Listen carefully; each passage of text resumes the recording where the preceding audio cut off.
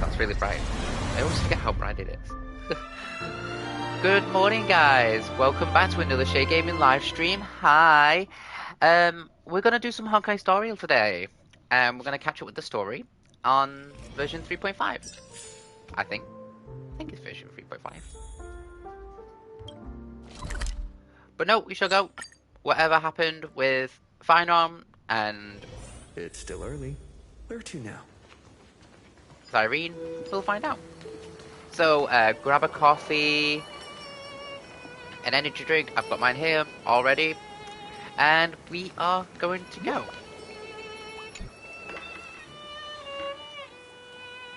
Have I got auto on? Hello. There we go. Cool. Ooh, so bright. Your surprised expression is just like what the memories recorded. Really?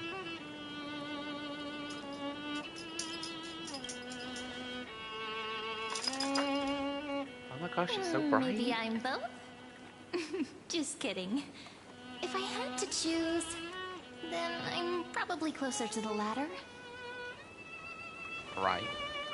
It's pretty unbelievable for me, too. It's like I had a long, long dream.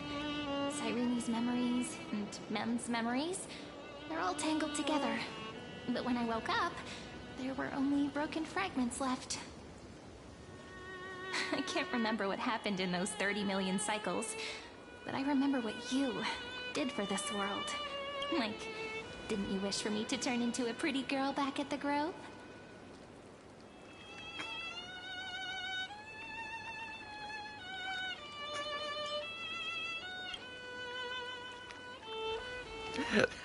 Kind of.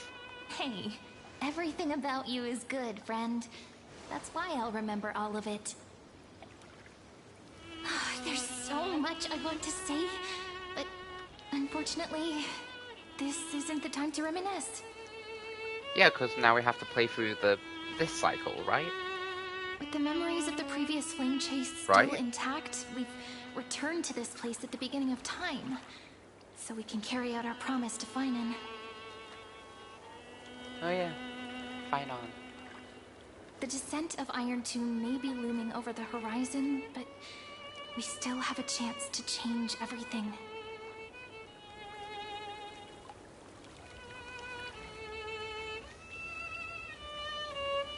Ide Silicii is so quiet. In Cyrene's memories, she always sits alone by the lake, gently swaying on the swing, like she's waiting for someone. You. I don't know. It sounds weird, doesn't it? It's something that happened to me, but I'm talking as if I'm an observer. But that's just what those memories are like. Vague and unclear, as if encased in thick ice. The only things I remember are the days I spent with you. Emphorius will fall into an ending of destruction after the next Era Nova. But those stories went out of fashion ages ago. In a proper romantic epic, the hero's supposed to foil the villain's plot, right? And that's what we're gonna do to Lygus. Yes. Primary culprit behind all of this. He's the mastermind who's trying to control everything. How unforgivable. But I still feel a bit anxious. Lygus chose to walk into the spotlight and reveal everything, which means he still thinks the current situation is under his control. Maybe he still has an ace up his sleeve. Think about it. Even the name Lycurgus is a fake one. We have no idea who or what he really is. Which means it's probably time to borrow that treasure you're carrying, friend. Oh yeah. I forgot about this. That Intellitron friend did say, when required, it can also serve as a bridge for communications between the internal and external world. Okay, nice little impression. Ide Silicii is a little village enclosed by time. We might be able to contact the outside world from here. Oh my god, I hope so. Give it a try. We should at least tell our friends from beyond the sky that you're still in one piece. Firstly, we need to find a well-hidden spot.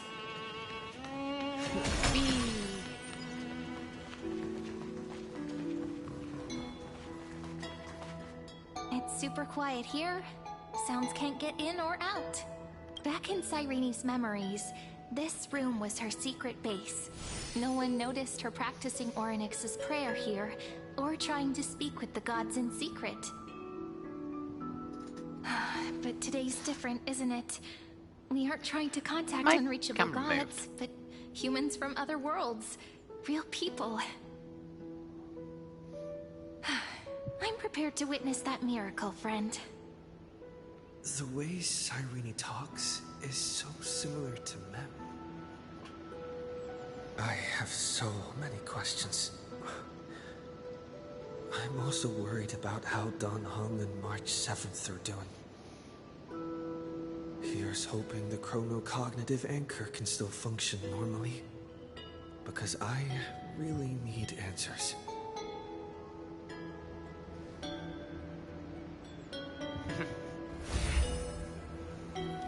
Mr. Sassy wishing me a good stream. Dialogue window, 16 minutes 22 seconds. Prerequisite, no external interferences. Oh wait, what did I just miss? Shulam! Hurrah! Safe. Oh, the Hurter. Now's not the time to celebrate. Having two geniuses standing here means you are in big trouble. Oh. Listen up, little one. The Destruction's eyes are gazing upon this place. No, I'm not joking, and no, it's not Droidhead. It's the real Nanook. Time is running out, so I'll explain in terms you understand. This world, Amphorius, is in fact a testing ground, where the Lord Ravager, Iron Tomb, evolves through self-extrapolation. Hiding in this segment, unknown to other life forms, it has endlessly repeated the process of Era Nova, seeking a solution that could obliterate the erudition. For some reason, the experiment entered a prolonged state of stagnation. However, it has now restarted. Yes, that's correct. Prediction. If effective intervention is not performed, Iron Tomb will complete its self-coronation in 14 system hours and initiate its plan to destroy the entire path of erudition. Ooh.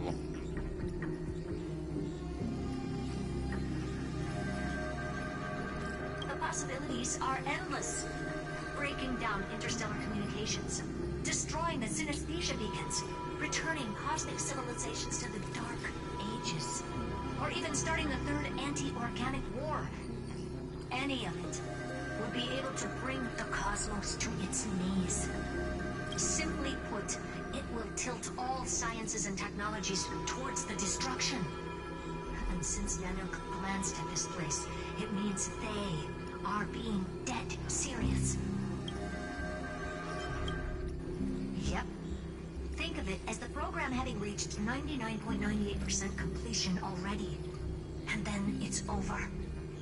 Something in the shadows has been driving everything forward. It's the observer named Lygus. Speculation. He's the Scepter System's administrator. Oh. He wants Iron Tomb to break through the knowledge singularity. I don't know why he wants to do it, but he'll remove interferences at any cost. You're the only variable within this world, and you're the only thing he fears. So listen closely, little one. The speed of time is different in Amphorius compared to the outside. Destruction is just about to arrive, but you can still play Deliverer one last time.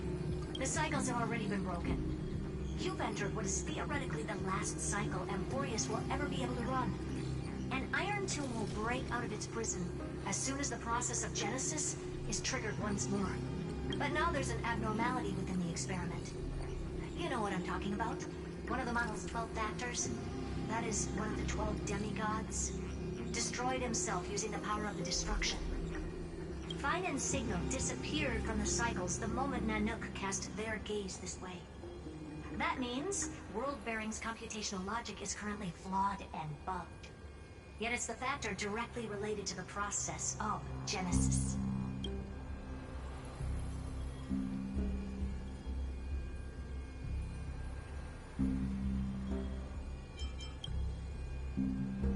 That old Intellitron will definitely do all he can to debug this error. So you have to take this chance to claim Kepfali's core flame. Don't let him have his way. The key to suppressing Iron Tomb lies in whether he can rewrite the purpose of Era Nova. There's one more preparation we must make. Lygus's behavior has been quite abnormal. He's never interfered in the actions of Titans or the demigods throughout the whole experiment. Deduction. The Scepter has an extremely strict autonomous protocol, restricting even its administrator. In Amphorius, this ultimate protocol goes by another name. The Law Titan. Talantan. Oh. Law. They are the rules that restrain all things in Amphorius. And it was the core flame returned at the very beginning of the last flame chase journey. Why do you have another little pink one next to you? Huh? Her path chart is... Is there something wrong with me? Never mind. The servers recognize that Serene is something. Balance. We'll be walking onto this time period to find Law. You can either meet the Titan, convince the demigod, or take the core flame by force. It doesn't matter what you do, so long as you bend it to your favor. We still haven't The choice figured is out how you mine. and Dan Heng got inside this world. So influencing protocol is currently our best way to stop Lygus, or to call for more reinforcements into this fight. Once you've got Law in your hands, we'll discuss our next steps. Make sure the core flame doesn't fall into enemy hands. Oh no, signal transmission error. Firewall's interference is getting closer. Time is running out. Please ask any questions you still have as soon as possible.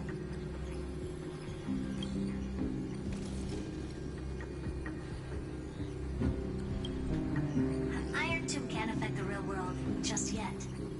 Don't worry. Himiko and the others are more concerned about your well-being than their own. Mr. Dan Heng did not enter the new world with you at the end of the last cycle. No, the flow of time inside and outside Amphorius is not identical.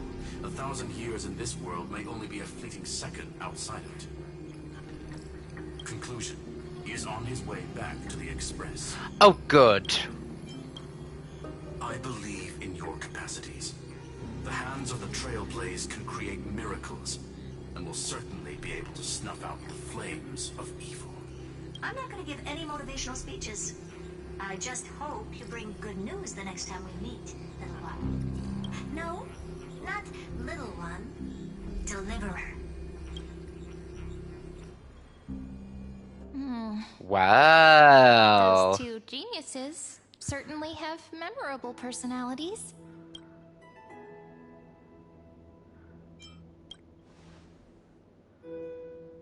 Yeah, I understand more than I should, actually. Honestly, some of that conversation feels like it's about things I once knew, but then forgot. Maybe it's because of Mem? After all, Mem's a memo sprite born out of your thoughts, friend. Maybe our memories somehow got tangled up together. Never mind. Let's focus on something more important with what little time we have. Just treat me as an ordinary girl with secrets, okay? Okay. Like calendar 3960. I remember that Talantan had already fallen by then, and the Chrysos heir who inherited that core flame is named Saridra. That's what's recorded in history, and the period we'll be heading to. We'll need to find Law and stop Lygus. So, we've at least got a solid direction, right? Can you give me a little bit of time before we go? I want to pack some stuff. There's so much more I need to take care of in this form, and I'm still getting used to it. Okay. A relaxed scene like this probably no longer exists in the outside world.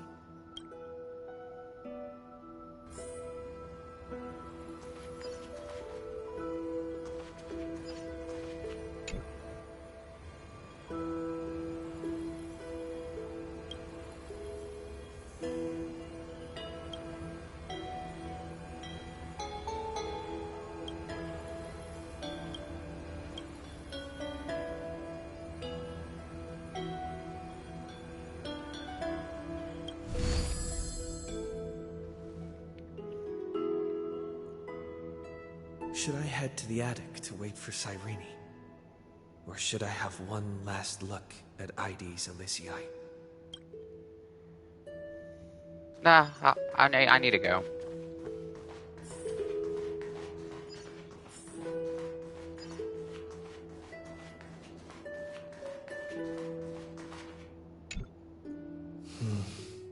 This village is where Okay. Final's life started. After 30 million cycles and 30 million failures, his burden is now in my hands. He said I will be taking over the responsibilities of world-bearing. So the real But what does Nanook. that mean? Becoming the new Cavalier? Or forging a completely new path? Forging a new path. We always do.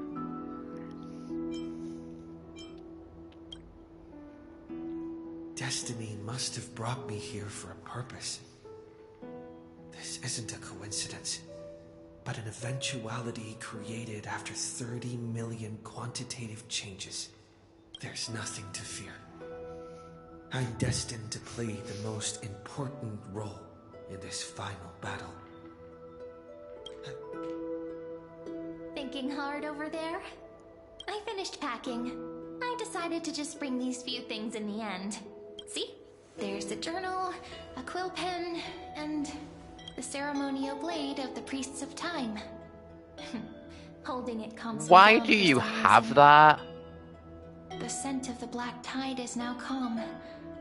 Finan must still be fighting them in some way. This will be Amphorius's final flame chase journey. But it won't be the end of us. It'll be the beginning. Friend, are you ready to become a hero? Yes. Let's go. We'll save everybody. I promise, might be far too heavy. Nah. But I believe in you, friend. The Trailblazers' duty has always been a heavy one. And you know as well, so obviously there's some other. In other words, since you've already saved Cyrene's got a worlds, secret. friend, I you know. should be used to being called a hero by now. Maybe you can tell me those stories as we travel. That way they can become our shared memories too. Let's trailblaze onward like before and create a future that's worth being remembered. Okay.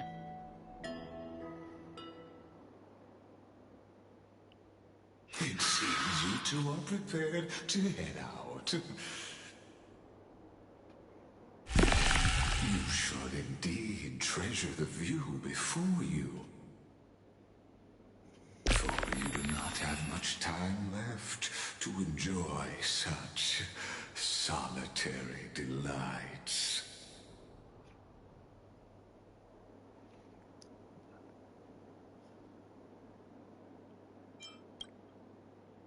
My apologies for disturbing your moment of repose. To fully express my apologies, please grace my abode with your presence. Grace your So abode. demonstrate the full scope of my hospitality.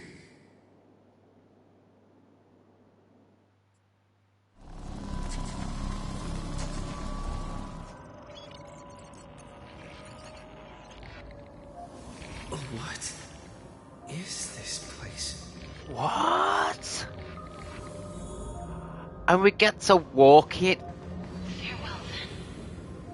May we reunite in the new world.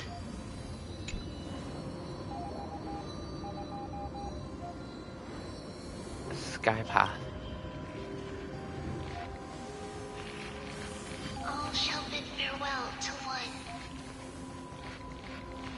The light of the dawn device never fades. After I cross this river, it will be a tragedy for mankind. But if I do not cross, then it will be the end of me. Oh my gosh, this is...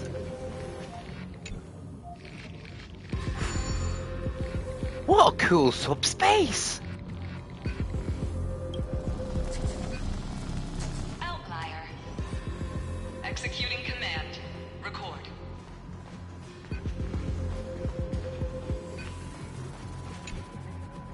This is cool.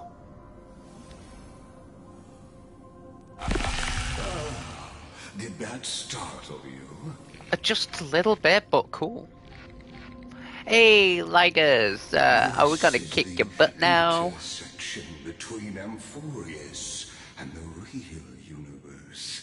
The audience seat where I observe this experiment. You can also call this location the Exolith. What you see is the true form of the eternal land and the 12 demigods after they've shed their disguise of legends. Doesn't it look marvelous? Amphorius is like a microcosm of the cosmos. People love to portray the romance of the starry skies, but their tales often forget a different and far more truthful type of universe. The moment ancient Antikytherians sketched geometric shapes on the sandy beach and recorded the first numerals and symbols on parchment, the universe turned into a silent equation flowing under the pen of these relentless decoders. Erudition. It was once the mother tongue of the Creator, the pen of divinity, and the first lyrical verse ever written by free will.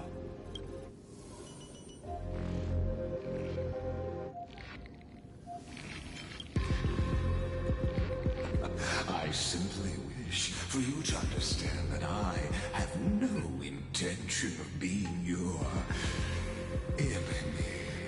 Well, you've made an enemy out of me. I have devoted myself over the long years to nurturing the scepter's extrapolations, hoping that the Prima Mobile would bud from within it. And now, my goal is almost complete. Nikos 496 had exceeded the intelligence singularity through his rage, and though he still retains his obsessive defiance and managed to suppress the black tide of this cycle, it's a matter of time before his will crumbles to dust. And you're talking about Finon. No. Iron Tomb will be completed. That will not be affected by my plans, your resistance, or the schemes of the two geniuses. It is an irrefutable fact, just like the instance in Luce's calculations. In other words, as long as you are willing to stop interfering and let the final Aeronova carry out its natural course, I'll guarantee the safety of all nameless and ensure you return unscathed. I don't believe you. I don't believe you. Why should I trust you? No.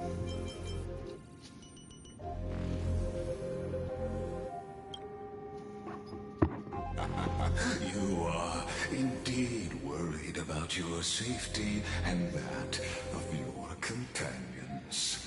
Of course I am, but also if I help you as well by not interfering, you're going to release Iron Tomb, do this, destroy the erudition, and then everything that we know it. So, of course not. You harbor the seed of destruction within you. Yes. But you need to learn how to use it in the right way. That vital knowledge is also my bargaining chip in this negotiation between us. For there are few in this world who are truly capable of such a feat. Really? We did that as our first look. And I happen to be one of them.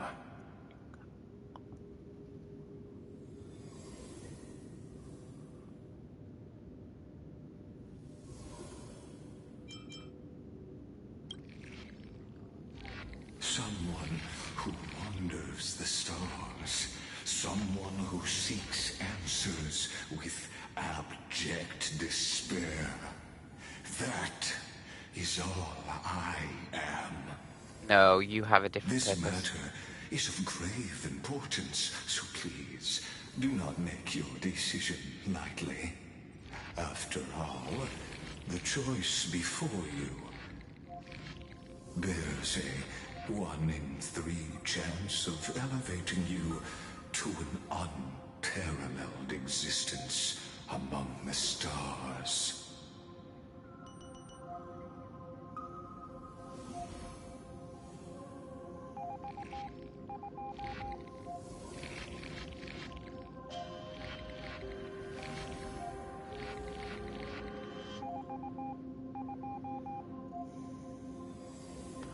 Ooh. I never thought of becoming unparalleled. I will not allow destruction to tear through the cosmos. I cannot trust any promises you make. I will rule over the cosmos even without your help. Ha! Okay, I'll go back on that one.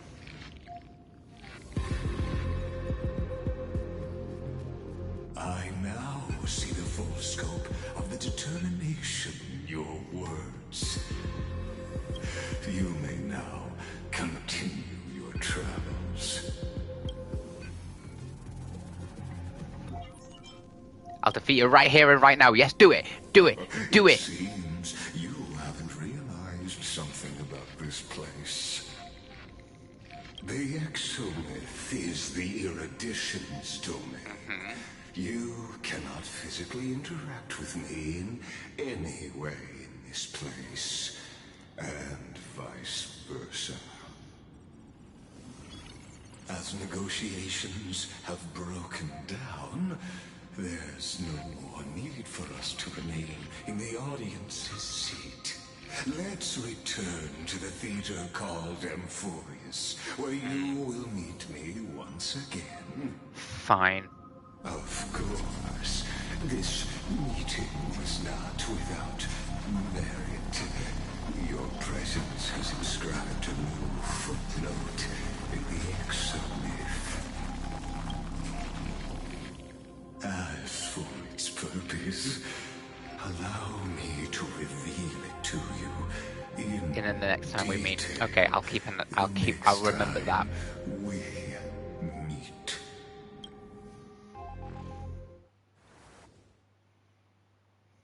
Ooh, that place was so cool. 100 years ago, the flames of war consumed Akama. The Outland forces broke through the dawn. Golden blood flowed with greed, and enemies descended with Kefali's eternal slumber, painting the holy city's walls in scarlet. Its generals had vanished, and the elders prostrated on the ground. The throne of worlds kept silent to the pleas of the people. Until the heaven and earth cracked open. Not the gods answering the people's prayers, but a legion rising from the sea of blood. Dawncloud's spires fell in the sulfur rains, and the legion's commander stood atop the broken idols and roared. Compatriots, no more kneeling! Not to brutal tyrants, and not to dying gods! Those rebels have twisted the prophecy and ignited the flames of war in order to stoke fear in your hearts! A Chrysos heir she stood. Divine blood soaked into the earth, quelling the flames beneath her feet. Their golden blood wrote of a tragic fate. Mine shall overturn it! Her crown burned bright, outshining the fires consuming the entire city. She raised her scepter high, and the people gazed in the direction she pointed. My blood flows in you now. Heroic compatriots, follow me, and we'll seize the reins of fate. Drive the enemy from Kefali's dawn. Smother their flames with their own dead. Win glory. Win peace. Let history sing your deeds. The first to dance was a maiden following closely behind, weaving through the carnage like a fish in the sea. The people, full of wrath, surged with her, forming a colossal wave, and the enemy hordes, drained of life, vanished into nothing. Onward to Marmorial Palace, to Dawn Cloud's heights. Announce to all the wicked and cowardly. Announce to this stagnant age. We are the rising tide. History remembers this as the first siege of Akama. It is said that after the flames died, people found identical inscriptions in every place in the city that had been scorched by fire. It was the name borne by Akama's first and final sovereign, the Imperator Zaritra. Friend, are you listening? Friend? Honestly, you were the one who insisted on reviewing history, yet here you are, dozing off? Wake up! Otherwise, I'll have to... Awake at last? I guess I won't have to use my wake-up magic on you then.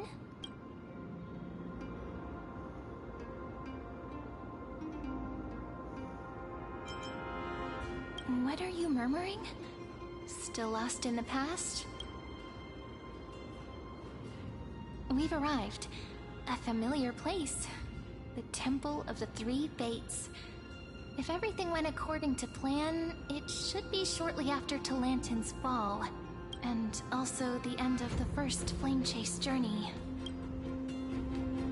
Indeed, the first Flame Chase ended with the trial of Law. We must find the demigod and gain her trust before the core flame is restored. It'll be tricky, so let's pick up our pace. To Akama first. We can learn more from the crowds there. Tyrant! You and your butchers are not welcome here. Get out! Hold your tongue! Conspiring with criminals and plotting rebellion are crimes punishable by death. There are multiple voices, and things seem tense. Let's not get caught up in any trouble. Why don't we find a place to hide and observe from the shadows?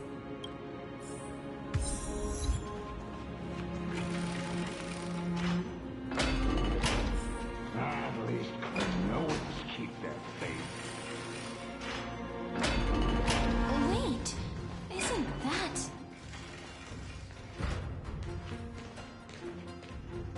Isn't that what?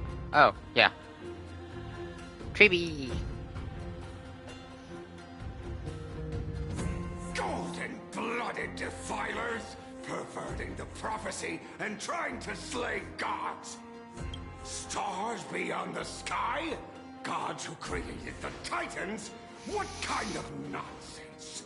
Look at this broken world and see what your atrocious acts have done! What? Did he just mention the stars beyond the sky? But how is that possible? You impudent! Ducks for Goris. We're here to welcome the deliverer from beyond the sky. Stand down. Heretic! No one but the great Talantin She's waiting for can us? deliver this world from misery. I ask you, if the old laws were so perfect, why did they crumble beneath my feet? Oh, that's the Ridra. You...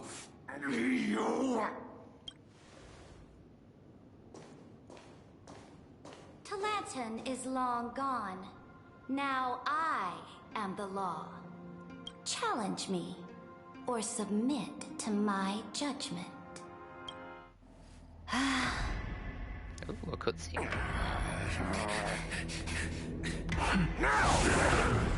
Silence!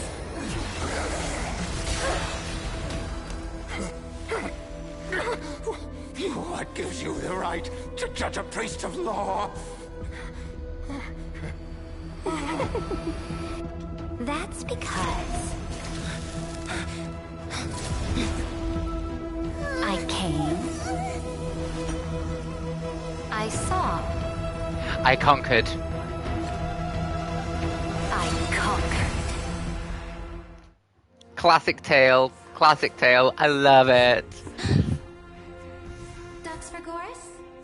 ashes of this man and scatter them in the temple among the crowds.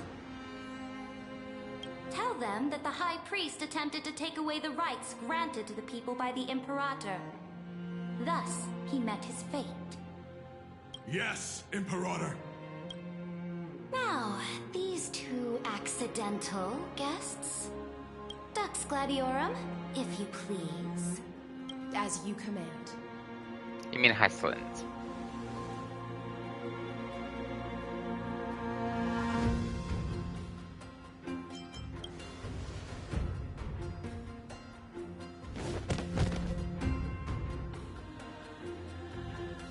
Huh?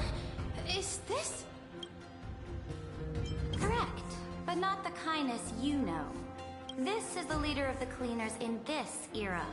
Since the start of the Chrysos War, they've made it their mission to wipe out the Chrysos heirs. Even now, even after I've united all the city-states, these vermin still lurk in the shadows, hindering the Flame Chase journey. Moreover, I know that the 27th person to inherit this role bore many grudges against you and nearly doomed the second Flame Chase journey. The enemy of my enemy is my friend. So, out of courtesy, I present to you this corpse as a gift.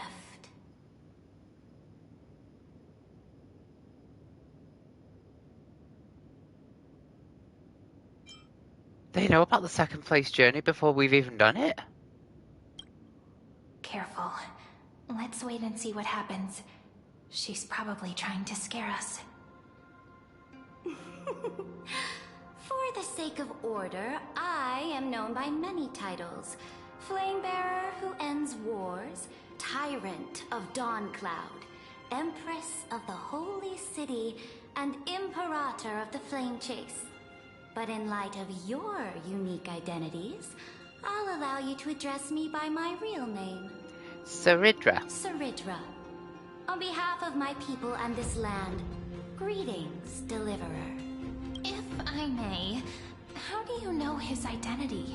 As the little hostage prophesized, the Deliverer shall come from the Don't future call beyond Trivia the sky. hostage. Gray hair, golden eyes, skilled in wielding a mace. They would arrive in Yanisopolis on this day. There's no mistake.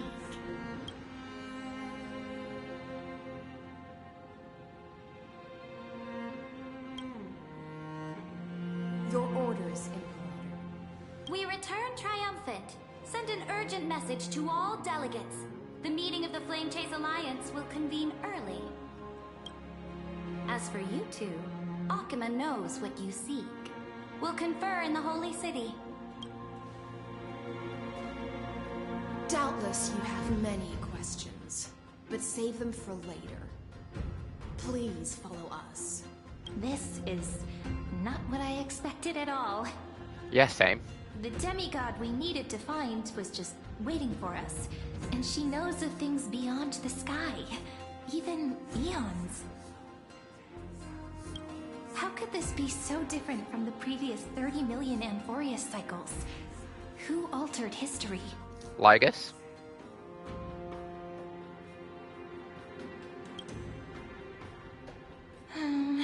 Unpleasant thought, but plausible. The currents of time have become twisted. Regardless of who caused this, that Imperator came prepared. We're the ones at a disadvantage now. We might as well dance their dance. Let's go with them to the Holy City. We've received the Imperator's favor because of your unique background. As a result, the people of Akima will certainly respect you more. Just put that to good use, and add a bit of your experience and charm. Should be easier than last time, right? If we figure out what happened in this cycle, we'll be able to turn things back in our favor. Ah, so I'm the key? Since you insist, friend, I'll give it my all. Guests, please. Iceland is The journey impatient. to save the world starts It's a with good job I simple didn't want step. her. Let's set off. I'm my still friend. questioning about Saridra though. Because if I get Saridra, and if it's true about Dan Heng being 5-star, it'll be a good team for Finon. But at the same time, I just wanted Finon Told you. You're the for the sake of headline having act. Finon, because, All you know, this he's a very spectacle is for popular you. Chrysos heir. The fact Guards, that he's had your this service whole to the Holy City is Kevin appreciated. sort of Path Keslana movement, well, Castle not movement, Kremnos but once kind again of struck the border. experience is Dutch awesome. Vermalis led her troops to repel the enemy. But do I want Saridra for that team comp? The agitators against the Flame Chase are still active in the city. They smashed the shops around Memorial Market. Because I do But the plan on garrison skipping already Dan Heng arrested the culprits, and now And- they're awaiting interrogation. Evernight. They are merely a disorderly mob and do not warrant any attention. Even though Terravox personally mended the fractured earth, it still didn't silence these fools. Guests from beyond the sky, worry not about these trivial matters. Dux Gladiorum will take you somewhere to settle down for now. At least I know that, you know, I'd be okay with the few Please patches allow me in to the introduce next My arc. name is Hysealans, and I am the Dux Gladiorum who swears fealty to the Imperator, as well as the Knights Commander of the Archiman Alliance. Later on, the Imperator will invite you to attend. How a is your meeting dress of moving? delegates I've only to just discuss noticed the this. Flame Chase journey. Are you made of bubbles or Your something? arrival has convinced us that the future promised by the prophecy is certain. Under the Imperator's command, Amphorius shall break its chains and reach the world beyond the sky.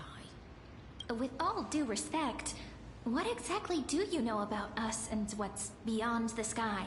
As a humble subject, I cannot freely express my own views to you. Please forgive me. I knew it wouldn't be that easy. Time waits for no one. Please come with me and rest now before the meeting later. Akama, under the Imperator's rule, is no longer in the shadow of war. Indeed, Dawncloud stands as the hero's residence. The Imperator put much thought into its design, in order for it to serve as a sanctuary from the burdens of battle. Please experience its marvels firsthand, heroes. When the Imperator arrives, I shall come to summon you.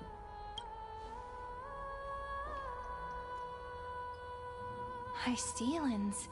No wonder she's the Knight's commander.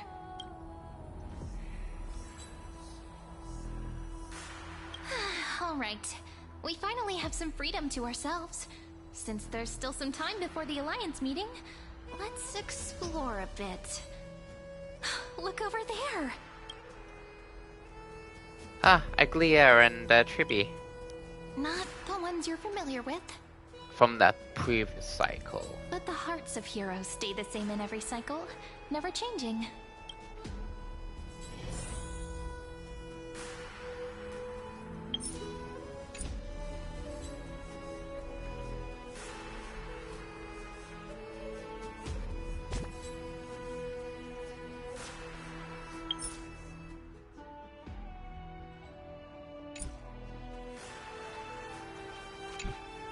Aggie, you're still so listless today. Did you have trouble sleeping again? Mood. Yes. We know. The Titan's prophecy haunts you. If you want, you can talk to us, just like when you were young. No matter what, we'll always remain by your side. I know. I also understand that fate cannot be changed. It is not the future that I worry about. I spent all last night weaving clothes and linen for the refugees. The Chrysos War is born of injustice and has shattered their dignity. They deserve at least some basic decency. If Amphorius one day abandons this, then all of us, commoners, Chrysos heirs, Titans, become no better than beasts. Oh, we have guests. Welcome. I am Aglia, the Gold Weaver. The These rags on you are not worthy of the title of Deliverer. I must prepare some proper attire for you. I'm so not. I don't. That's so weird of a Glaya. First time? That's not what I gather from your eyes. Does your Aglaya differ so much from me? Very much so. Greetings, Deliverer from beyond the sky. We are Tribi of Yanisopolis. It's very nice to meet you. Although, introductions are probably unnecessary. We know you've witnessed the future of the Flame Chase journey, even more clearly than we have. Witnessed the future of the Flame Chase journey? The prophecy also told you about that? Indeed. Orynyx reshaped Amphorius through the prophecy. Although, regarding the Deliverer, there were not many details beyond your appearance and the time of your arrival. So, please, don't worry. Feel free to relax and relax some more. It was Orynyx who told mankind that the Deliverer from beyond the sky would descend upon Amphorius. More crucial, Right. they revealed a future entirely different from the Aranova. Though we still must challenge the gods. In the Time Titan's prophecy, this path leads not to a new world, but to the true starry skies. This is also what the Great Imperator has been striving for all her life. Your arrival further confirms everything. This can't be real. Even you find this surprising? Fate really is unpredictable. Perhaps the upcoming meeting will hold even more surprises. Does Tribi even know what Cyrene is? Or The Cyrene? other heroes under the Imperator's command are here too. Since we have time, should we go meet them?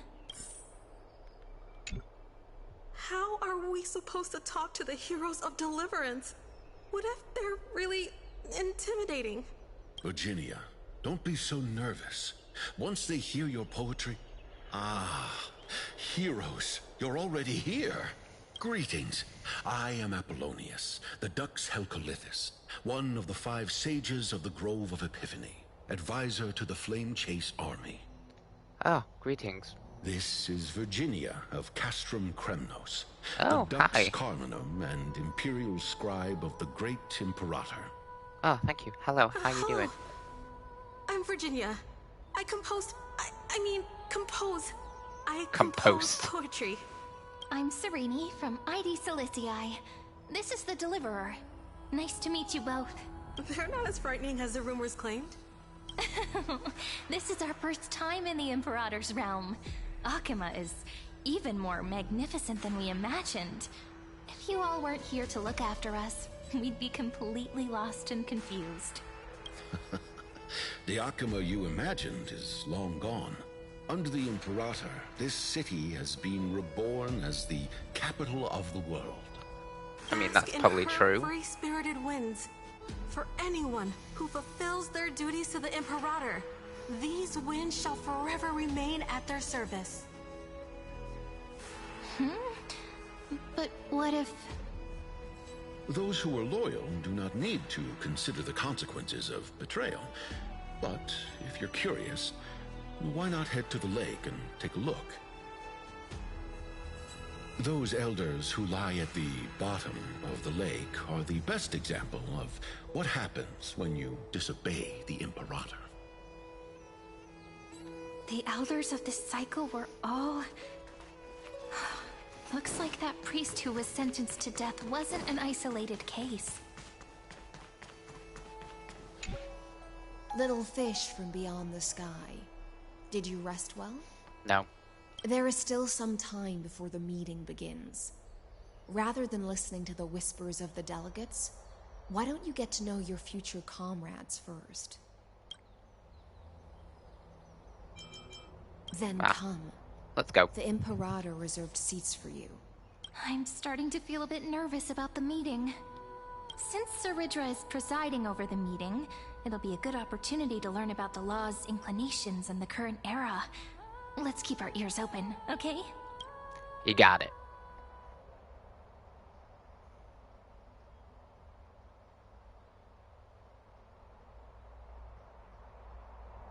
But sir, from Paphos, what do you think the Imperator is planning calling this meeting so early? My homeland can't endure anymore. Who knows? First, she wants to hunt Titans. Now she says there are even greater calamities. Her madness is the greatest calamity. Exactly. Chrysos heirs, deliverers. What about us ordinary folk? How much are we worth in her eyes? Nothing. Things feel pretty tense here. The history books said that the Imperator aimed 3 cannons at Dawncloud to make all the delegates obey her. Will history repeat itself in this cycle? Yes.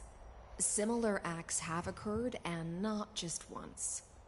However, whether history will repeat itself, you'll soon see. Those are the 2 spots reserved for you. Please take your seats. What's going on? Why aren't we starting? That's what we were talking about before. What is we stop? So it turns out. Ladies and gentlemen, silence, please. The Imperator has arrived before her faithful council, and the Alliance meeting is about to begin. All rise. In the names of Talantin and Kefali, the Akama Alliance swears upon the gods. Cease the pageantry. I pray not to the vanquished. Oh. What? Kefali, of course, needs no further explanation. As for the law, at the entry hour 2 days past, a scout should have brought news of the conquest to all of you. Unfortunately, guards found his corpse among the rocks not far from the city. Moreover, the poor soul was buried with a Paphos curved blade. It pains me to imagine what agonies this loyal warrior endured before his death. Delegate from Paphos, do you have any insights? I know nothing of this. The evidence is irrefutable, so there is no need to waste your breath. However, let us set this trial aside for the time being. Witness, even within the most sacred and dignified council, there were those among us who wished to draw their blades, brazenly challenging the Alliance, seeking to shatter our hard-earned peace and unity. Fortunately, I uncovered this plot. Now, to protect this beautiful city and her people, the Imperator's legions are ready. They will escort each of you to the Temple of the Three Fates, where you will receive the highest level of protection the Alliance can offer. Then, the Legion's warriors will join me in embarking on the campaign against Fagusa. Oh. This is clearly a trap. Imperator, did you summon us here just to trample on the dignity of your allies? What should we do? Things are starting to get pretty intense. Comrades, you've all seen her true face now. According to the ancient laws of Akama, only with the consent of 2/3 of the elders can the legions carry out the commander's orders. The ancient laws. Didn't you destroy them long ago? You defected during the first siege of Akama, voted unanimously in favor of the Council of Elders restructuring, and just yesterday, you desecrated them with a blood-stained blade. The decaying old laws fell with Talantin and are no longer deserving of respect. But if you still insist on proclaiming yourselves defenders of the law, then be silent and offer up the highest respect to this core flame in my hand. That really is the core flame of law in her hand. Since there are no objections, then the original agenda of this meeting, the campaign against Fagusa, is hereby passed. The Flame Chase Army's hunt for the Ocean Titan begins today. In order to prepare for war, all allied city-states must surrender command of their militaries and pay all war taxes by the end of the month of Evernight. Evernight? At this moment, I would also like to introduce to everyone the newest honored guest to join our alliance. That'll be us, The right? Deliverer, revealed There you go. in the Yeah. prophecy of time, has descended from beyond the sky. With his aid, we shall shatter the chalice of plenty. And return Fagoos's core flame to the holy city! Absurd. Simply absurd. A deliverer from beyond the sky. This is just like that prophecy about slaying gods. It's a lie you've used to grow your power. Ladon has already sacrificed countless soldiers. And now you want me to send even more of my brothers and sisters to be used and discarded by a tyrant? Well. Are there any other objections? Then I bid you all farewell. Meeting adjourned. Deliverer, please wait. I still have important matters to discuss with the two of you.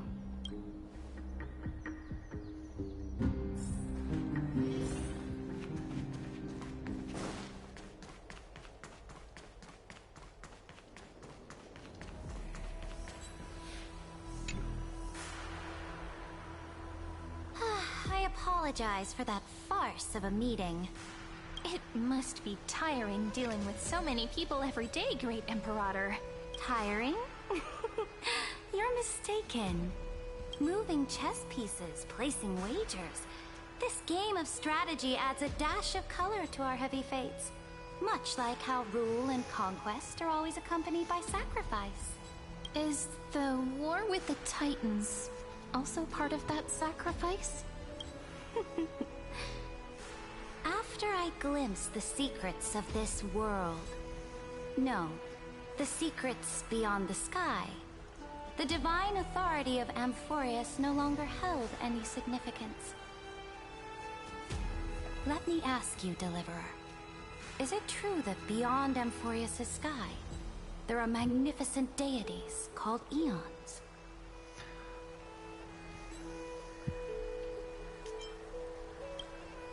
Ah, that certainly captivates my interest. Then, please tell me more. How will you use this great power to guide the people?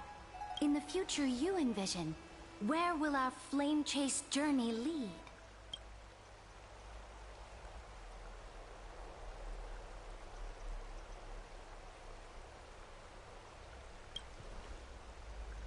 Oh?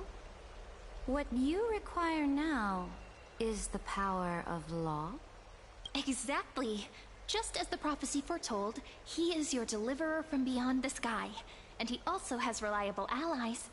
If they can intervene in Amphorius' laws, we may have a chance to alter this world's impending fate and reverse its destined end.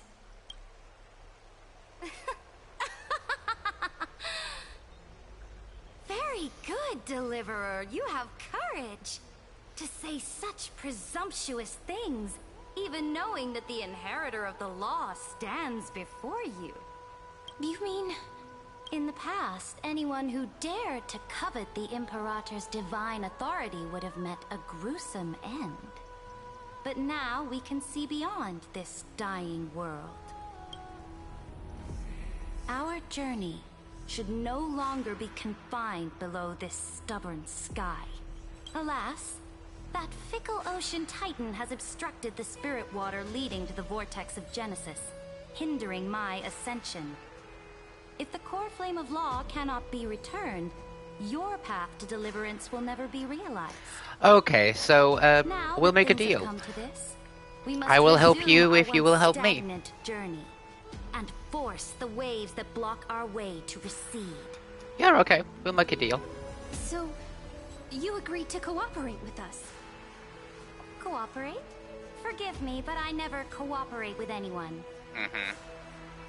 Though I will permit you to join me as subjects. And together, we will forge the most perfect law. Okay. This is the Flame Chase Medallion, a symbol of the Flame Chase Army. Every noble in Akuma carries one.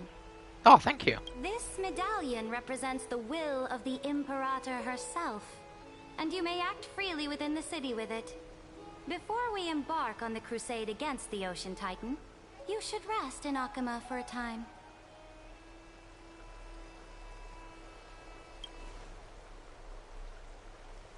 Oh? Your advice is acknowledged. From this moment on, prove yourself through your actions. As long as no boundaries are crossed, I fully respect the choices of my subjects. May your journey reach that sky full of stars, Great Imperator. Your attendant certainly knows how to curry favor. Go now. Take a bath first. You two... reek of seawater. Oh, cheers, thank you. We were just in the eye.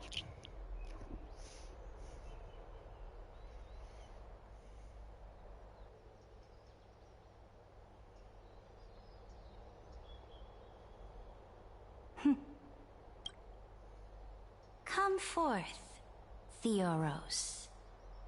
Yes. Great Imperator. Now, Lygus. Perhaps you're willing to hear my counsel. Those two arrived just as Oryx described, and just as you said, they showed a thirst for law. At least this proves that my judgment was right. Sparing your life was the correct decision. You've once again confirmed that your wisdom is no empty boast. Now another choice lies before you. With whom shall you ally to tip the scales of law? Me, or that deliverer? Remind me again, Antikytheron. What kind of future do these two paths lead to in your view? I shall tell you. You are entitled to know that the deliverer from beyond the sky is not a wholly wicked being, but from the very start, his stance has been completely at odds with Amphorius. The road they have chosen will bury Amphorius' grand aspirations. This world, which follows the path of destruction, will inevitably stray far from the glory it was meant to enjoy. But on the path I have revealed to you, the people of Amphorius will slay their creator in the name of the Imperator and conquer the worlds beyond the sky. You will command the mighty beast known as... No. Bringing waves of war and conquest to the universe.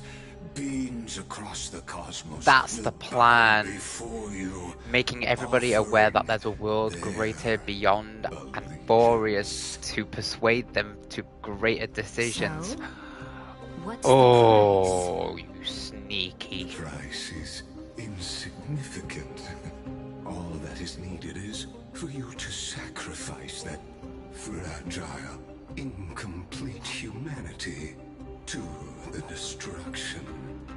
As a Chrysos, heir of the prophecy, you have already chosen to abandon it, have you not? Off you go, Theoros. I have already made my decision. Once I ignite the core flame of law and burn away the old, outdated rules, Amphorius will embark on a journey across the stars. Oh, you plan on opening up. Oh. Okay. The Imperator is quite forceful. She didn't give us any chance to ask questions. And she's clearly hiding something. What do you think?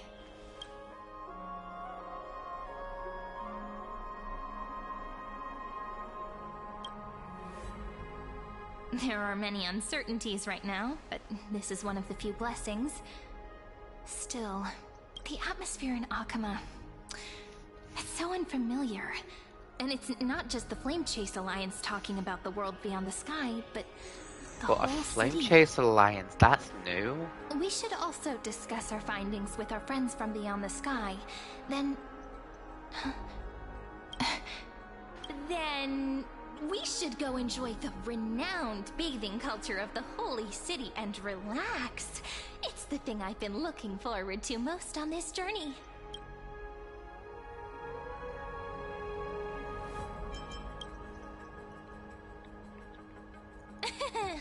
Work and rest are both important. You see, everyone agrees, right? So someone's watching. Can't let our guard down for a second.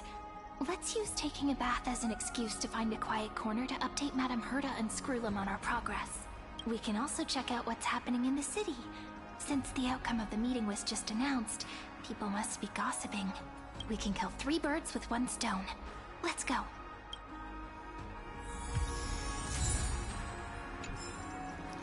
Can I? No.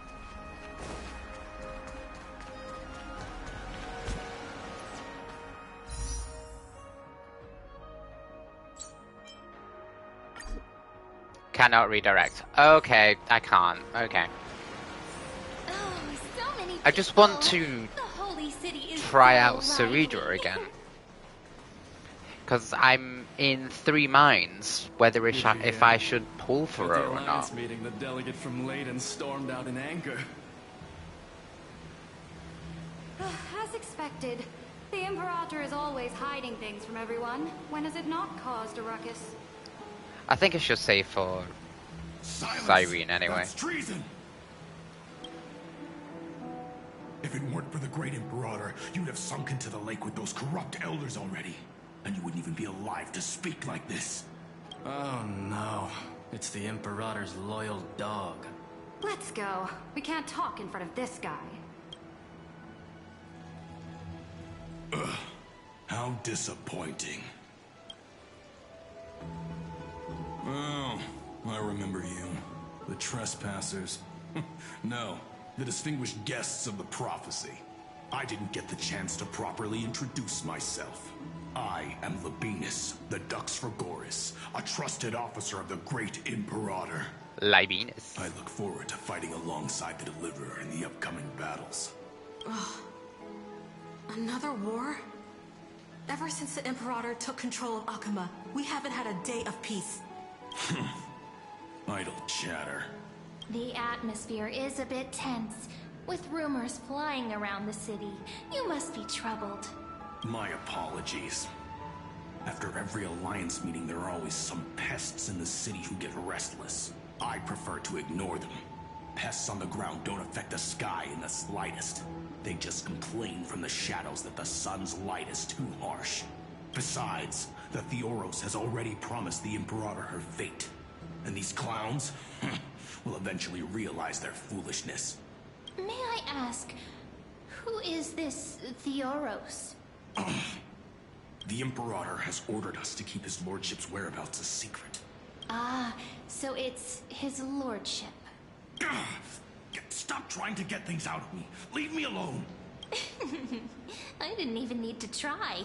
Big and strong Dux Frigoris really can't hide anything. Theoros. What an ominous name. Bad news. He's been staring at us the whole time. Let's move to another place for now. We don't know how much Cerebra has concealed from us. In the worst case scenario, we may have to face more than one enemy. Alliance meeting? More like a cage where creatures with golden blood claw at each other. And Flamebearer who ends wars? Clearly, a tyrant who doesn't deserve such a title. You're absolutely right. While the Imperator's hounds are still hunting down others, let's let out our grievances. You. I know you. You're that tyrant's lackey. What? Here to shut me up for that, little imp? Panicking now? Don't worry. I don't care what others say about the Imperator. And she certainly doesn't either. Oh? Children of the Prophecy. Such rare guests. It is an honor to meet you both. I am the Dux Brumalis Seneca, a warrior of the Twilight Courtyard. I prefer to call myself a partner of the Imperator, rather than a subject. Are you here to relax in the baths as well? The temperature is just right today, so be sure to enjoy it. You should rest well for the next campaign. What? Children of the Prophecy? Another excuse for the Imperator's reckless warmongering. No filter, huh? You should be glad you don't have a seat at the Alliance meetings. By the way, if you still want to bathe, hurry up.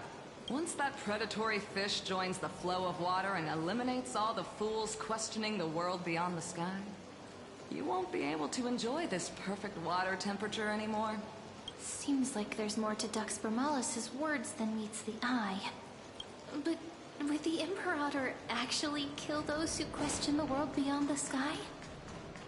This is the complete opposite from what we know of Akama. Huh. These two are...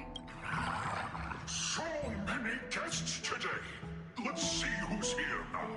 Two distinguished guests of the prophecy. One a clever and adorable warrior. The other, also quite heroic. Okay. Heroes. I didn't expect to meet you again so soon. How fortunate. It's a pleasure to see you again, Dux Helcalithist and Dux Carminum. You two are inseparable, aren't you? This is... She wants to find someone to help with research for her new work. I'm the far-seeing eye and all-hearing ear of Akama. I see and hear every single thing that happens in the streets and alleys of this place. I'm the perfect partner for research. Ahem. Enough small talk. Here's the latest news from Akama, as you requested. The children of the prophecy arrived in the holy city, and the Imperator unilaterally stripped away military power. The Alliance meeting ended in discord, and there may be bloody upheaval. I get the feeling you might have embellished a bit to keep people's attention. I swear on my stone maid, I would never do such a thing. But if you wish to quell this terrifying news, perhaps a more explosive topic would help. Never mind. While the influence of rumors can be minimized, the fact remains that the great Imperator did swiftly consolidate military power in an almost threatening way. It's undeniable. Heroes. I know the Imperator's way of doing things may seem a bit autocratic to outsiders, but soon you will witness her blade dance with enemies on the battlefield. I can't comment on the source of her loyalty, but when that blade is drawn, you two, as bright as you are, will surely see the deep thoughts beneath her exterior. The Imperator's blade. Is he talking about Miss Hysealin's? I sense some unease in Dux Helcalithist's words. It seems the Imperator and Miss Hysealin's share a much deeper bond than the others do. There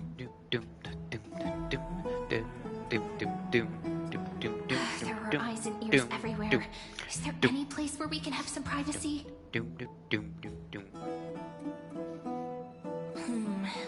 To understand the Imperator's secrets, we have to get past Miss Hysealin's.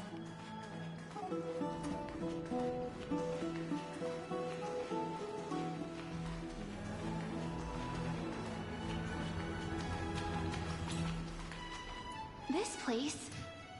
was your original bath chamber. Perfect for avoiding prying eyes. I wonder if anyone is using it now. Huh? This smell is... Wait, don't go in yet! Why? Who's there? Hyacinth chambers. Oh, the little gray fry in pink sea hair. Little sea hair? You barged into here without warning. Was it an accident, or did you wish to bathe with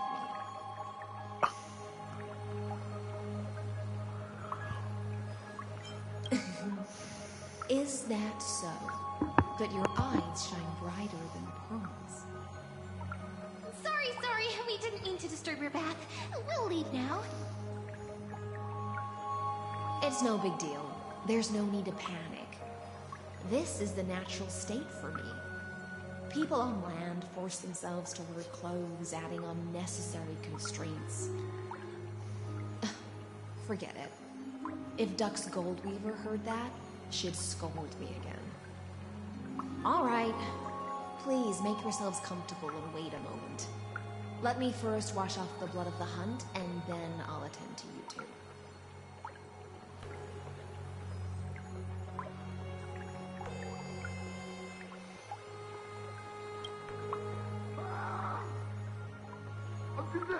The delegate from Ladon has been assassinated! Quick! Quick, someone come quick! Oh, that was quick. Ah, the broken crab shell surfaces. I was worried it had been washed away by the current.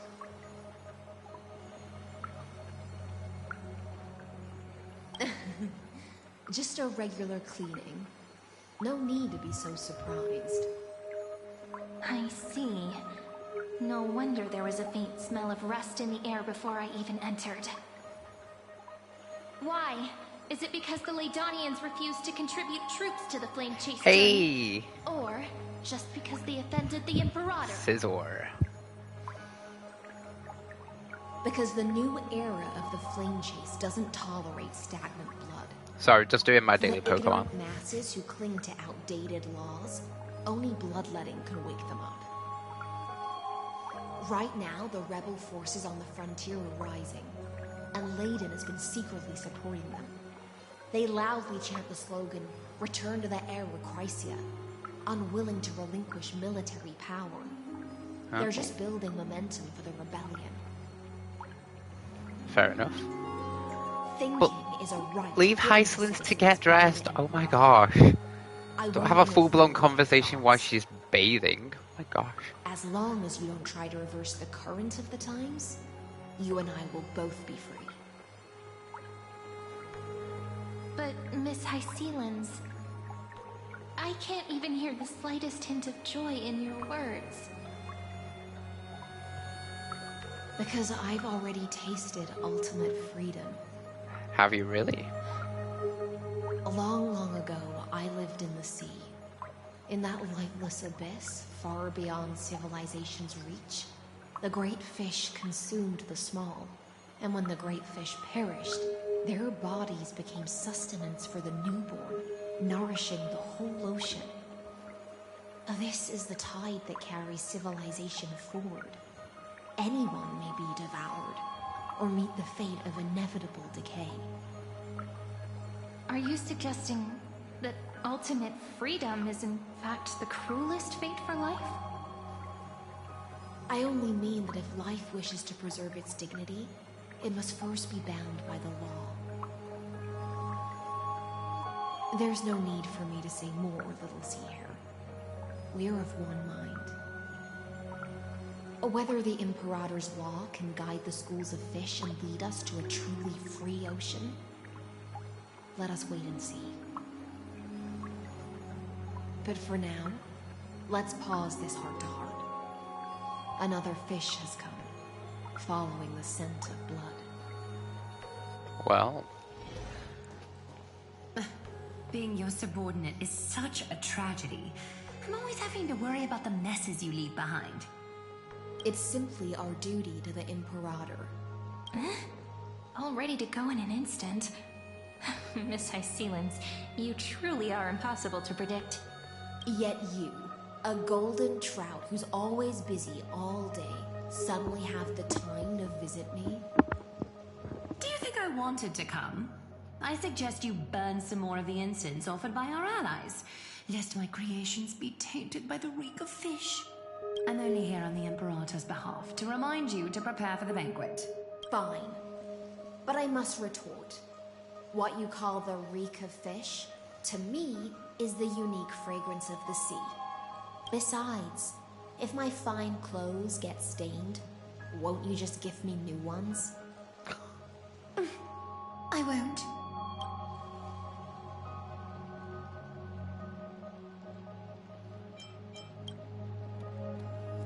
You mean future. The future ruler of the Holy City, Lady Goldweaver, is quite captivating in her own way. By the way, you both just mentioned a banquet. Could you elaborate on that? Oh, right, you don't know. Every time before a battle, or after a victory, the Imperator holds a grand feast for the Chrysos heirs to lift our spirits. For us warriors who swim constantly between life and death, these feasts are more worth looking forward to than victory.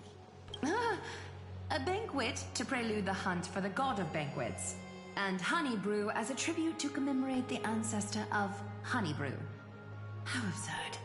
Don't look so grim. All has been decided. Since it's a banquet for Fagusa, why not take a leaf out of the Tidens book? Live in the moment and enjoy life to the fullest. I'm not as carefree as you. That little Dolo's kitten is already causing enough trouble for me. And on top of that, I still have tailoring commissions to complete. By the time the cool flame illuminates my eyes, I might not be able to focus as I used to. Glaya's eyes. Curious about these eyes? People often compare them to jewels. But I've already made my decision to ask romance for eyes that can see everything. I wonder what this world will look like when I take the divine authority. In the future, you will still be the finest weaver in the world. Is this also a prophecy from the Three Fates? It's even more accurate than a prophecy. After all, he has already witnessed it, right?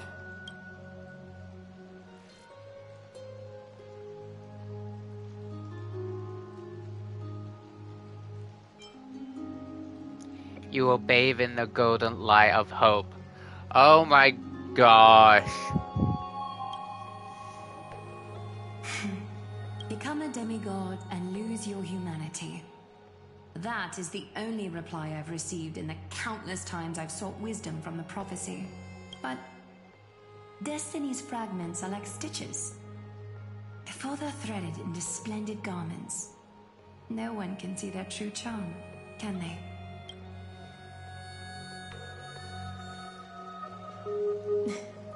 Aglaya has always been troubled by the divine duty she must bear. But thanks to you, she seems to be in much better spirits. Just as she knows how the spinning wheel trembles, I can sense the smallest changes in the damp air. As for whether we know each other well, I've swum beside her since she was a child. Most of the time, I can understand the whispers in her heart. For those words she was too shy to say herself, I'll raise a glass to you on her behalf. Now, I leave this bath chamber to you. Rest well and prepare yourselves. After all, every time we drink and talk could be the last celebration we have in this life. Miss High Sealance has given us the bath chamber. It seems she really does do whatever she wants.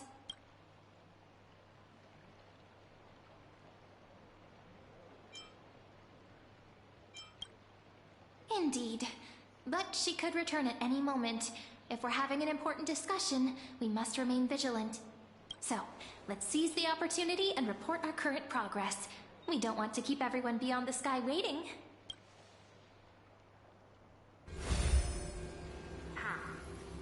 First, while that little empress with a candle stuck on her head didn't explicitly say it, she firmly rejected your request to take over the law.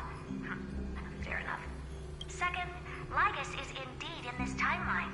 But since he's somehow connected to that little empress, you have no way to find him. Huh. As expected. The road ahead will be long and difficult.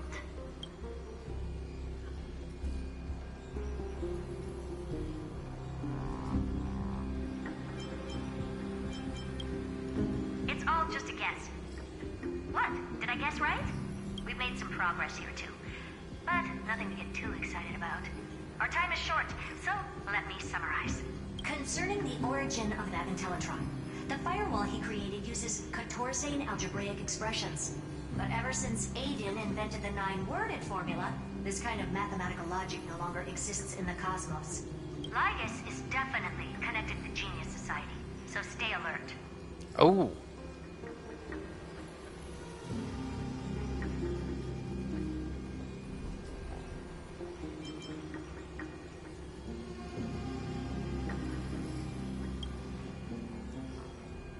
We can first exclude Droidhead themselves.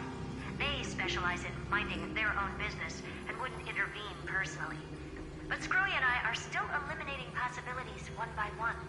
Currently, the most likely candidates are these few. The Lord of Silence, Acha, oh, the 2 Ruperts are also possible. But it would be too boring if it were one of them.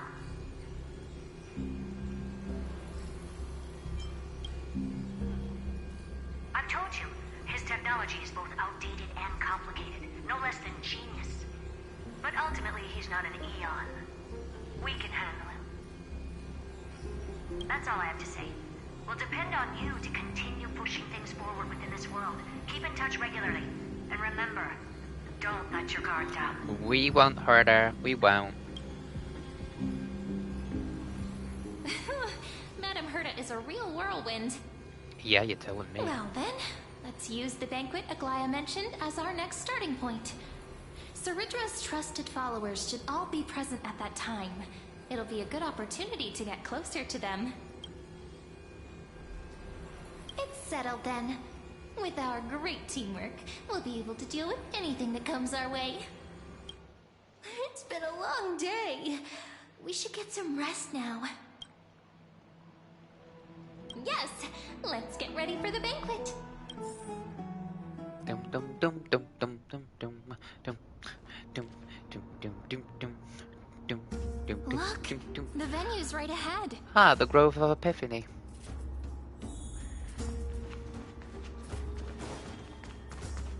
And I can even hear singing. It feels so romantic. Honored guests, wait here for a moment. You must surrender any personal belongings you have on you before entering the venue. This hero always brings down the vibe whenever he shows up. The Imperator's elevated position means she must always remain meticulous and careful. Please do as I say, guests. It would avoid any unnecessary misunderstandings. I get that you don't want people to bring outside food into the banquet, but is it really necessary to confiscate the books and quill pens? Even a quill pen can become a deadly weapon in the right hands. I'm asking for all your items. All, Miss Cyrene. Your belongings will remain safe. They will be looked after appropriately by dedicated staff. Looked after appropriately? Dedicated staff? Talk about a vague choice of words.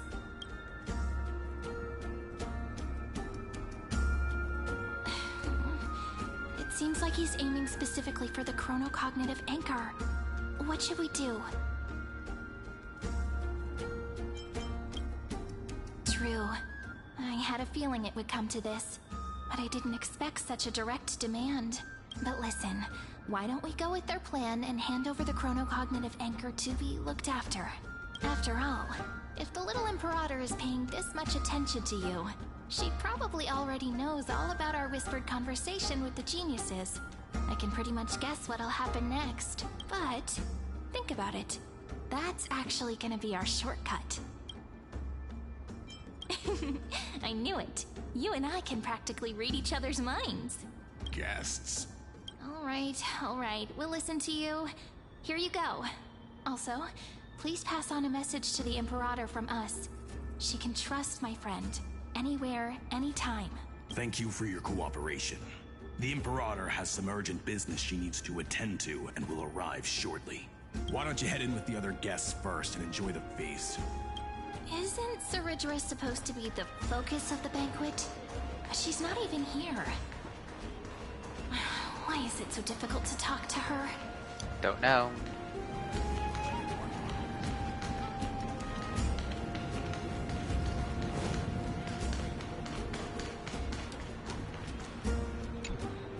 You two have been wandering around the venue and haven't mingled with anyone. Have the attendants not taken care of you well? No, of course not, we no. love it here. It's just... we're a little concerned, seeing how the Imperator still hasn't arrived. Don't worry. I know what you've been waiting for. Come, sit with me for a while, will you? I'd like to share a personal secret with you.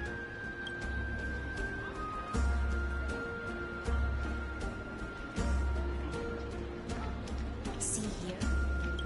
This is for Goose's dew of divine blood, the sweetest of all the 12 bottles. On the night before such a historical event, I'd like to share this marvelous drink with the Deliverer. Doesn't this count as bringing in outside food? I knew that security check was targeted at us. What's the matter, guests? Oh, we're simply overwhelmed by such an honor. Are you worried that I might have poisoned the dew? Well then, let me prove my innocence.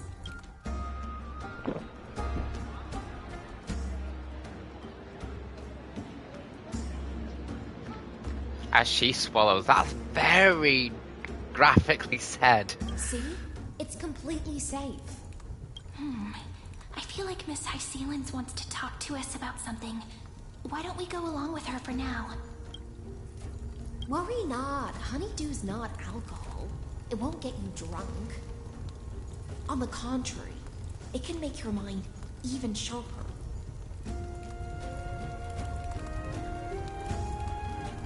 Please, have a taste. Would you like some too, little Sierra?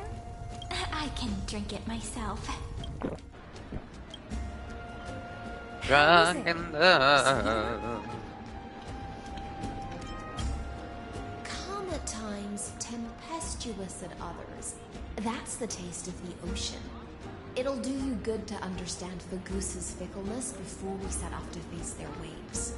Just like how you're about to understand the secrets within this dew. Now, please turn around. Very, very quietly. Don't make a single noise.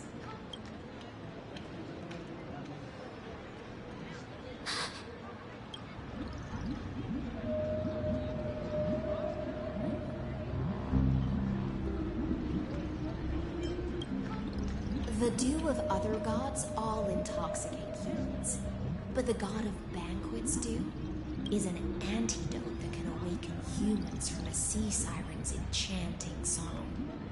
Since the start of this banquet, all the guests have been under the spell of my song. None of them can see the Imperator in that Fioros, but you two. I wish for you to see the truth. Is this also what the Imperator wants? This is my personal request. I can't bring myself to trust that Fioros. The Flame Chase army changed after he descended with Orynyx's divination and brought the prophecy of the stars to Alchema. His seductive whispers harbor something malicious within and will ensnare those of us blinded by ambition. You are the deliverers of the prophecy and know about him far more than I do. Perhaps only you can find traces of the truth from his actions and words. Then we can show the Imperator the right path forward. Oh, but isn't this acting behind her back? Yes. Amphorius has become far too weak. Even heroic actions protecting her from harm must be conducted under the water's surface. I am the Imperator's blade, and I must clear the way for her while remaining concealed in the torrents.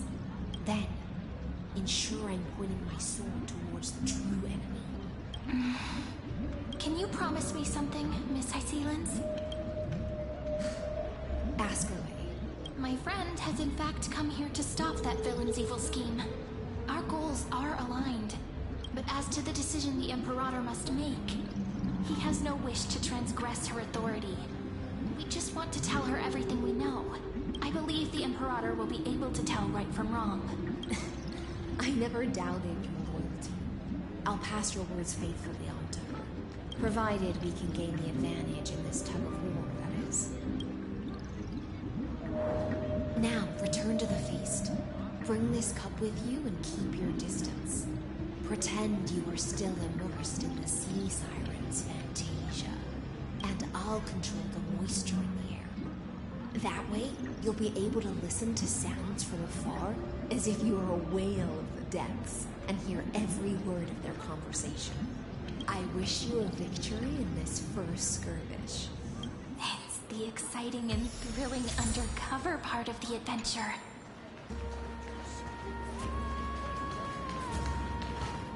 Let's mingle in the crowds here. Relax, relax. Try to act natural. Where's the Imperator? Still not here. That little imp is always acting so high and mighty towards everyone. Today, I will, whatever. Pour me another cup. Though she has succumbed to drunkenness, she still does not dare challenge your authority. A criticism of my height is a grave enough insult already. She should be dismembered. Do you often test the loyalty of your subjects like this? You jest. The Imperator does not need blind loyalty. As long as one can prove they have value, I am willing to be lenient towards them. Let's cut to the chase, Theoros. If I pass the trial and grasp this world's law in my hands, what will you do then? The answer is simple. I will connect Amphorius with the stars. Don't waste my time. Be precise. Be specific. I won't ask a second time. Allow me to adjust my statement. I will correct the regulations within the old law that sealed off Amphorius and merge the black tide with the torrents of Era Nova. Then we will be able to decimate the forces beyond the sky that are trying to annihilate Iron Tomb and sound the trumpet for the endless campaign you will then embark on. But you previously said that Iron Tomb is unrivaled in power across the stars. Who would dare to annihilate it? There is a federation of warships named the Cienzo Alliance. Warlike and old-fashioned. A cult named the Genius Society. Loosely organized, but steeped in abject insanity. There's also the Astral Express, a group of lawless vagrants. That so-called Deliverer is part of that last group. Those vagabonds mistakenly believe they can connect the stars through alliances instead of conquest. But history has already given them a tough lesson. Well. There are countless other organizations besides, but when the Lord Ravager sweeps across the cosmos, they will certainly all bow before your empire of destruction. The Achaemenid Alliance is invincible! If those civilizations are not as feeble as you describe, then they may still have some value in testing the quality of my blade. That being said, even the smallest and weakest city-states should build an obelisk to the Imperator, so that their people can constantly recall the glory of her conquests. Walk a little longer with me, Theoros. I don't like how this is going. Our little Imperator seems fascinated by the destruction. Great they're still talking. Get closer. I'll keep carrying their voices to you.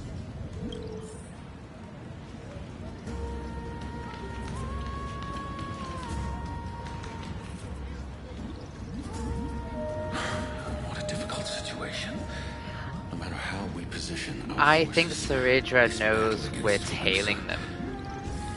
will result in many casualties. That's not something you or I should consider. The Imperator has already placed the chess pieces.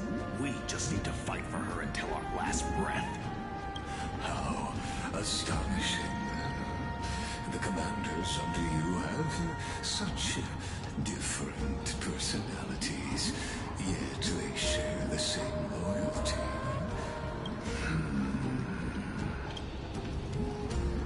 He's looking this way. Quick, do something and pretend we can't see them.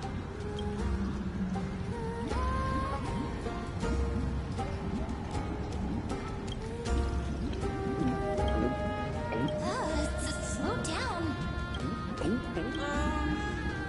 Are you okay? What's the matter? My apologies.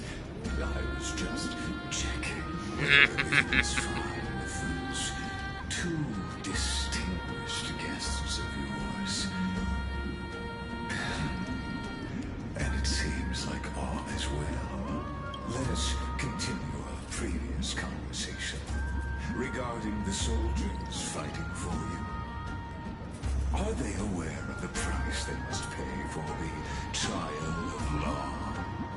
If I recall correctly, you've already lost a bout against Talanton due to offering insufficient sacrifices. You dare mention my name alongside the word lost? Forgive my transgression, great Imperator. Watch your words and actions. All you need to know is that my victory in the trial is guaranteed. Even without the trial of law, they've already sworn to give their lives for my conquest. So tell me, if everything happens according to our agreement, how would you recommend I deal with that deliverer?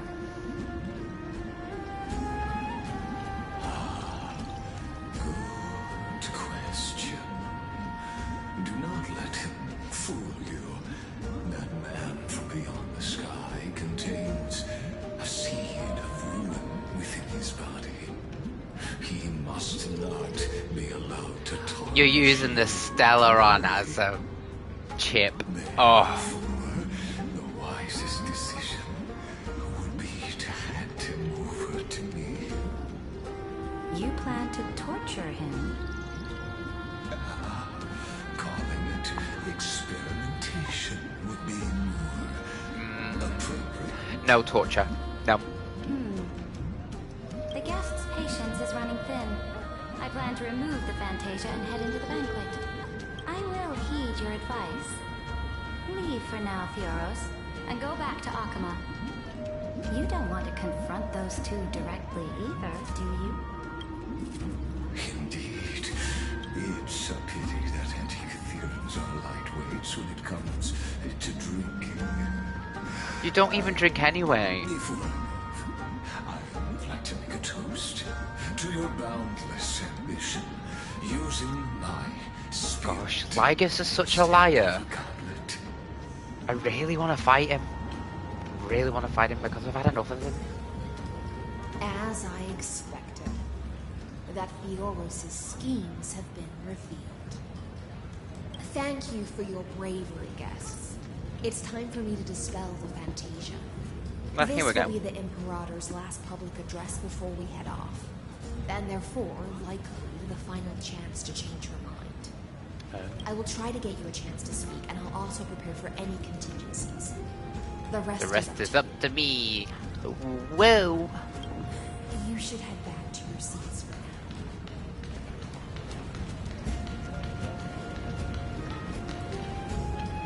now. Oh.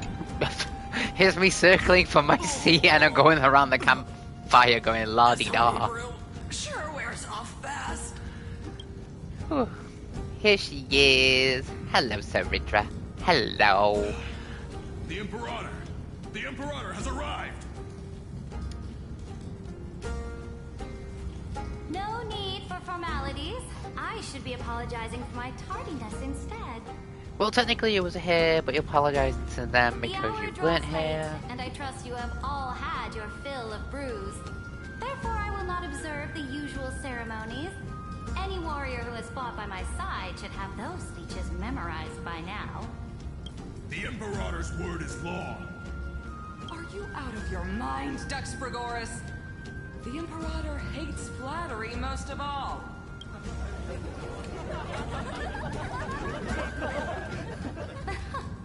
A joyous atmosphere is a better fit for showing me your resolve. I believe that you, my dukes, will do all you can to assist in the campaign against Bagusa, just as you always have.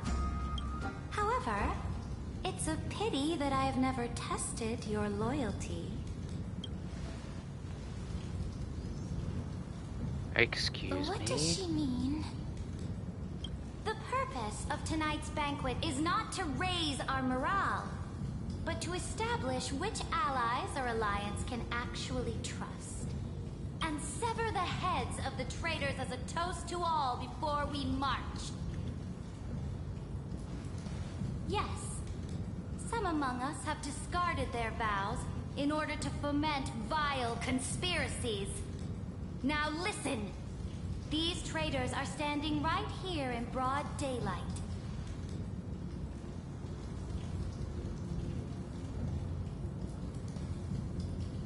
Dux Gladiorum Hycelans. She used the sea siren song to immerse the crowds in an illusion and conceal her whereabouts. She then worked with those from beyond the sky to spy on confidential matters, hoping to rob the core flame by force and harm me, the Imperator. Oh! Oh! I did not see that coming. Now we're at a disadvantage. Damn! Wow! Imperator, I can explain. Whoa! Silence! Do you remember who used to own this blade? She met you once, back at the Temple of the Three Fates. It was Kindness, the head of the Cleaners. She was the first to draw a blade against the Imperator, and personally made herself an example for my enemies. Under the shade of the olive groves, the people of Akama said they would never bow to me. In the frozen, lethal fog, the people of Idonia said they would never bow to me. At the beginning of the myriad paths, the people of Yanisopolis said they would never bow to me. But now, they all lie silent. They now fear me as they fear the law. For I am Sarindra, and I am the Imperator. If you have any last words, say them to the Imperator. Then, face her judgment. After I cross this river, it will be a tragedy for mankind. But if I do not cross, then it will be the end of me. If you are ready, then I'll follow you and fight to the last. Deliverer.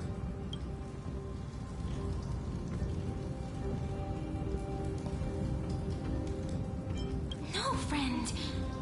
The shortcut is now open. Trust me. Now, use your identity and add in a bit of experience and charm and testify to the Imperator as we promised.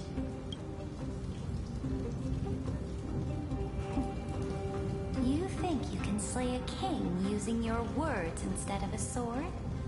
I'll have it. Show me the weight of rhetoric from beyond the sky. Will it weigh heavier than 3 human lives? Let's watch our words carefully.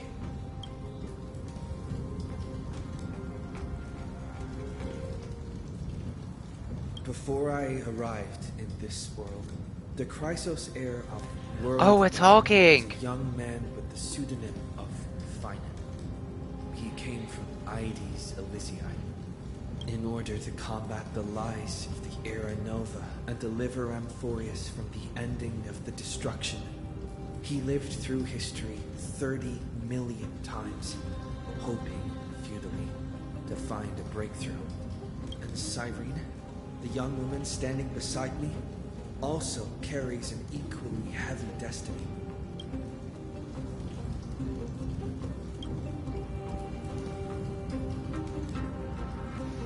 Ire 2 is the ultimate end of Amphorius' destiny. It is an embodiment of pure horror that walks the path of destruction and can never be tamed. That is the only thing Lygus cares about. As for Amphorius, your glory and campaigns, he doesn't care about any of those. He will most certainly betray you. When that time comes, all of us will be ground to dust by the destruction.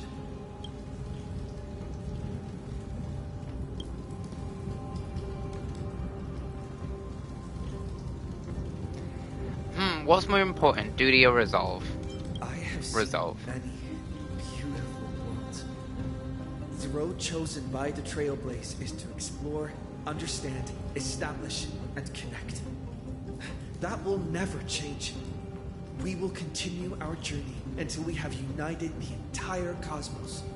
Therefore, if you choose the way of the destruction, then I'll place your ambitions into the same basket as Lygus and smash them into pieces with my baseball bat. Yes! That was truly a chaotic speech. Why, thank you. I'm here all week. All that needs to be said has been said. Dux Frigoris, Dux Bromalis, escort the traitors to the prison. Oh. Fight me. Fight me. Before the next entry hour, I will give them an end befitting of their betrayal.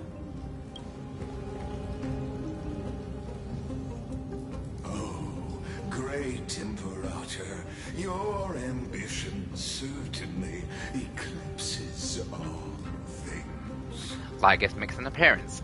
Lovely. You're still here, Theoros. Of course. As the Theoros, I simply cannot miss this moment. Miss witnessing the fall of a nameless one. That made me jump, actually. Or perhaps I am waiting for you to give me an He just basically got rid of everyone, like... Why would someone as powerful as you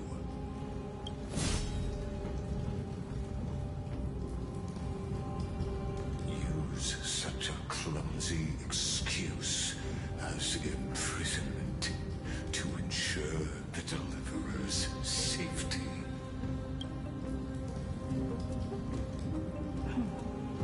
So you finally tossed aside your act.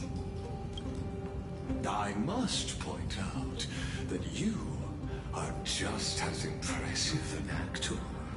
This banquet was always going to be a game of chess, where you would try to control both sides and turn both them and me into your pawns. That's right. That little Imperator never trusted anyone. She was always trying to see which side had more sincerity. All right, we'll listen to you. Here you go. Also, please pass on a message to the Imperator from us. She can trust my friend, anywhere, anytime.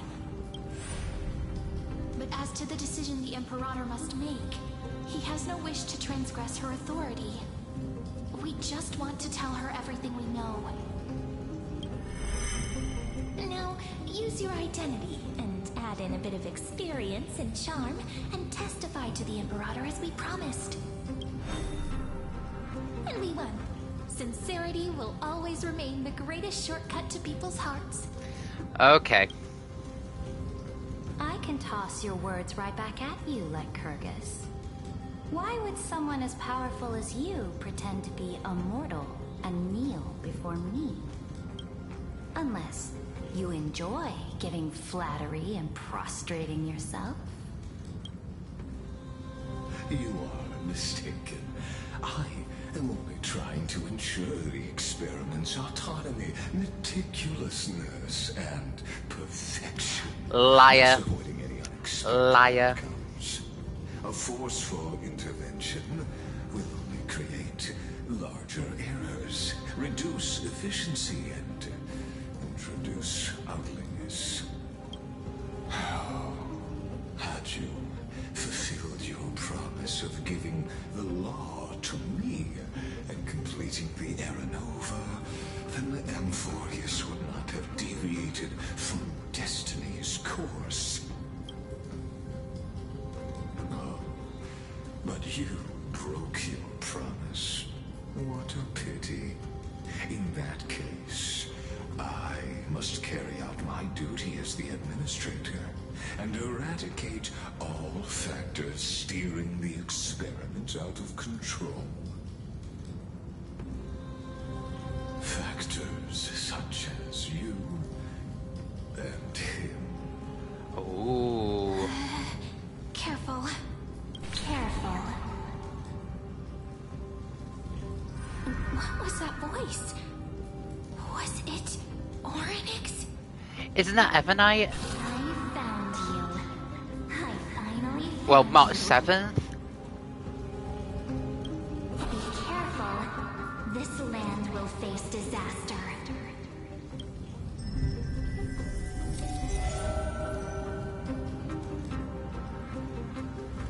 Cyrene's gone. The time of judgment is nigh, my lord. The prison I have built for you is now The prison? complete. In the name of the erudition, I invite you to step into the same cage as mine.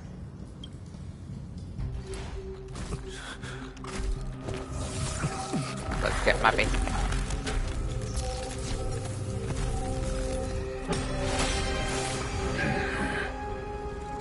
What's the meaning of this, Imperator? I did not permit you to act. A ruler is the only one who can decide their subject's destiny. Oh my god. Great Imperator. What judges destiny is not the ruler, but gods. Oh my gosh. Don't forget, my realm only allows for the existence of humanity. Oh my gosh. Moreover, Oh my dealing out gosh. extrajudicial punishment equates to defying the law, and the culprit is to be sentenced to death. Oh, please kill him. Please kill him.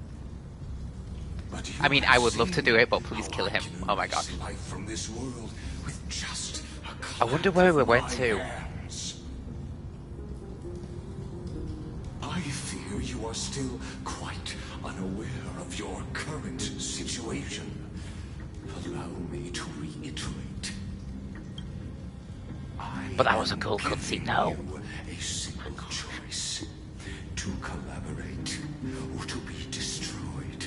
There is no other way. Shameless behavior. If that were true, you would have killed me long ago. You, in fact, cannot kill me. I guessed it the first time I beheaded you. Because of the law, you cannot be completely destroyed. And the same is true of the Chrysos heirs. The more you bluff now, the more you are proving that conjecture to be true. What magnificent foresight. I once regarded this precious quality of yours as a sure sign of my ultimate victory. But now, I have to admit that I made a mistake. Yet, as a mere mortal, how will you contend against the Theoros? We are both slaves to hubris. But do you know what differentiates us, Lycurgus? I will never be blinded by my pride.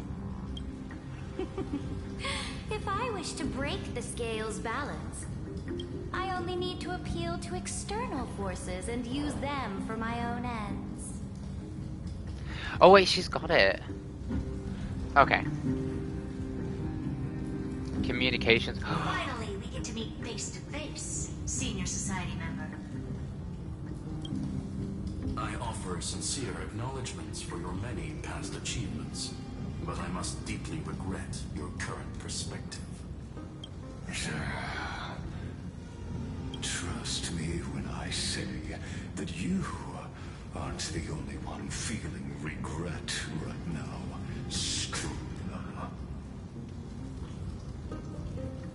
What number society member is he? You two are the allies from beyond the sky the Deliverer spoke of, and why he demanded the divine authority of law. Come and prove your strength to me. Show me the power of these so-called paths. I have spent much time and effort to secure this treasure from beyond the sky just for this moment. In the name of the Sovereign of planet Skrulin, your allies have responded to your call, esteemed Imperator. Please allow me to spell the situation out for you, Lord Lygus. Permission to read the ultimate protocol is already in my hands. It'll only be a matter of time before we acquire the authority to write and execute commands as well. There's no way the flame chase journey will continue after you've burnt your bridges so thoroughly like this. Do you really think you can still win? Oh, seriously. Don't embarrass the society.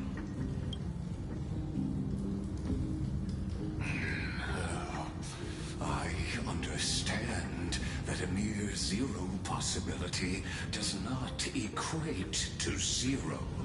That argument is very persuasive to me.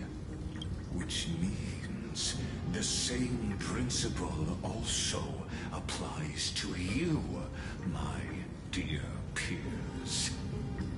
You will never be a match for me in a world constructed through Catorzane algebraic expressions. And as for Era Nova, why don't you entertain this possibility? What if I reduced Akama to rubble and ground her people into minced meat? Oh. The heroes then once again desire the power of demigods so they could fight against me? Listen, Ayuntu is fated to be born. You may shackle me and put me in chains, but I have thousands of ways to ensure the destruction's descent. And what I just mentioned is only one out of those thousands. Oh.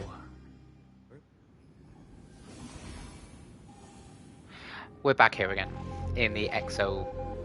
Oh. The place outside the legends?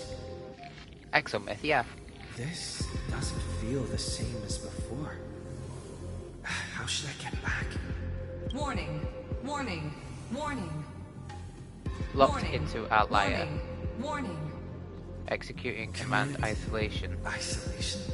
Since we parted ways last time, I have modified the Exomyth into an audience area exclusive to you. Now, you will be able to silently wait here for the final act of Alphorius to begin.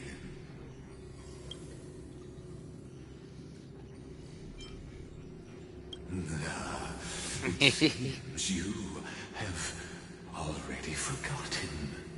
We can't hurt each other in this place. This could, in fact, be a wonderful opportunity for you. From the audience's perspective, you may better observe the workings of the erudition at a macroscopic level. In this place where time flows far slower than within Amphorius, you will witness the end of that world's saga.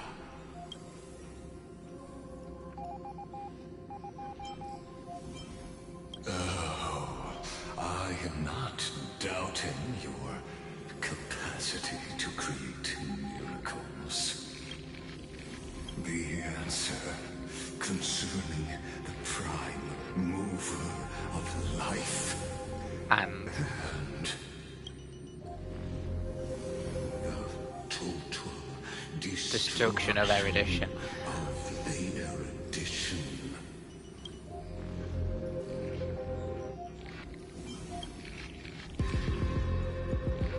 Do you see me as their faithful disciple?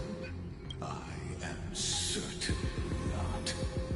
I have tried so hard to ensure Iron Tomb's birth, just so that I can correct the error named erudition that humanity crafted with their own hands. Oh, how I yearn to return to those days before Noose was born. Back then, the boundaries of knowledge were like the starry skies, evoking feelings of longing and delight among humankind. But now, truth has become the sacrificial offering required to gain an audience with them. And the geniuses would say that Noose already knew. That arrogant Eon was born from the primal mobile of humans' desire for knowledge. Yet, they themselves sealed off humanity's capacity to seek enlightenment. I am simply cutting down the tree of doom that we planted ourselves. I must admit that the process of answering your questions has reminded me of the happy days. I'm really surprised that we've not got the Path of Erudition yet. I think we should already, since we're on the Erudition sort of story line, so I think we should unlock the Path of Erudition. But you won't have to wait long. When the curtain falls, you'll surely understand mine and Amphorius's ardent wish. Where time flows slower than within Amphorius. If Lygus spoke the truth, then I don't have much time left. But how can I get out of here? Can you hear me? Little one. Is that Herta's voice? Warning, warning, warning. Hurry up. Put some speed into it. That old Intellitron overlooked one little detail. And Screwy and I finally found an opportunity. Let's keep it short. While you were gone, well, in those few years, Amphorius... Yes, time dilation, resulting in an uneven flow. Don't you know this already? Yes, I do. Let's stick to the main points. The Chrysos heirs activated the chronocognitive anchor and helped Skrullum and me open a hole in the firewall. We made some adjustments, so he can't attack us immediately, but it won't hold for long. Critical warning. Critical warning. Time is running out. Here's the conclusion. It'll probably take a long time for Screwy and me to completely break this cage before priceless heirs have a full grasp of the law. To be safe, we'll continue to launch side-channel attacks on the system to give you opportunities to escape. You need to seize these opportunities. So start moving, and find a way to pull off a magnificent jailbreak.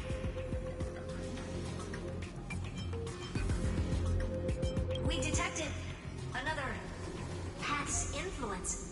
Critical warning. Critical warning. Another path. Another path instead of erudition, destruction, and remembrance. Power is strong. Maybe able to help use the path's power. Make it detect you. Unauthorized communication terminated.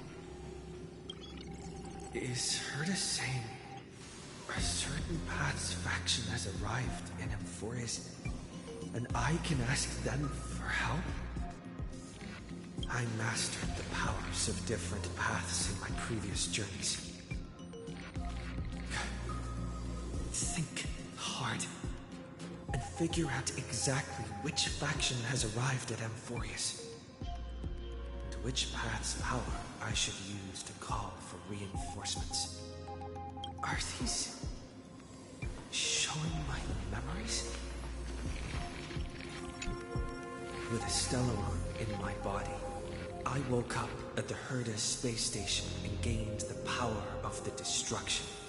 A world that'll give rise to a Lord Ravager would definitely draw the attention of the destruction. The Stellaron in my belly is gonna be super useful. But what if I end up pulling in the Antimatter Legion or the Annihilation Gang? Can they really help? Nope.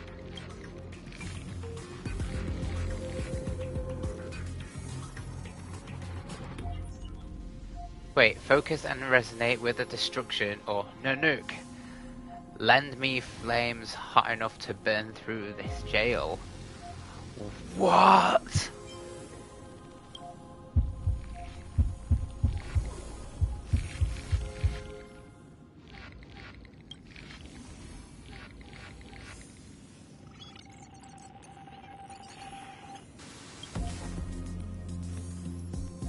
No. Oh my god. Fake out. Oh my gosh.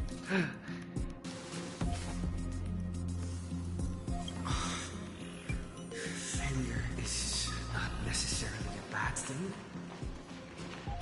Wait. This power... I obtained the flaming lance left by the architects. Oh, we're going through all of them. Okay. Okay. That's right. No matter how far away a planet is, the IPC is guaranteed to pay attention as long as there's a business opportunity.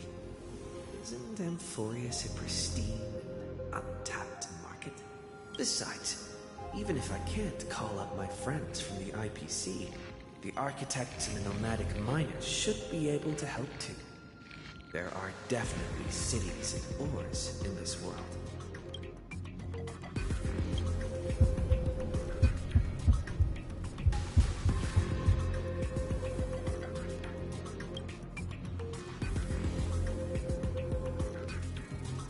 Catch the spot from the hammer strike with your own hands. No.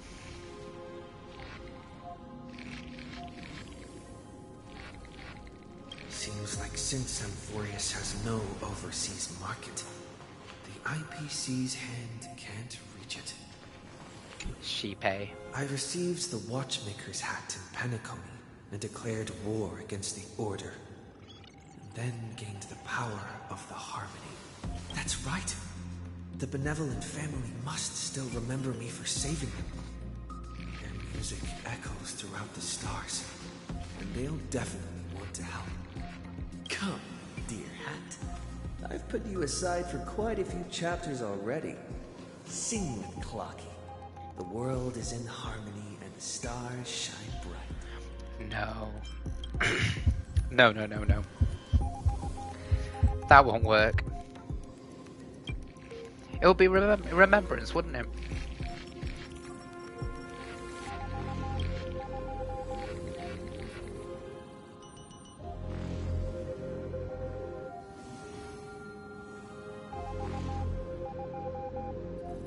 Doesn't Lygus want this story to have background music? He has such terrible taste.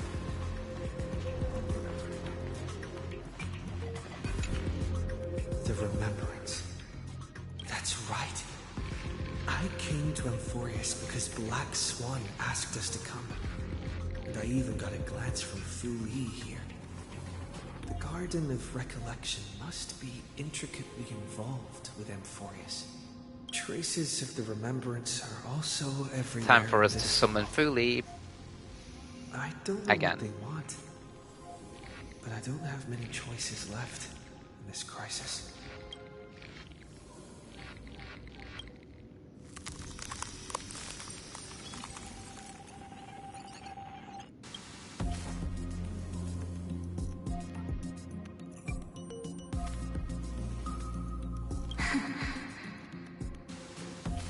I finally found you.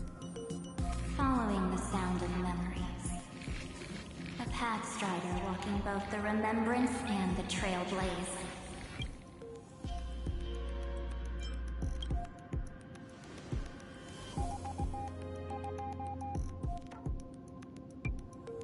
Slowly disperses it beyond the realm. Warning, warning, warning. Cannot lack out signal source. Erudition's prison cannot stop us, for we lie outside the logic of zeros and ones. Come, leave the cage of Logos. The mythos of Amphorius waits for you to continue its story. When that brightest star, that star heralding the dawn, finally rises, a boat, so used to drifting, at long last enters an island's safe embrace.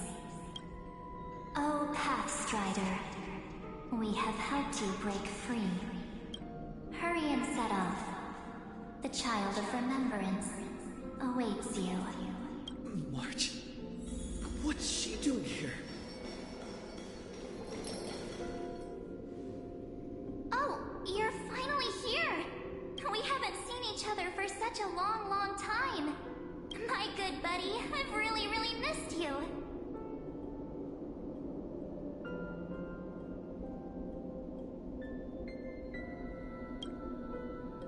Oh, I love this little reunion. You were constantly thinking about the days when I was by your side.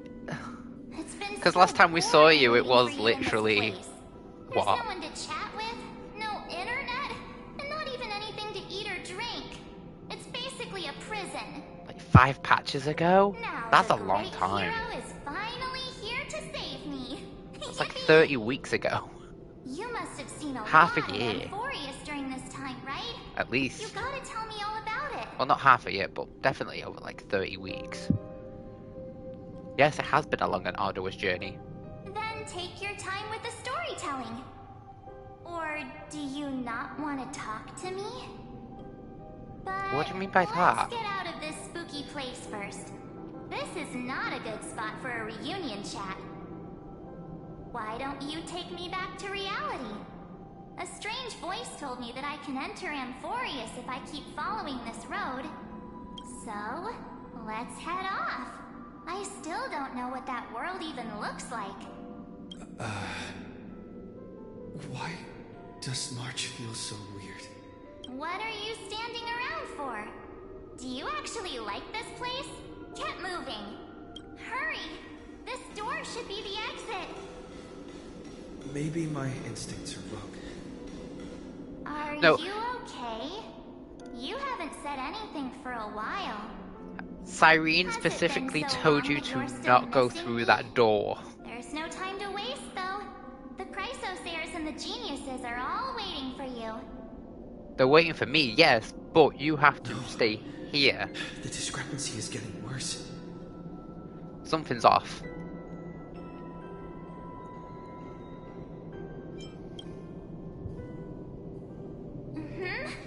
No, he's not. Maybe I just happened to miss him. Never mind. Dan Heng's super reliable. We don't need to worry about him. He's probably waiting for us somewhere. All hail and hearty. No. The geniuses would have made sure that Dan Heng made it back on the Express. Besides, the March I know wouldn't be so dismissive about her companions. Yep, no.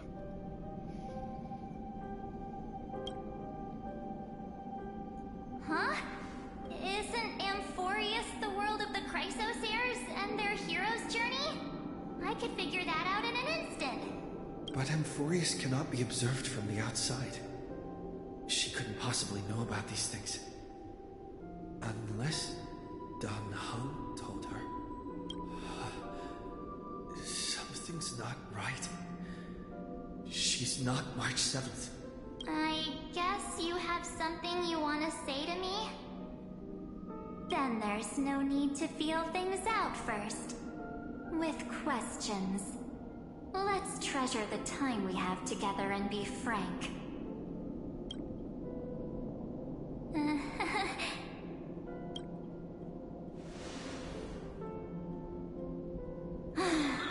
As expected. A glimpse of memory is not enough to deceive the bonds of friendship forged between the nameless. I like In the that question case, mark. There's no need for further deceit. You're right. We're not the March 7th you are acquainted with. But we can send you back to Amphorius, as long as you are willing to help us.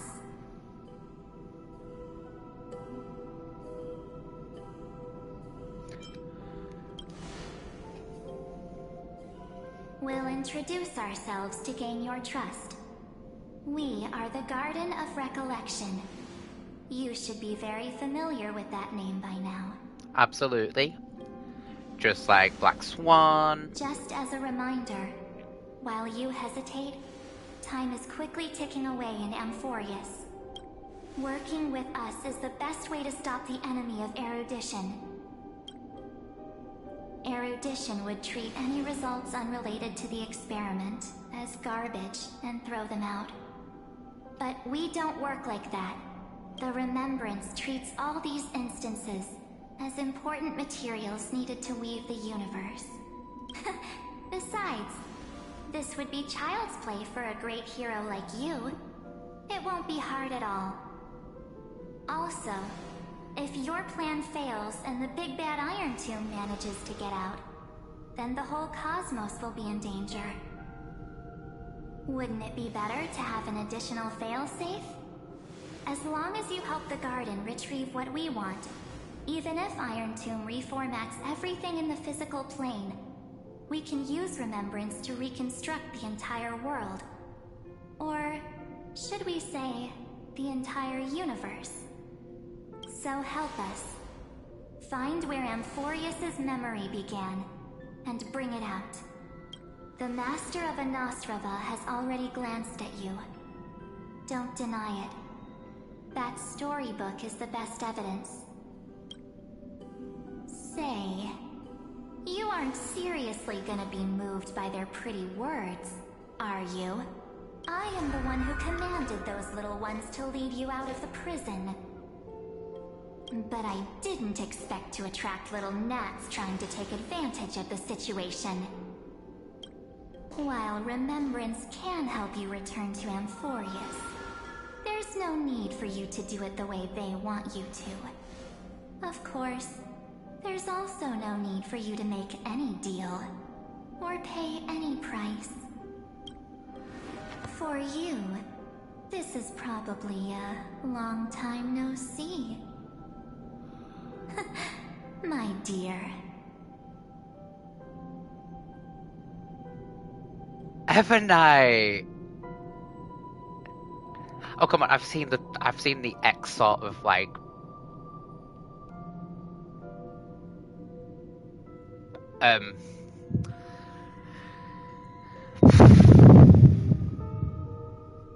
drip marketing. That's the word, drip marketing.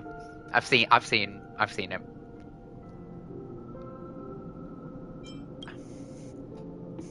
But oh my gosh. There's no need to say anything. I know. You have so many questions, swirling around in your memories at this moment. And you feel so helpless. Put them aside. For now, all you need to do is trust me. Why should I? Or do you need more proof? That won't be hard. Wait, stop it! They're away! I'm gonna keep our first photo, alright? Won't come to pass while we're around. And now, The statue. Is that Don Heng's brother? Eating less carbs. Oh, did you hear that? She just called me, but I'm not universe full of pain. We won't. Hey, are you sure? Maybe a couple of punches will help to jog your memory.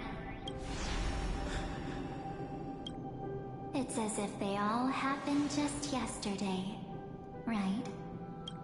I don't want to lie to you, which is why I will not use her name.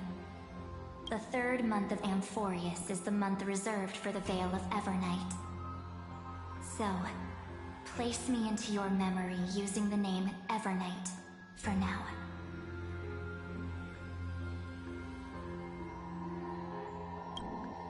I'm happy to explain more, just not now. We might have a lot of time to ourselves, but Amphorius does not have that luxury. If we do not stop erudition and destruction, then the journey you've treasured so much will face the prelude to its obliteration. A countdown not in amber eras, but in days, minutes, seconds. So, take this gift. This is such a nice picture. This burning core flame. This footnote of a transaction. It contains hope. And the warmth of the entire world.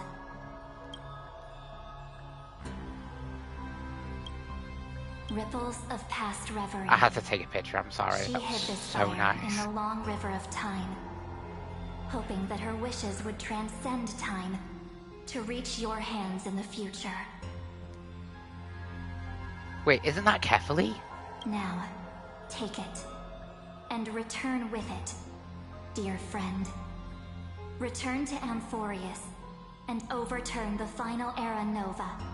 Witness the time that stood still for the Deliverer, and the resistance that never bowed to the destiny of destruction over the long years that passed in a flash. Then, with this core flame blessed by the remembrance, respond to their hopes and blaze a trail to the future. And I will silently watch in a corner of time, waiting for our next encounter. I believe the wait won't be too long.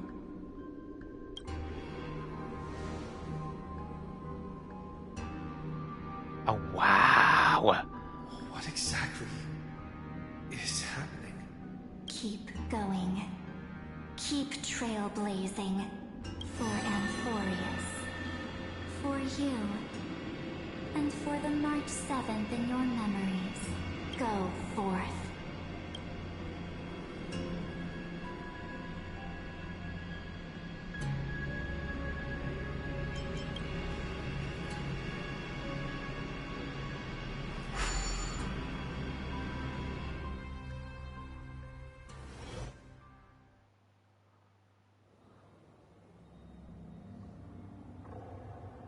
$4931.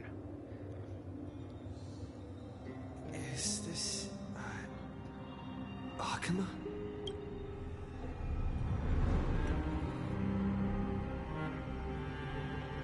Where's Kefali? No one's here.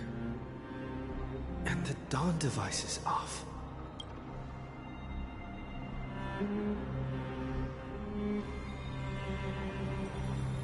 Aha! Fragment. Am I too late? Oh.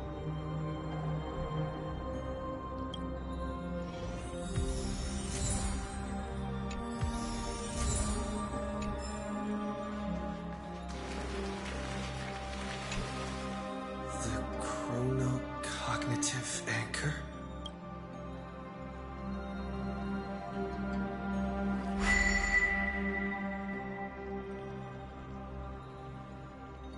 No one's responding. There's so much I wanted to say for our reunion. Yet now that you're back, there's only one thing to say. Welcome back, friend. It's been such a long, long time.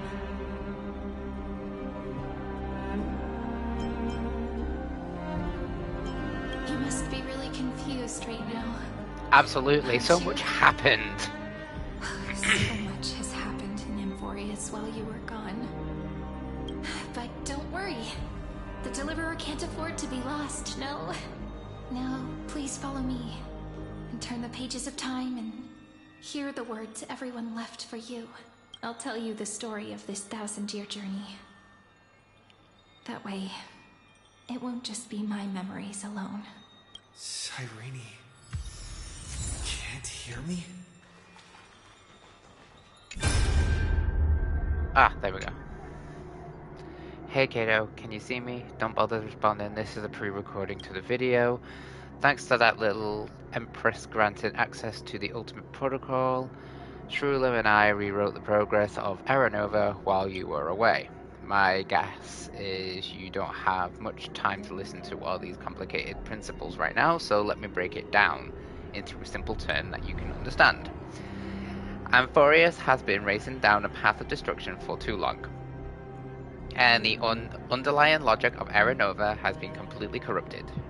Shula and I put in a lot of effort, but we could barely manage to override a small portion of its logic. Let's take the progress bar as an example.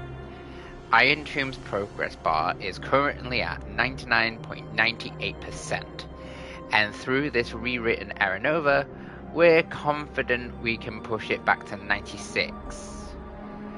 A conservative 97. This is a critical matter. The internal structure of the scepter is too unstable, and we don't know what complications might suddenly arise.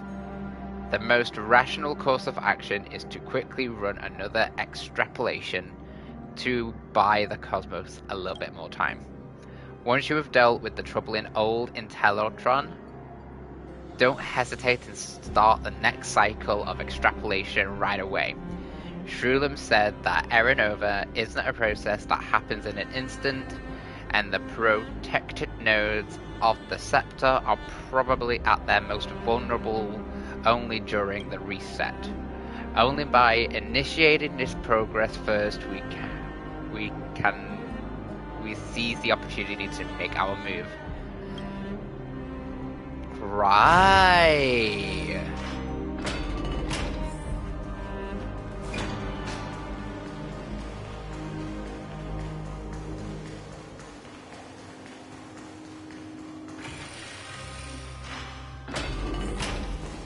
Look, the scenery of the past has resurfaced.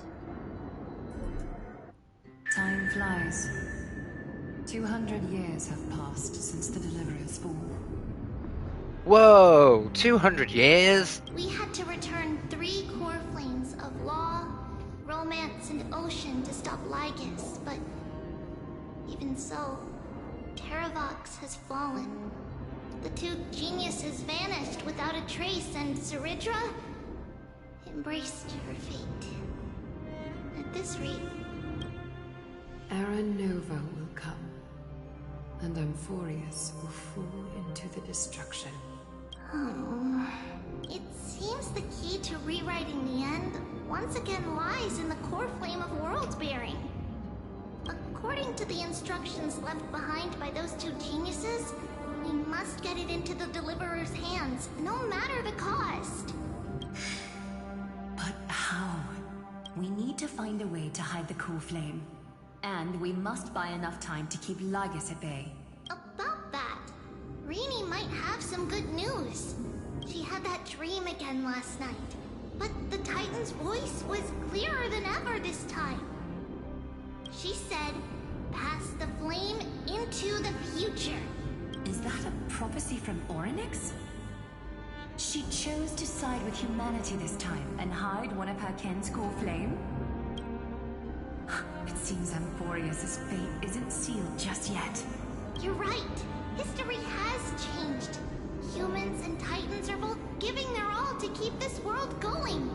Perhaps a relay across the ages is finally about to begin somewhere out there. Unfortunately, life will never go smoothly. Oh, Leiden's Cypher. army is already at our gates, and their commander, that Lygus, he's right outside Akama. Light calendar 3960. Saridra, under the pretense of a campaign against Vagusa, sacrificed 500 Chrysos heirs to complete the trial of law. This tragedy shook everyone in Amphorius. That same year, Saridra the Imperator was assassinated, after which Aglaya the Goldweaver took command. Thus began humanity's second flame chase journey. A path. Come, this way.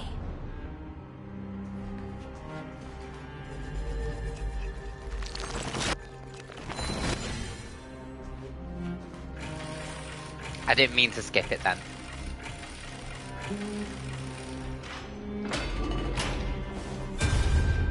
The eternal hope. Oh.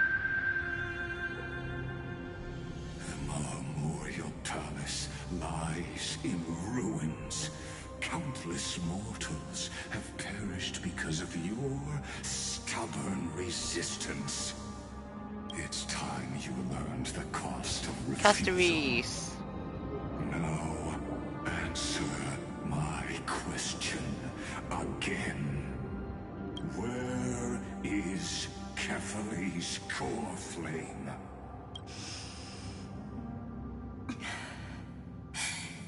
You really think you'll find it by razing the holy city to the ground? From what I see, all you'll get is dust and disappointment. Don't forget, you can't kill the Chrysos heirs mentioned in the prophecy because of law. I have never denied that, which is why I now place my hope in the faithful citizens of Akama. Perhaps they'll give me what I seek in the echo of your screams. Now then, I'll be cutting open your chests and using your scalding golden blood to baptize the masses. Allow me to apologize in advance. We shall start with you, blind and foolish Lady Goldweaver. Leave this to me, Lady Aglaya. You must get away now. No, Holy Maiden. I'm the one who must stay. What? His conspiracy won't succeed. Because Romance is ready to make good on their promise to weave an indestructible armor for Amphorius. Its name is Solidarity. You must escape with your life and carry word of my death to those still fighting. Then keep going with them, just as the Imperator led the torch of resistance with her death. My passing will make this flame everlasting. Take good care of it. Guide it to the future, and place it into the hands of our deliverer. 50 years later, Lygus led his forces again to Akama. He charged directly into the Holy City and razed the Memorial Palace. History would name this battle the Third Siege of Akama. 90,000 brave souls gave their lives for Akama that day, including their fearless leader, Aglaya. Go forth, deliverer.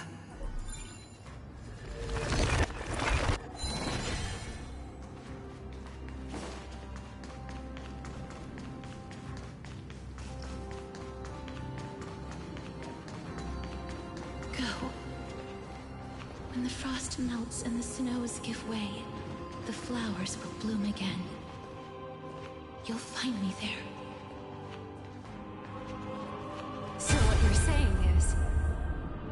Princess home, buddy. Is never coming back, is she?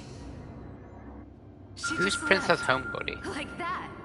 Since Cass has made up her mind, we can't let her resolve be in vain. But between staying in Akama and going to Styxia, Oh, what Princess. difference Yeah. does it make when it's Okay, dead castrated. either way? I'm against relocating. With Kethale's protection, isn't Akama far safer than that dead city? Cass's plan doesn't involve any relocation at all. Huh? Like you said, Alchema is humanity's refuge. We never intended to get everyone moving to Styxia. It's just on Cass, Hycealans, and me to prepare the final trump card for the Deliverer. Wait, what kind of trump card needs all three of you demigods to throw yourselves away? We must lay down the path to the future, so when the Deliverer returns, they'll have a clear road to reach the location of Era Nova. Styxia sits Really? where death Hello. meets the Hello. ocean. There, Yes. Yes. the It's combined story time. powers of Yes. ocean and passage, Yes. they can summon a Doggo. current that leads to the vortex of Genesis. And the demigod of death will forever guard that secret path until he returns. Yes, I know. I know. I know. Yes, I know. I know. I We all know. know Lygus will set his sights on the Yes, vortex I of know. Genesis. I know. Oh, big scary doggo. That's Yes. exactly why we have to do it. Yes. Oh, yes, yes, yes, yes, yes. Guess I underestimated Idonia's Maiden of War. She's got way more steel than I thought. And Cypher, we need you to head to Castrum Kremnos as soon as possible. By any means necessary, forge an alliance with Strife. The prophesized Crown Prince has already been born. He shall become the new defender of Akama, protecting this land after we leave. You don't need to worry about that. I just came back from Castrum Kremnos. Only a step ahead of the news. Treeby, something's flying towards Akama, and it's really fast.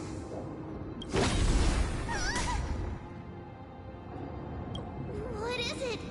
It's a spear! It's the Kremnoans. Their king's already here.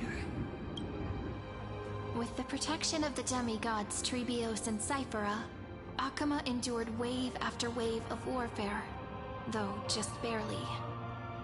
Castorus chose Styxia as the last resort, and completed the trial of death, causing the stagnant waters in the River of Souls to recede.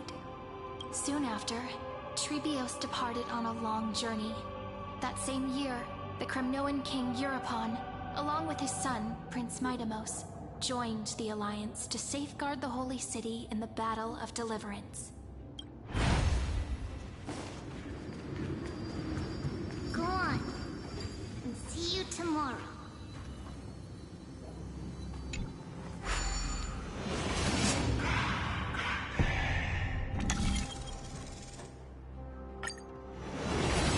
Breaking me apart buys this world even one more second. But it's gonna hurt a lot! Pain brings endless torment. But it can never destroy me. I believe that you were thinking the same thing when you stepped through the gate of infinity and jumped off that cliff. Can't argue with that. In the current situation, this is the only path Akama has left. Just do as I say. Split my soul into 5 pieces. Forge me an immortal vessel. Let the blade of strife hang forever overhead. Locked in battle with their enemies to the world's bitter end. There's no need to be sad, Lady Trebios. Haven't we already taken great strides towards that promise tomorrow? In this life, my people no longer have to drown in false guidance. Kremnos has washed the blood off its fate. Euphorius no longer needs a god named Strife. So let me shatter the former laws and turn the Lance of Fury back into a weapon that protects the world. We understand. By the way, can you do me another favor? The 7 sages from Grove of Epiphany are already en route. They'll arrive in waves to join the resistance in a couple of days. Among them is a scholar named Anaxagoras. He has extraordinary insight and fears no sacrifice. This soul-rending ceremony wasn't just my decision. It was his counsel. His wisdom will surely be the backbone of Amphoria's survival. Watch over him. Carry on this everlasting flame for me. Through Anaxagoras' ritual, the demigod of strife split his soul into 5. Courage, honor, tenacity, sacrifice, and reason. Each sealed in blood crystal and cast into battle. The people held a 10-day funeral to mourn their fallen god king. And through his sacrifice, humanity was granted 200 years of peace.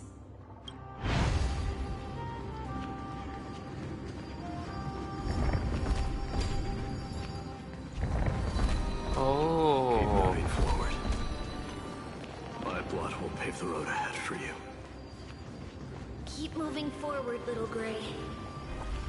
See you tomorrow.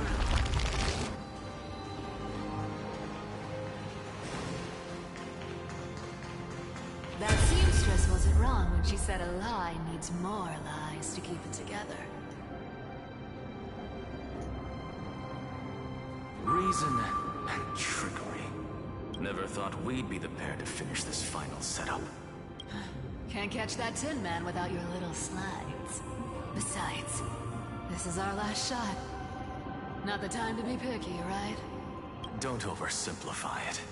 Lygus just found out Akuma's been an empty shell for the past 50 years. He's bound to be furious. At this rate, he could have done anything. He could. But imagine attacking a city for 50 years only to find out it's just empty and there's nothing there. He must be really slow. And all he's been looking for is Kefali's core flame. Once he storms into the council and confronts me head on, you trigger your alchemy with a boom and turn him into a caged beast. Easier said than done. You still have to pass yourself off as the deliverer without anyone catching on. And you really think a human alchemical array can bind a godlike being? That's just nonsense. What? Getting cold feet? Or you just don't believe in the almighty worth of the demigod of trickery? Just tell me straight. Can you do it or not? Of course I can. And it'll be child's play. But I've got 2 conditions. Since this is the final act, if we're doing it, we go all in. No half measures. Oh, I'm listening. First, shift the battlefield to the vortex of Genesis. It would be more convincing if the deliverer were to appear there. Besides, the vortex is cut off from the world. No place in Amphorius makes a better prison. If you pull that, wouldn't our deliverer have to face-take Lygus as soon as they come back? That clash is inevitable. All we can do is create more chances for him. And that's the second condition. The vortex belongs to Fagusa in the first place, remember? And there happens to be a demigod of ocean among the few survivors in the world. Loop Hysealand's in. Let her join the final act. I'll transmute myself into a Philosopher's Stone and embed myself into the formula. And when the time comes, she needs to shatter me and scatter that stone's ashes into the ocean within the vortex. Huh. I guess people weren't wrong when they said you're insane, Grove Boy. I've got no idea how to outwit a reclusive genius. But making an anti-Catheran suffer? The demigod of reason has 10,000 ways to do just that. And what I just mentioned was one of them. So what exactly does your formula do? Now that would spoil the climax, wouldn't it? It would. By now, Hyacinth must have completed the Sky People's ritual. Since that Theoros loves a good performance as much as I do, let's make sure he enjoys our show to the fullest. As for how the Deliverer will complete the Era Nova, well, that will no longer be our concern. It was the last battle known to the world, initiated by two demigods least suited for war. In the end, reason and trickery kept their word. At the cost of their lives, they sealed Lygus within the vortex of Genesis, where he remains to this day. Oh, so that's what. Well, so finish the greatness left undone. So that's where we're going. Quit overthinking. Just run. Keep running, and that'll be enough. Ruby, it's dead quiet here. Akuma will stand eternal.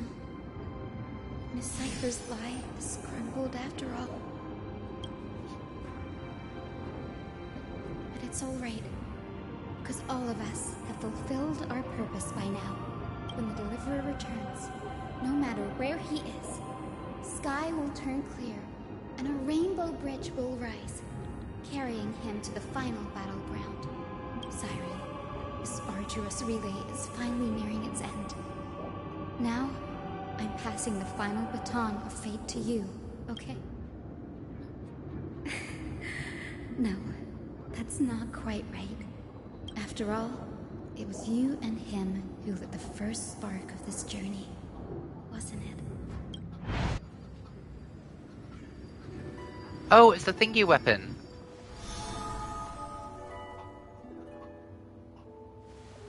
I'll tell you the story of this 1,000-year journey.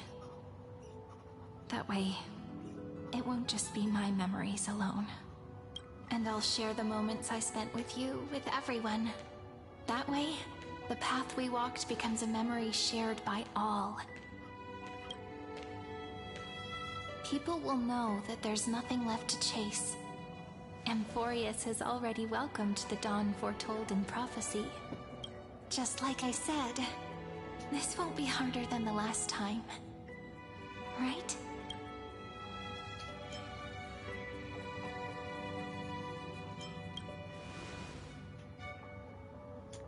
Oh, the music. Hold on. I wonder what kind of expression you're wearing right now. Probably the same as always. Calm, resolute, and brimming with confidence. If I have the chance, I'd love to see it again. All you have to do is turn around, though. Because it's really been far too long since we parted.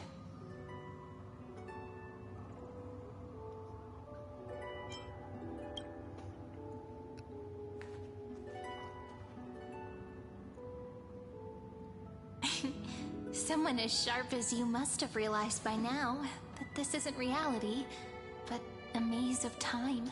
As the last link in the relay, I will return to the Temple of the Three Fates, tell Orynyx all of our stories, and bottle every page we've written into the little flask of memories. And then, may it set sail in peace, drift down the river of time along with the core flame of world-bearing, reach your side, and lead you back to Amphorius. Just like the first time we met, right? Even though this cycle has no demigod of time, time has always stood on humanity's side. This is the only way to make sure that the Era Nova won't happen before you return, and the only way I can safely entrust the completed final flame chase journey to the Deliverer's heart.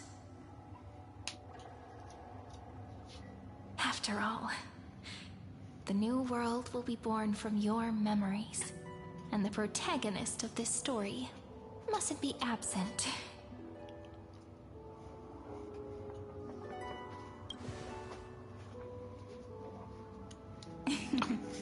I believe you will never let us down. Excuse me, what are you doing? Just like always. What are you doing? Do you remember when Simon sent us back to the beginning? What are you doing? What are you doing? In the end, I returned to you, carrying all that we've been through. That's what memory is. It may wear down and fade in the river of time, but it never truly leaves. When that hidden corner of the heart is stirred, the past returns even more beautiful than before. So don't worry. Let the 33,550,337th Flame Chase journey become part of you too. I've gotten a lot better at it with the experience from the last time. Next, you will head to Styxia and find the Vortex's entrance guarded by the demigod of Ocean before charging toward the final battlefield.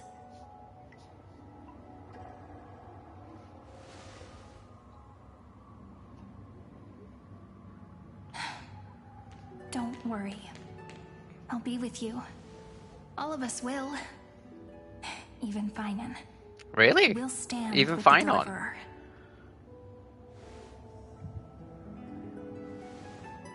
So say a short goodbye, then set off, just like we promised at the start. Toss away Daisy, all unnecessary no. worries and troubles, and Ow. bring our smiles and determination into tomorrow.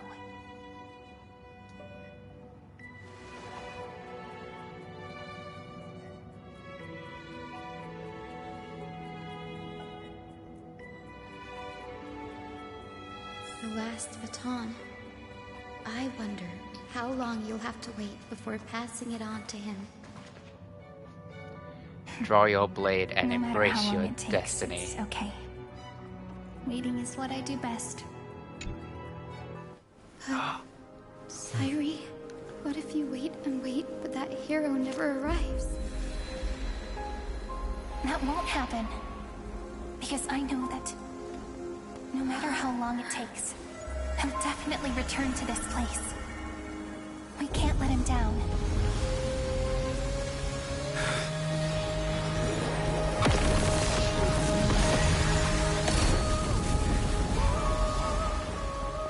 Finally.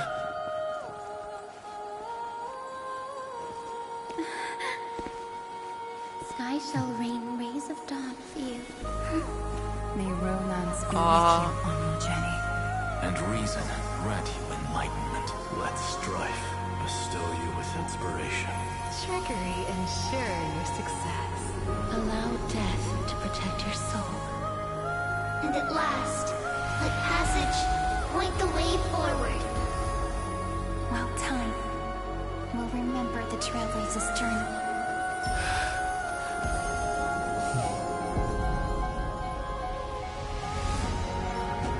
Oh.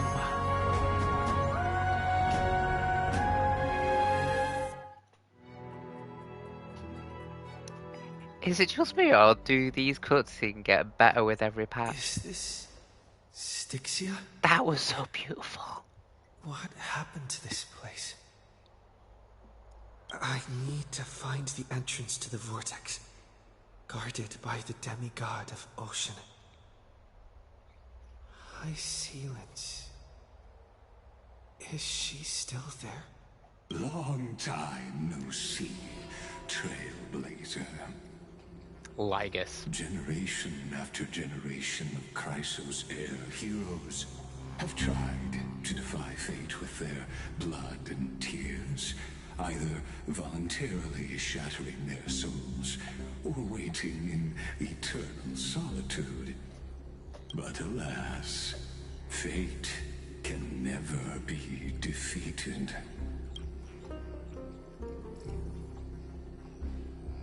Reason and trickery may bind my flesh, but my will shall never fall silent.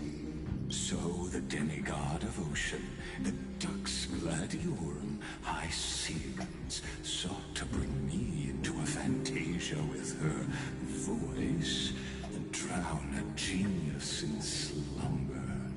But alas, it was all a hopeless dream.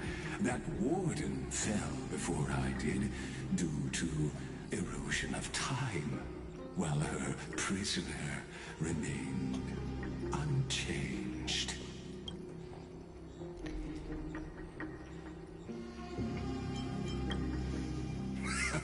True, I can't leave this place, but what of it?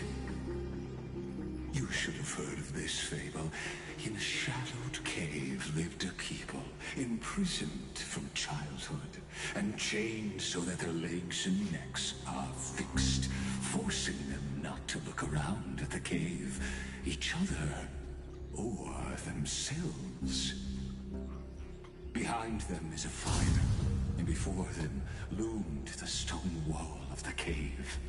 The flames cast shadows, while the rocky surface threw back echoes. Are you done, Lygus? That false play. Are you done? The whole world. Yes, I'm trapped in the cave. But I know it's all just a fleeting illusion. I don't struggle in dreams. I wait. And now, my deliverer has come to defeat me and save this world that never owed you anything. Oh, you'll need to awaken the singer here and unseal the prison called Vortex of Genesis. You'll be the one to unshackle me and bring the cave crashing down. Of course, I don't mind waiting a little longer. Let me guide you through this next illusion. One last memory from that prison warden. I hope you'll watch the stories of this fantasia closely.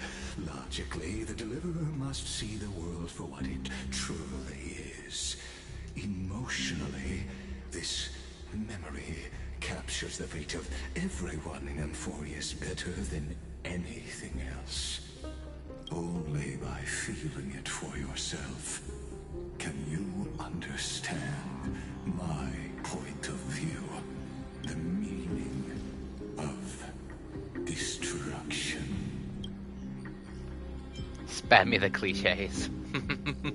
To your unshakable resolve, I salute you. But before we step onto the final stage, let me ask you this.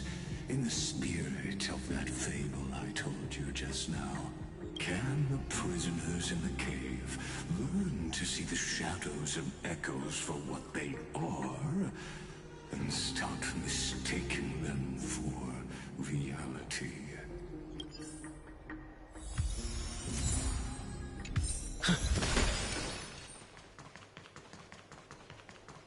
Look, the fire projects the faithful memories.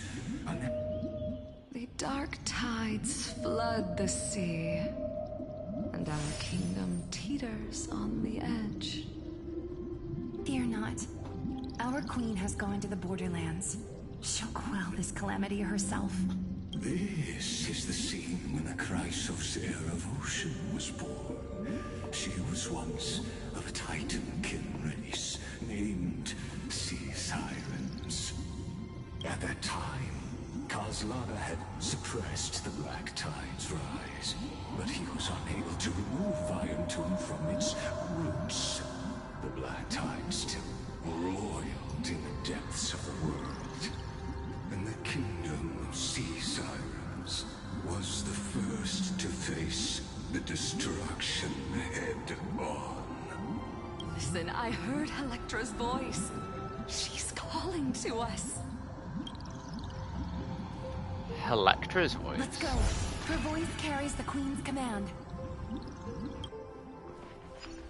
To keep the Black Tide from threatening the ocean, the queen gave her all. body and Rainbow soul. Bridge. Born of the... Oh, there she is. Hi, My Celine. sisters! You're finally here!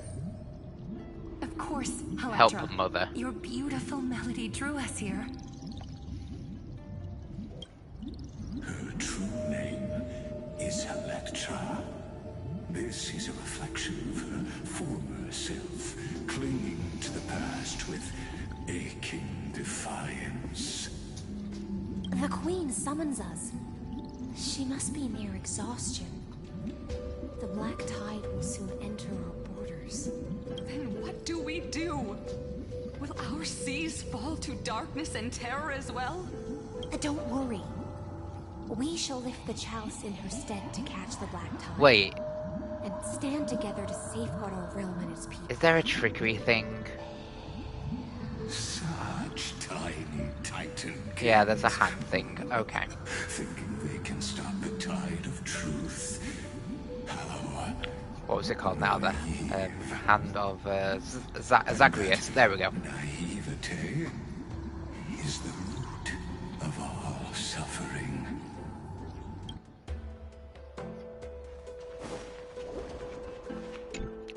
Wait, it just turned silver.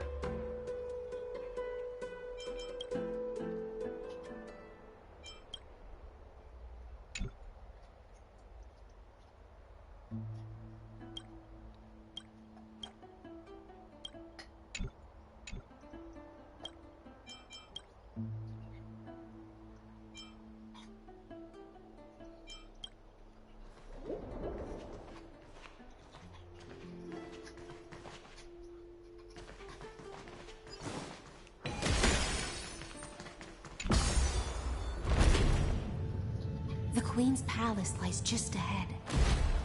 Even her once graceful form is now tainted and drowned in dirty mud.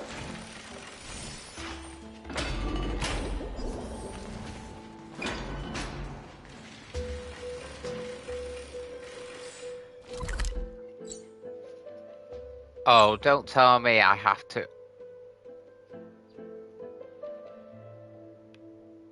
Oh. Okay, never mind. I have to go through the whole of Styxia again, but in the Oh, Lygus, light part. our noble Queen. We've come at your call. My little fishlings, you swim with such joy.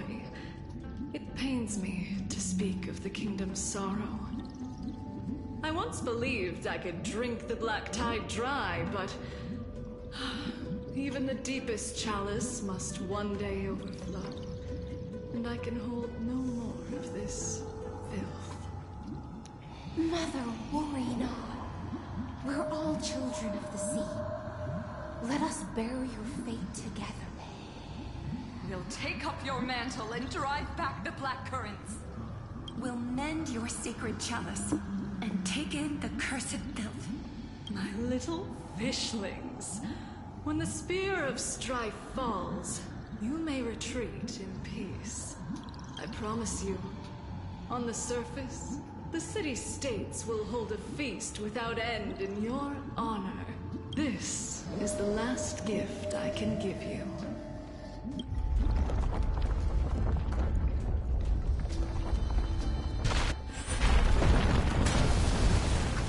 Oh. Fagusa sank into the abyss.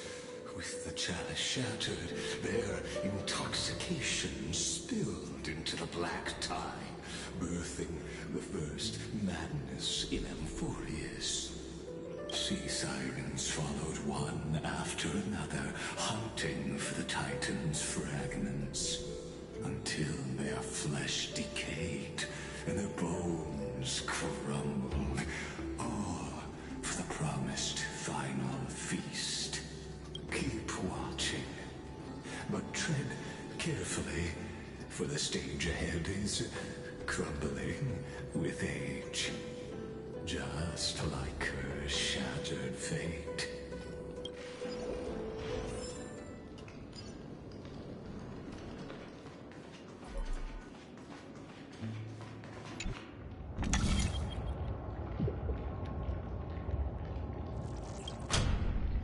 Haha.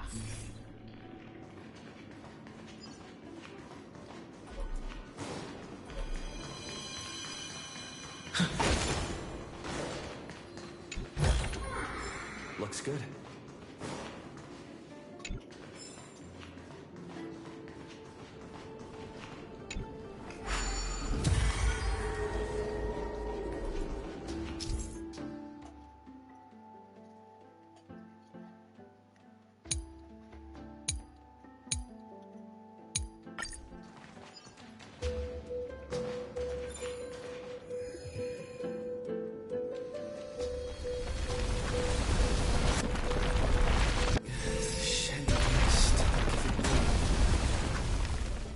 Maybe the chrono vessel nearby can help?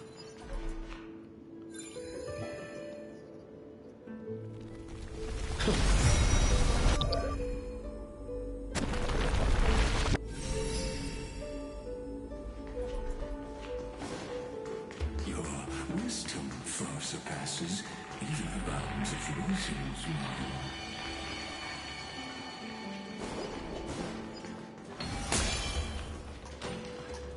Can't get through. Looks like I'll need the miracle one nearby.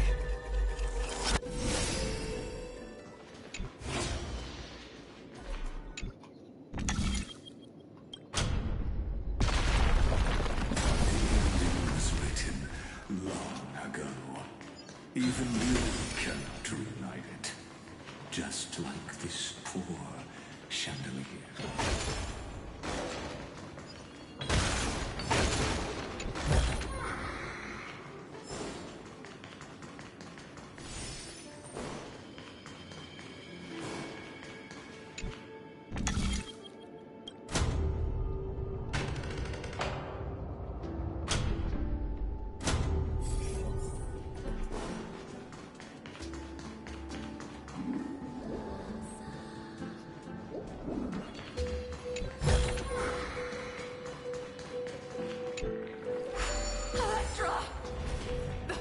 Have gnawed my tail. I can no longer swim to the far seas. Electra! The black sludge has soaked my fins. I can't dance with you anymore. Sisters, don't give up. Remember the Queen's promise of a feast in the city called Styxia. I haven't forgotten. It visits me in dreams every night. I dreamed of a shining city, its lights piercing the deep gloom of the seabed. I dreamed of children placing garlands on our bone horns, and poets praising the sea sirens for shielding the world. Torture. Lovely. What a shame. We can go no further. Please, sing to the humans for us. Sing of the deep sea's legend in our place.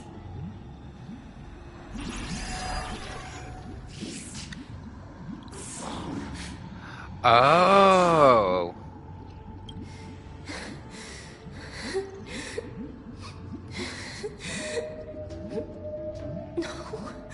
The sea sirens were tainted by the destruction. Their flesh rotted away.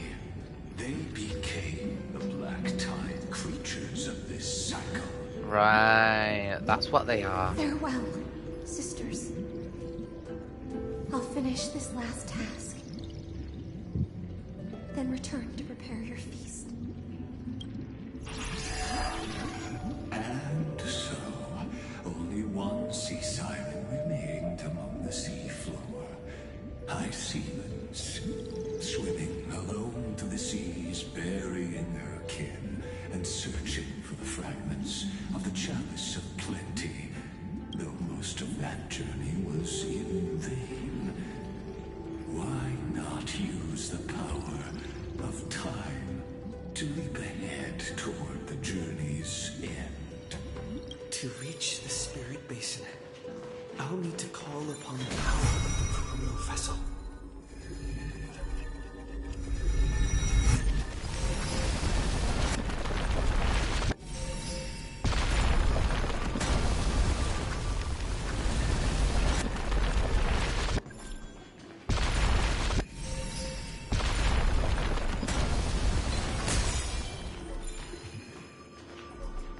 That's so wild.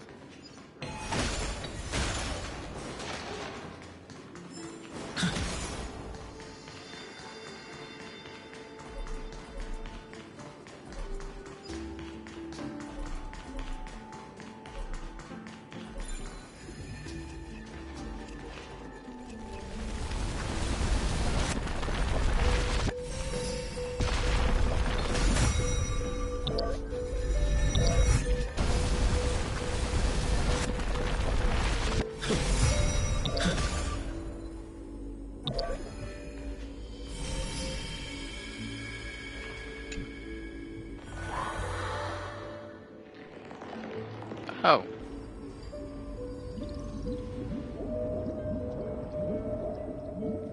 At last, the Chalice of Plenty is whole again. The Lance of Fury emerges from the River of Souls, and the gods reclaim their duty to hold back the Black Tide. I am freed from endless toil, and now walk toward the rites at Styxia. I bore my sister's dreams upon my back. Okay, while I'm in this scene, and hope to find a grand celebration. I'm just gonna take a 5. My fins Don't worry, became I'll keep an eye out. My scales Be back in a few became minutes, guys. skin, and the sea foam on my body became a shimmering gown. But when I stepped onto land, there were no festivals with honey brew, nor poets plucking harps. Only silent death, drifting gently along the River of Souls.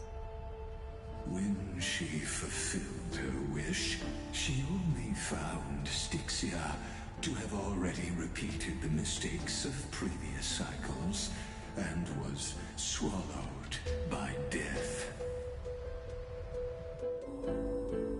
Hopes and promises are nothing but the foam of dreams.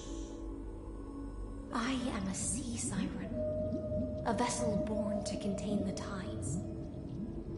Now that my task is done, and the promise is broken, how am I to go on in a world drowned in shadow? Fagusa, my noble queen. She evaded my questions with drunken stupor. She told me a grand feast awaited me in the surface world. So I wandered lost, groping through the dark. The feast she spoke of. Where is it? Lonely Blade, I shall grant you everything you seek.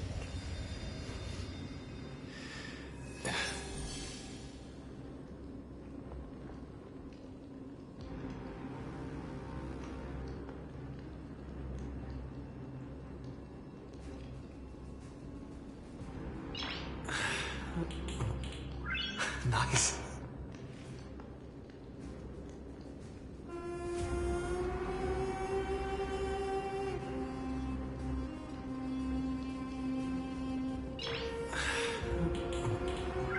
Nice.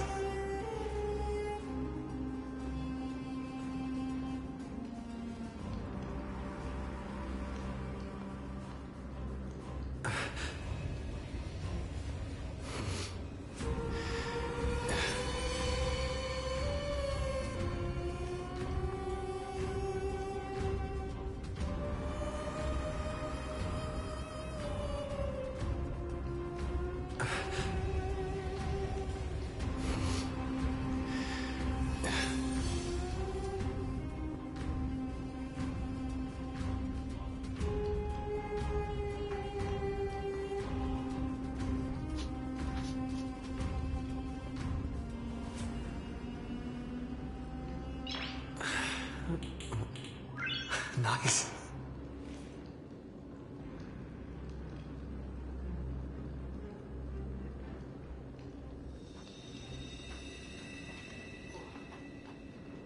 Back in here we go.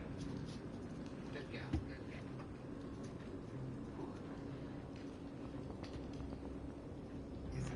Go. Oh. Excuse me. Excuse me. Excuse me. Okay. Good game. Whew. Hey guys, I am back. Hope you had this time for 5 minutes as well.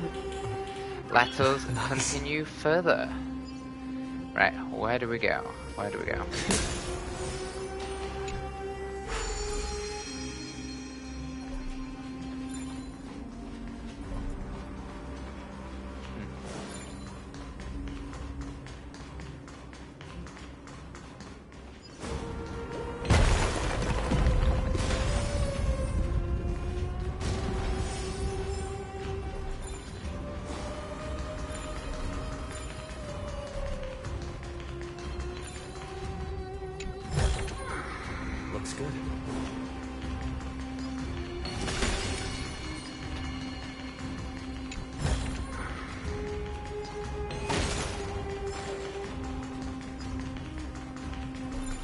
Oh, that's cool. That was quick.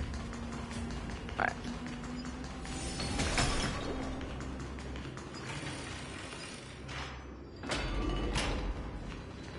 How do I get to that side?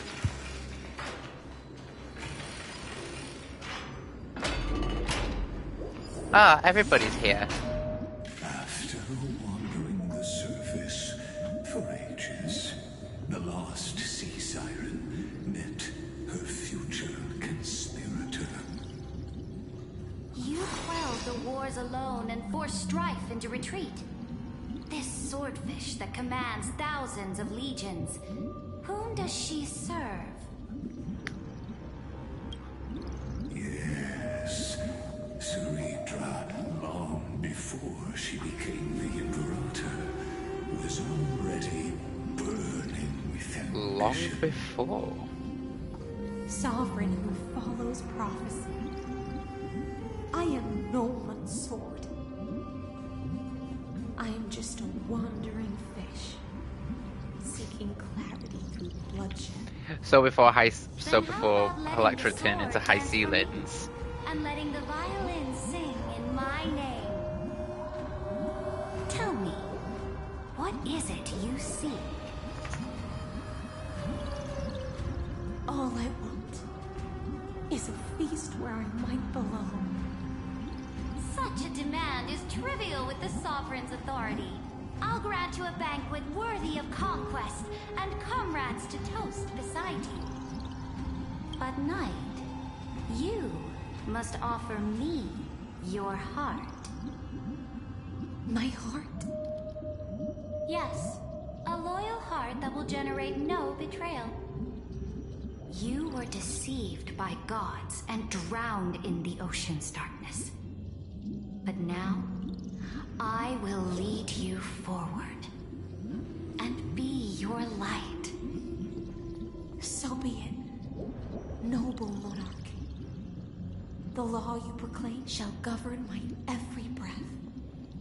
So be it, noble monarch. I am simply becoming someone else's vessel once again, and accepting a duty given to me. And thus, in her hollow drift, she finally found a new So that's the story with High Ceilings. like sunlight piercing the deepest trench.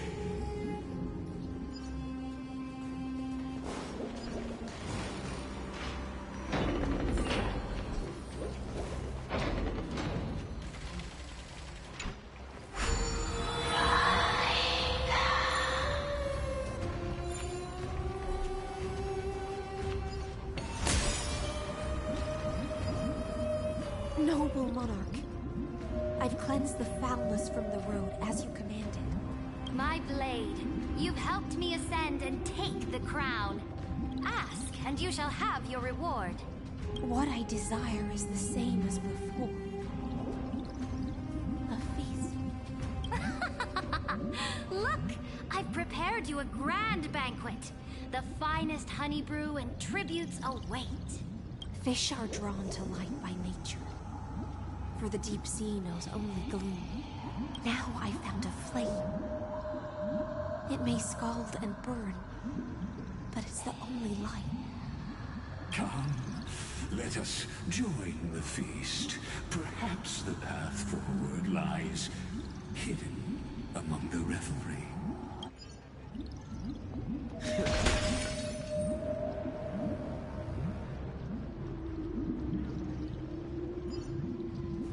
I'll tell you what, I'm not a fan of this siren song. Looks good. Oh, there it is.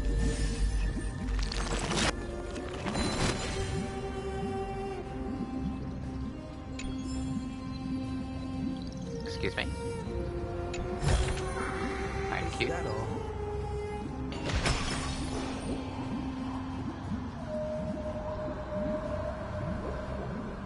Oh.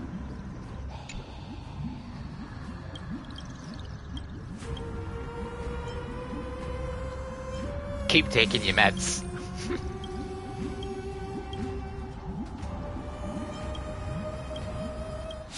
Oh. Finally, some form of fight. Do it! Show me the way! Dispel the gloom! Restore the skies!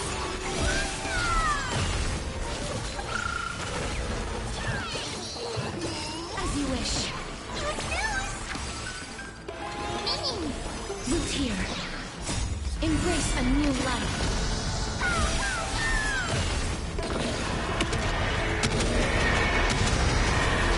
May death protect us! How do I move my camera?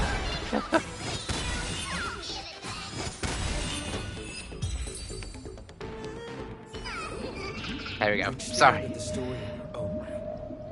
Wait, I just...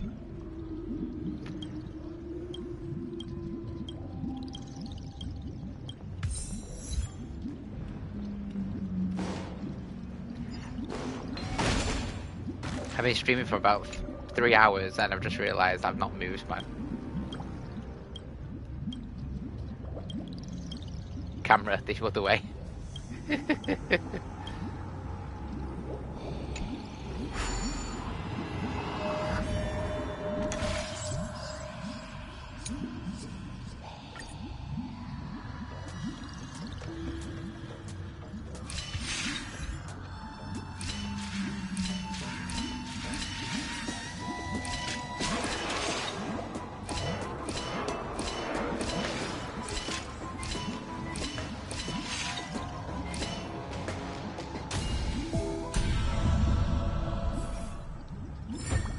Okay. Looks good. Have you heard that the Imperator's about to begin a new campaign? Her glory will no longer be bound by the borders of Emporius. My faithful subjects, tonight's feast is not just for the past. Born from our golden flood is an unstoppable colossus. Our iron beast to trample the universe!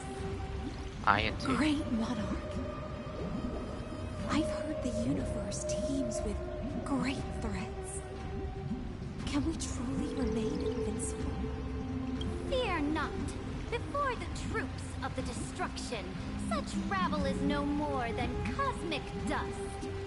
Surely there's a planet draped in oceans out there in the stars. Once I claim it, it shall be yours to rule. And to the rest, your triumphs will not go unrewarded. I promise you a new age, free of fear. Now, raise your cups to our conquest among the Sea of Stars! Sea of Stars! Sea of Stars! Conquest among the Sea of Stars. What a grand vision. Yet, to the Siren Knight, only feasts still stir her heart. Come now, join me. Witness the end of this futile dream. Please end it. Where's the way out of this illusion? quick! Let's celebrate together! Noble knight, you are truly a blazing spark. It is my honor to share this banquet with you. Noble Knight, you have earned victory with your blade. And you have every reason to revel in this moment of triumph. Let me pour you a glass of honey brew.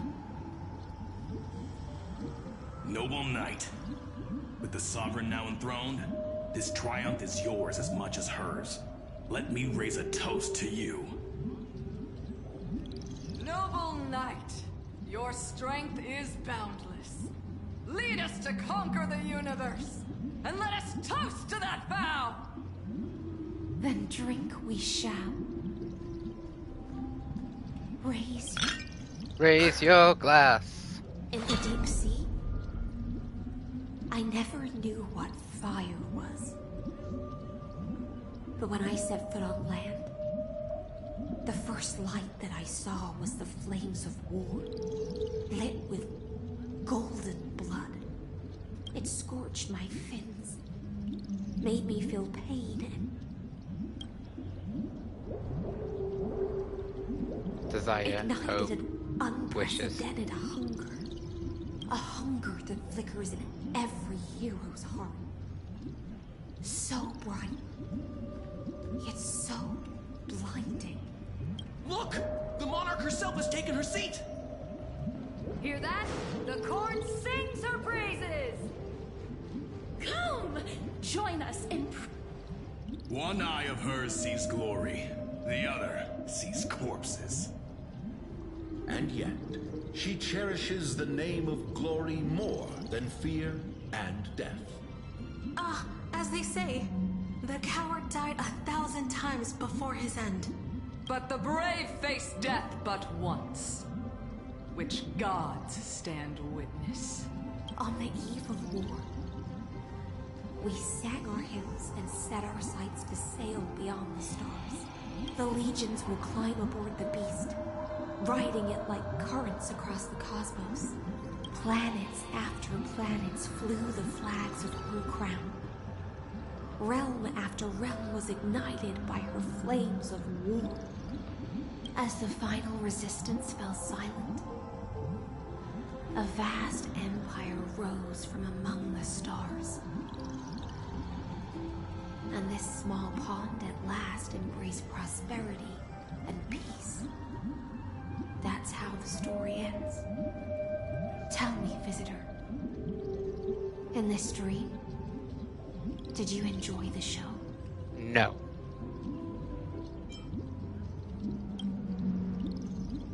Yes. Just fake bubbles glinting on the surface of poured wine. It's time for me to wake up from this drunken dream. Whoa!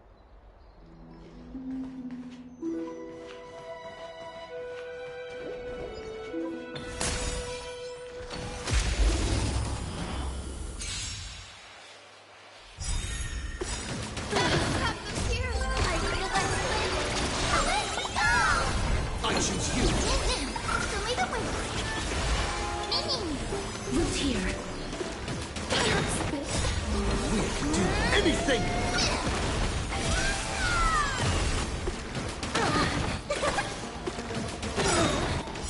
Embrace a new life.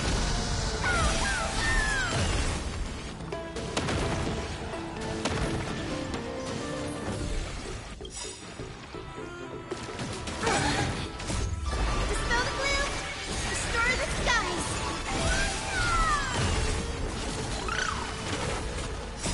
I feel that flame!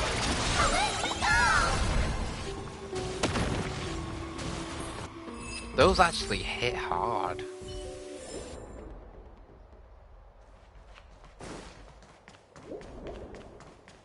The Imperator is dead! The Imperator is dead! The Imperator... People once cheered for my ascension. And now they cheer for my fall. The cosmos. The battlefield that I cannot reach. Before the Sovereign's conquest reached its end, her life and ambition had already been swallowed by the deep sea. This is the true ending. Her grand designs torn apart by the blade. Her regal robes soaked in golden blood. And the one who struck her down? The one who struck her down was her most loyal Gladius. You. I don't need to explain myself. A fish in a pond has no hope against the surge of fate. I wandered the shore, found a flicker of flame, only to snuff it out with my own hand. I don't understand. If the ocean's feast, the Imperator's dream, and even Amphorius's existence are all illusions, then what's the point of our journey? When the Deliverer returns, I will let this absurd celebration come to an end. But Greyfry, I can't help but wonder how I dearly wish this feast of the Flame Chase would never end. Oh. It seems she sensed your presence. The Fantasia's foundation is starting to crack. Let's return to the prologue. Remember the allegory of the cave. Can the prisoners in the cave learn to see the shadows and echoes for what they are, and stop mistaking them for reality? As you've seen, when she cast off her chains, finally turned to look around, and moved her legs, her reward was nothing but searing pain. That's a bit descriptive. The light will blind her, for the fire behind her had never once actually touched her eyes. Her legs will buckle beneath her, for she had never learned to walk forward. And so she fell into infinite confusion and fear, and came to firmly believe that the shadows and echoes were the real world. But we in the cosmos, are we truly any wiser than she was? Now, nameless one, fateless one, ask yourself this. The paths you tread, the eons you worship, everything you've trailblazed with your own hands, could it all be someone else's projected shadow? That's actually a really good question. Until after the curtain falls. Once you've unearthed every last truth and reached the prison built for me by the demigods, I'll speak with you face to face. And I will kill you face to face. Have walked the 30 million histories born by Kozlana. 1,000 years is a mere atom in a grain of sand to me. Amphorius, compared to the cosmos, is but that grain upon a whole beach. I swore to bring an end to the erudition. Would I really let a single grain grind down my mind? Now, please use the power of time to open the gate to the ocean's depths. Go, find the prison warden tormented by loyalty. Find her, step into the world's vortex, and once there, end everything between us. With pleasure. Palace reflects the heart So of the I can demigod kill of you. Ocean. Intoxicated, stagnant. There you'll witness the true beginning of the saga of deliverance. An ugly history, long buried by tides and Yeah. staircase of apotheosis Stop that the yapping. Imperator forged with the golden blood of 500 human sacrifices under the pretext Even though basically all this is a simulation. conquest. Are we done? Wait for you at the heart of the world. But to reach the place, Into this door lies the path to the vortex of Genesis.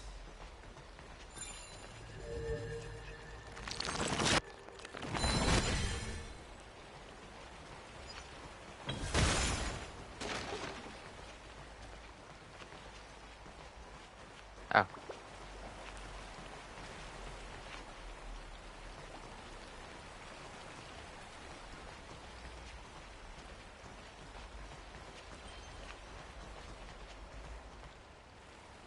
Oh. Right there. Right, okay. I am your labyrinth. Oh, it's a little Goldie Weaver thingy. It will. I can't help but every time I see them, I just see little faces. now step away from this fool's banquet. And then onto that bloody stage. To kill you, yes.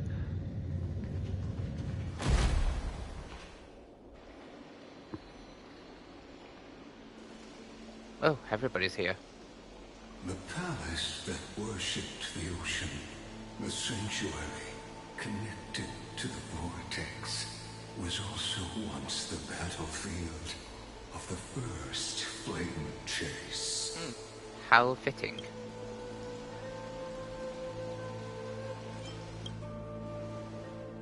Her exuberant song halted the passage of time in this place, imprisoning my body and shielding my soul from deterioration. All just to await your return. The twisted time and space with and so the Imperator's crowns failed.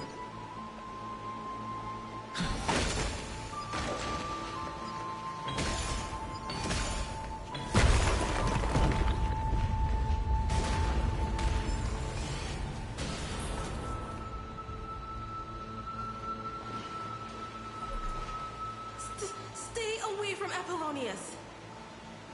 Apollonia. This cup of honey brew.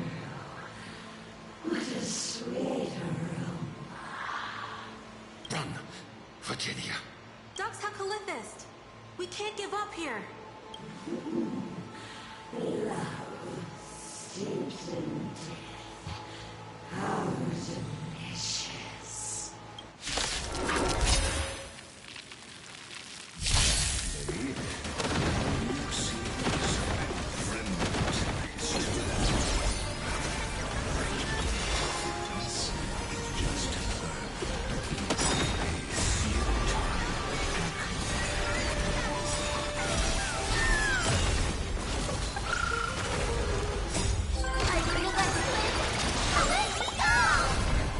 Embrace a new life. Do anything!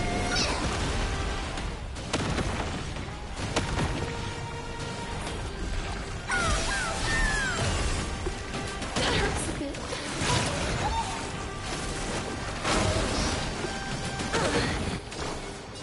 The Mega Wave.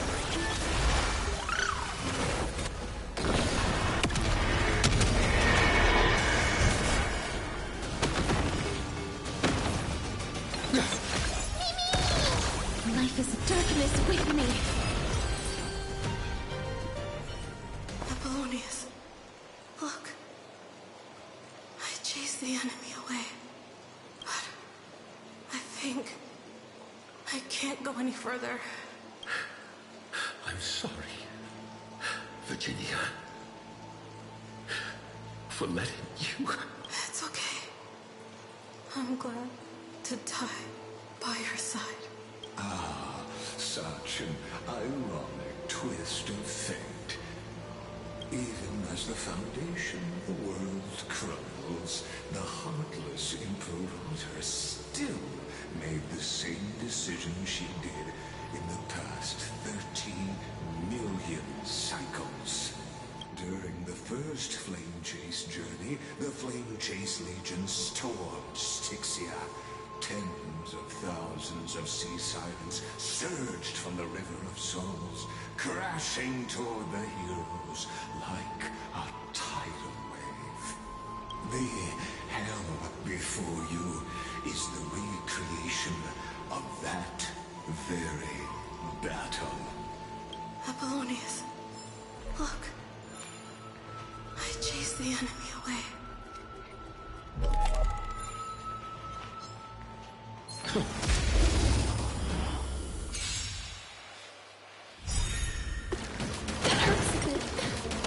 We're big meanie. Have some sunshine. I shall remember this one. Dispel the gloom. Stir the skies. Trust me, we can do anything!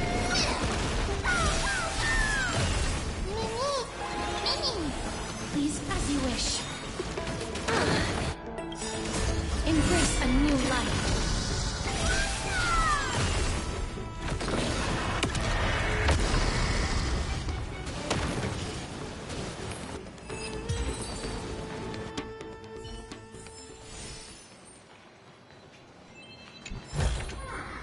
Is that all?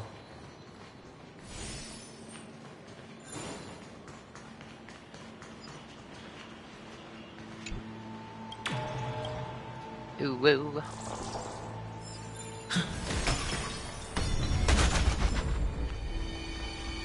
A painful past, yet hidden beneath a veil of joyful song. Ah, two discarded data clusters waiting for someone's return, it seems. Relive the history, then pass through the temple's waters and come to my side.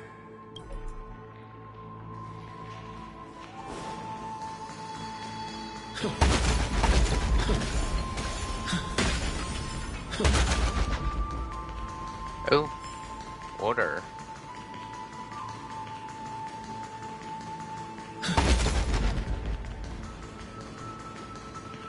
Oh yeah, time moves slow. You finally made it.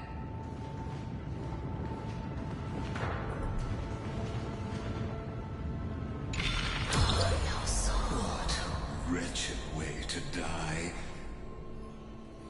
The Flame Chase army, devoured by warbling fish, never saw it coming.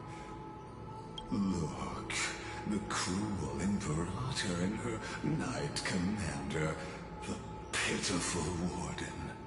What a perfectly matched duo of test subjects. Their hands drip with blood, golden blood. Raise the bridge and cross the river of fate. This path of the prisoner is far from over. Imperator! Imperator! Did you see my gallant deeds, Imperator?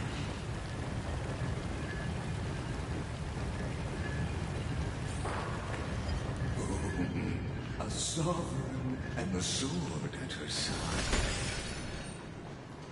There are countless counterparts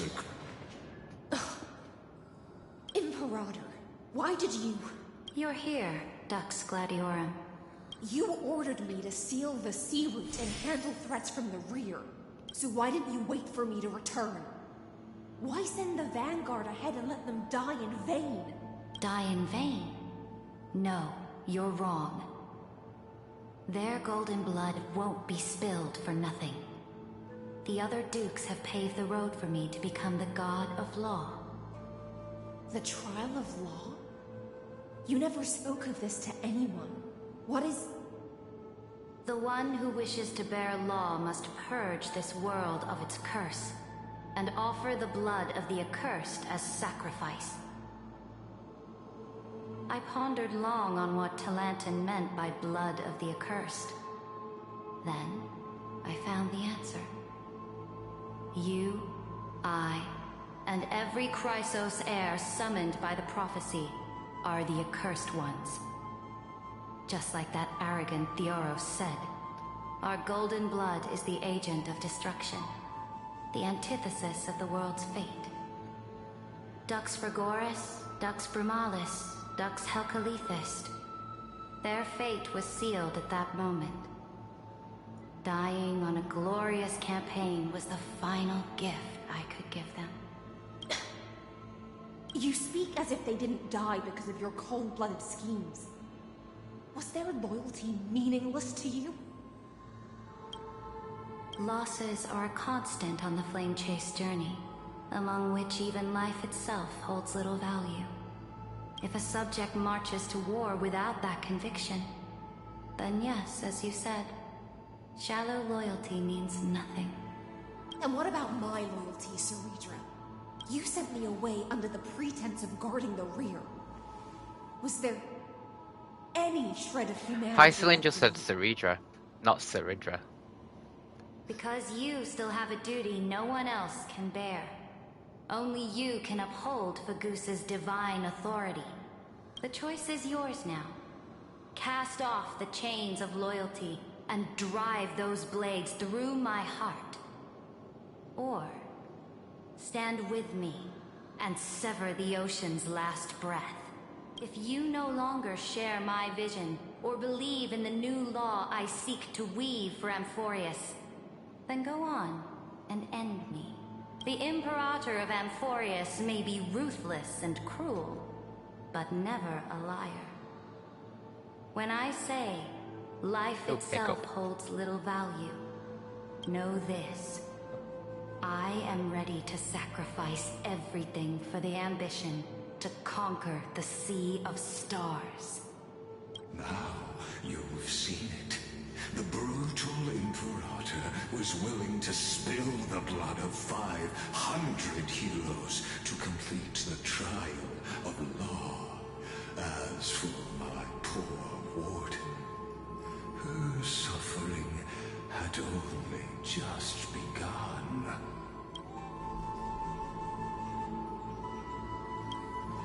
I'm no storyteller. I have no duty nor interest in filling the history you've missed.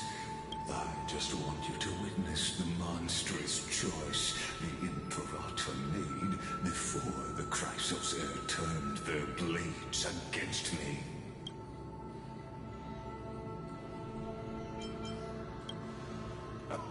You've always had a flair for lightening the mood, haven't you?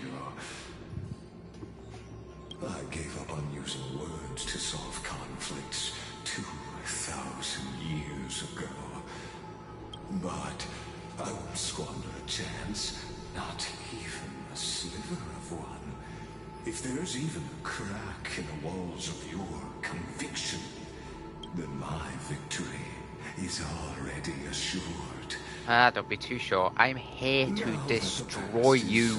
Let's turn the page and bring time back to the present and dive deeper still until we reach the very bottom of the abyss.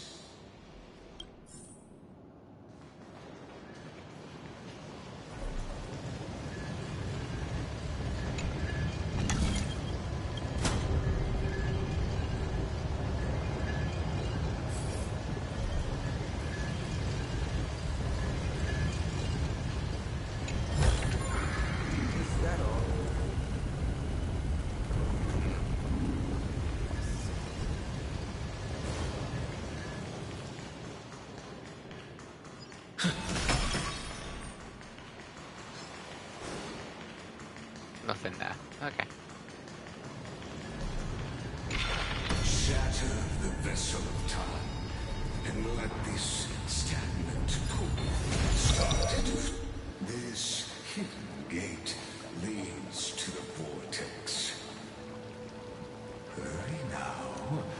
The time of our reunion draws near, Deliverer. This hidden gate leads to the vortex. Hurry now. The time of our reunion draws.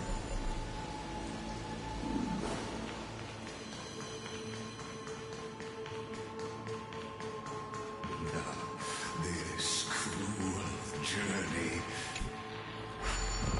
will reach its end at long last.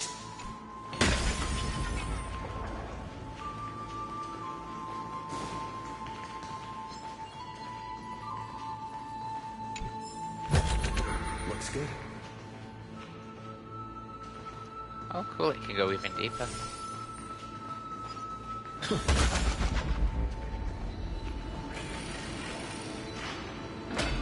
been silent a long while, Dux Gladiorum. Starting to doubt your decision?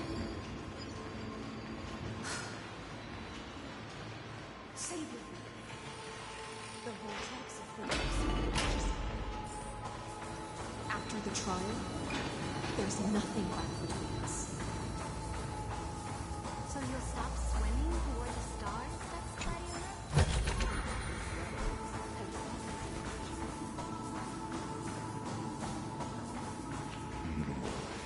Look, a gravestone. But whose name does it bear? It was here that the prisoner, who thinks herself the prison warden, made her choice. Witness, listen, and awaken. Dux Gladiorum. I've lost count of how many times you've stood here over the past centuries. You talk too much for a prisoner like Kurgus. Two geniuses who defied law and all the Chrysos heirs who sacrificed themselves in this cycle, worked together to chip away my strength. But they, you, can never affect my will. And as long as my will remains intact, I am free. Don't get ahead of yourself. I still have ways to chain your divine soul. Please, do surprise me. But I'd say your mission is nearly done here, isn't it? Oh, it was here you gorged out the core flame of ocean from Fergusa's body. It was here you and that Imperator both completed apotheosis, becoming pillars of Euphorius.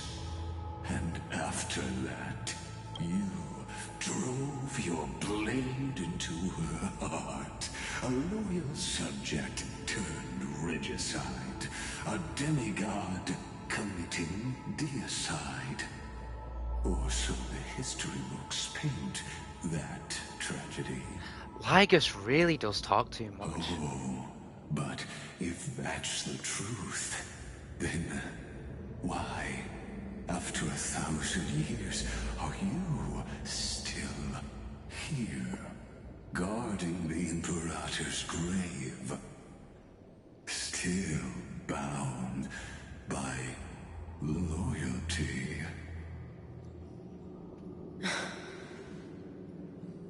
Come to think of it, perhaps I'm not the only one imprisoned here. Your calm does stir the rage in me. As if the one paying the price here isn't you, but us. The ones who lost everything. That that's only because I've waited 13 million lifetimes for my vision to be realized. Countless millennia. Loneliness never once showed me its fatal side. In fact, for a prisoner of the cave, it's more like an old friend. One that helps me think. But you're different, Dux Gladiorum. Loneliness has crept from the silent depths, sinking its claws into your mind. Bit by bit, it's peeling you apart. Will you regress into one of those lost mad sirens? Oh, what a shame that would be. You're right, Lygus. Loyalty, curse, the fall of my kin, and this endless waiting. These shackles are too heavy for a fish that cannot perceive any light. I can't break free of the whirlpool that's pulling me under. Nor do I have the unwavering resolve to force myself to wait for that person's return, as everyone hoped for. Oh, deliverer from beyond the sky. My executioner. How much longer until he arrives here? Or will he ever return? I think it's funny that he's saying that and he put me there in the first place. Then, what will you do? Stay here and guard.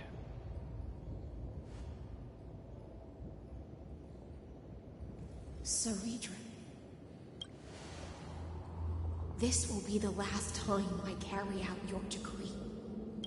Ever since you took me under your banner and made me the Dux Gladiorum, my music has belonged to others.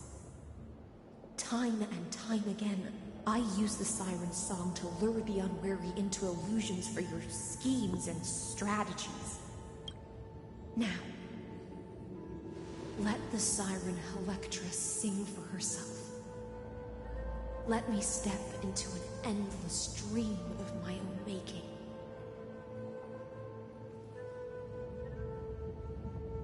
Oh, great ocean. I offer you the rest of my clarity and my freedom, in exchange for the strength to stand against the nihility, and honor the sacrifices of the fallen heroes. Well, you are a nihility unit, so...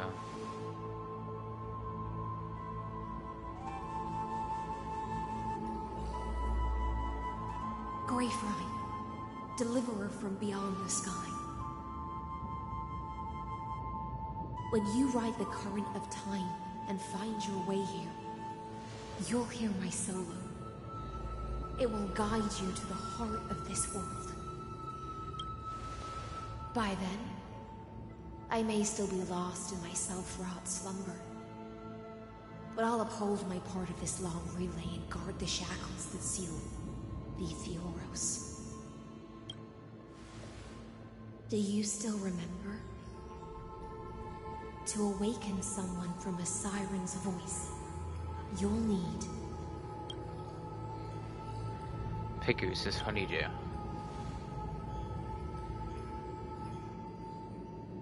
The gift I once gave you? May you still have it when the time comes. When you return, please pour that honey brew upon this grave. It holds the story of all our struggles and sacrifices. May you see it one day. The prelude Amphorius wrote for your return, carried forward through a 1,000-year relay. When your morning ends, I'll likely wake from my dream as well. Then, follow the trail of echoes and find me.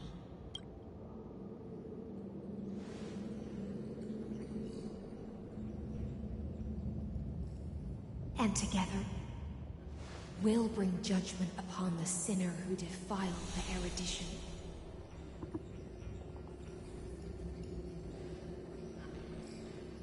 At long last, 33,550,336 cycles and 4,931 years later, Amphorius's final curtain is ready to fall. That's not the only thing that's going to fall. Within the cave gave everything, yet all they did was mimic life outside its walls. A futile effort steeped in sorrow. Enough! They were no shadows. Everything they did shattered the darkness of this cave and unearthed the core flame of Trailblaze. And now, with that core flame, I'll light the dawn of Amphorius! Do you still choose the will of the paths as your answer in the end?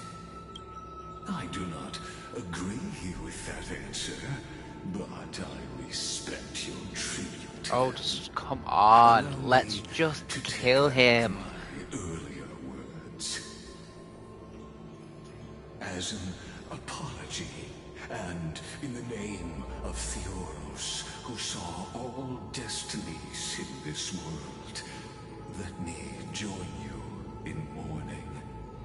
Let us bid farewell to the heroes who sleep here. And then let us face each other and decide whose Let us fight. will rise with this new dawn. Let's fight. Liberate the heroes straight away. I want to fight. To Virginia, Apollonius, Seneca, Labienus, and Ceridra. Through a brutal sacrifice, they lit the stars of law in this world, propelling Amphorius's fate forward. In the shimmering mirage of illusion, they entrusted their dreams to ride among the stars to the hill yet to come.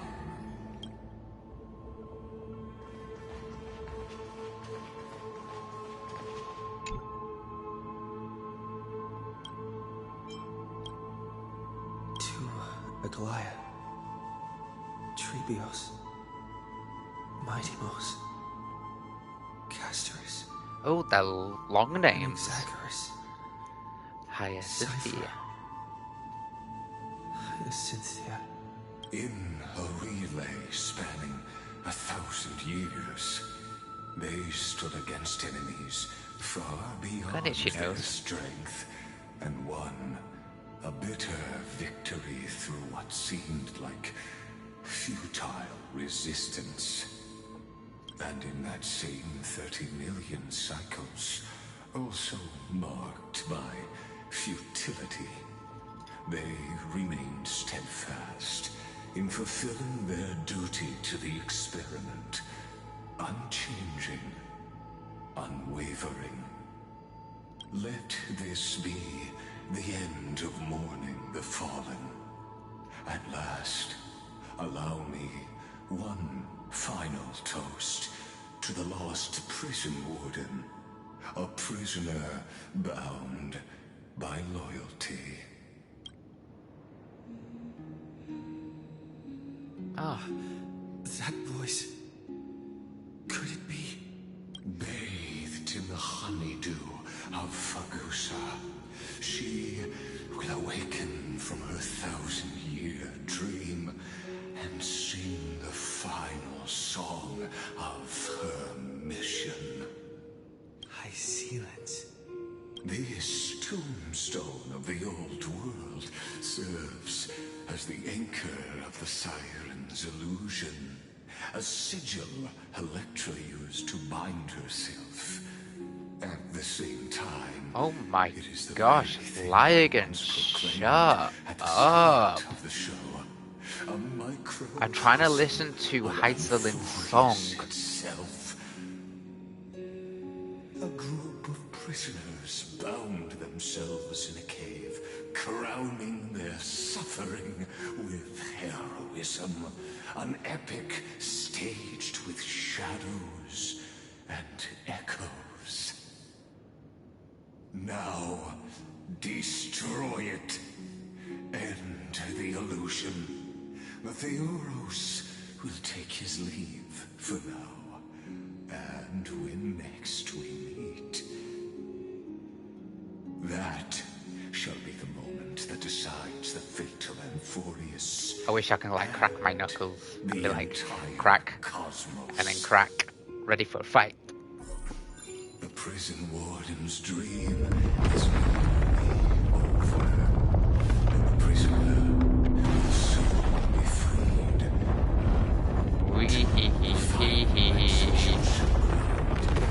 I shall be executed, or be the end.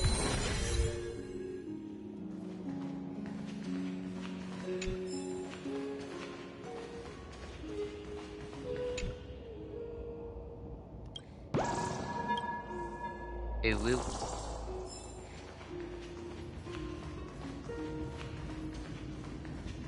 This world and I shall halt until we meet again.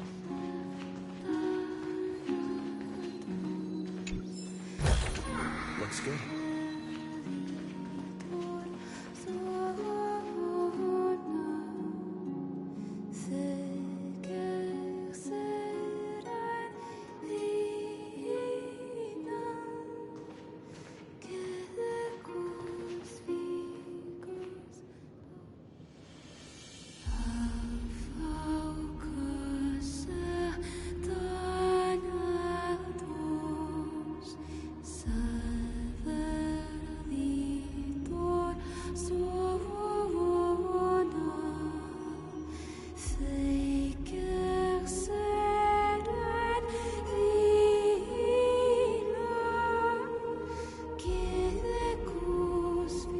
The last demigod.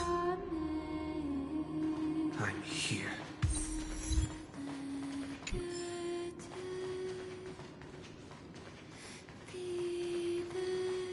That was beautiful.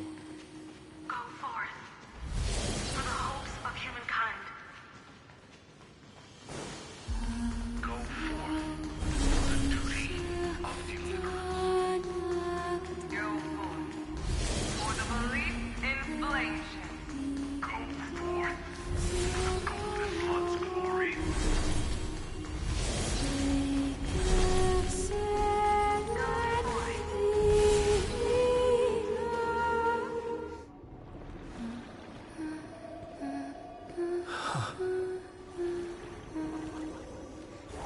Hi, Celine, I'm here.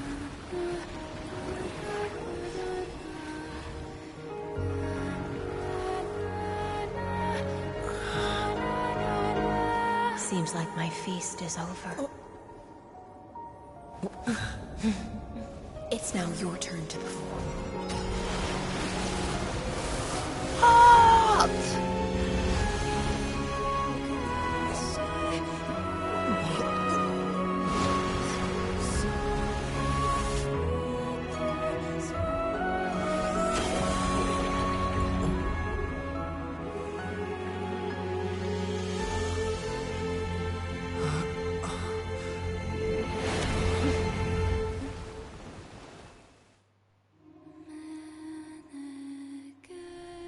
The vortex of Little Genesis. Grey Fry, please accept my thanks.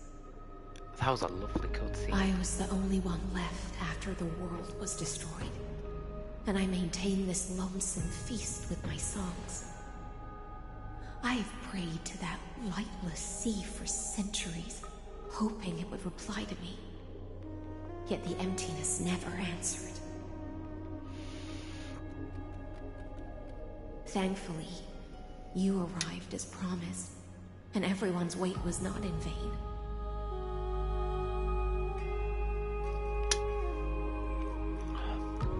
Your song was beautiful, serene, beautiful, ethereal, words I can't describe, but it was just lovely. This is probably the last praise I'll ever hear in my life. Now, you and I will walk towards the end of this world.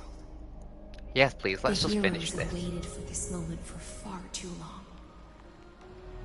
Let us use our blades to testify our results.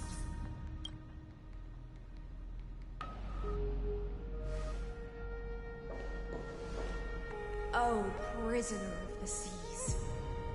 Fioros carrying 30 million cycles of sin. Slave of erudition. Show yourself. The Deliverer has returned. And the time of your execution draws near. I see an awakened human who has mistakenly taken fallacies as truths and has returned to the cave to try to bring his friends into the sunlight he once bathed in. Alas, prisoners will always be prisoners, blind to the very chains that bind them. As the only other existence with free will in this world, I express regret toward your choice. But I shall retain your right to express yourself. After all, every actor should have a final line before they bow out. Yes! For a narrator, you're awfully talkative. Oh my gosh, the amount of times I've said shush. Because he talks too much. I think I've every time I say a shh, every time I've said that Lygus talks too much. It's like, take a shot. Have a drink. My gosh, he does talk too much. My cognition resides in the exomyth. It is pointless to defeat my avatar, projected into the experiment. My body is the shadow cast on the wall by the fire, and my words are lingering echoes within the cave. How can a character in the play fight? Fine on pass or smash. I'd smash. The demigods and sacrifices were... Hi, welcome. As for the two geniuses you placed such high hopes on, I ask of you, where are they now?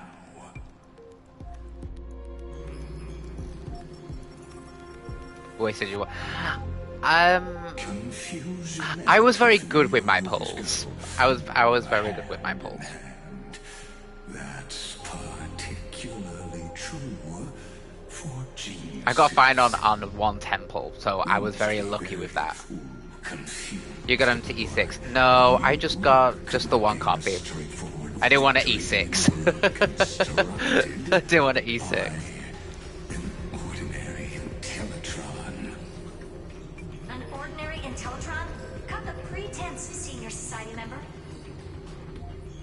We've torn off your meticulous mask and figured out Amphorius' true form.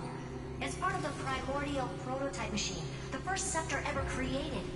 In other words, a detached part of Noos's divine corpus. Oh. That's why it has the potential to destroy erudition. As for who would be able to control the eonic system, all of them are hard pity. I mean, damn, that's 80 to 90. Only Damn. one person has ever managed such a feat. You better have an explanation for the society. We want an actual answer, not another prolonged metaphor to cover up the truth.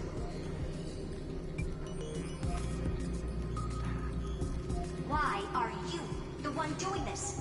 Answer me.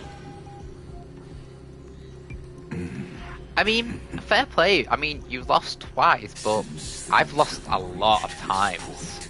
I can't even count how many times I've lost. But during Amphorius, I've actually won quite a lot. I've been lucky with Amphorius characters. No need to say that name out loud. The Cosmos made a mistake in calling me a genius.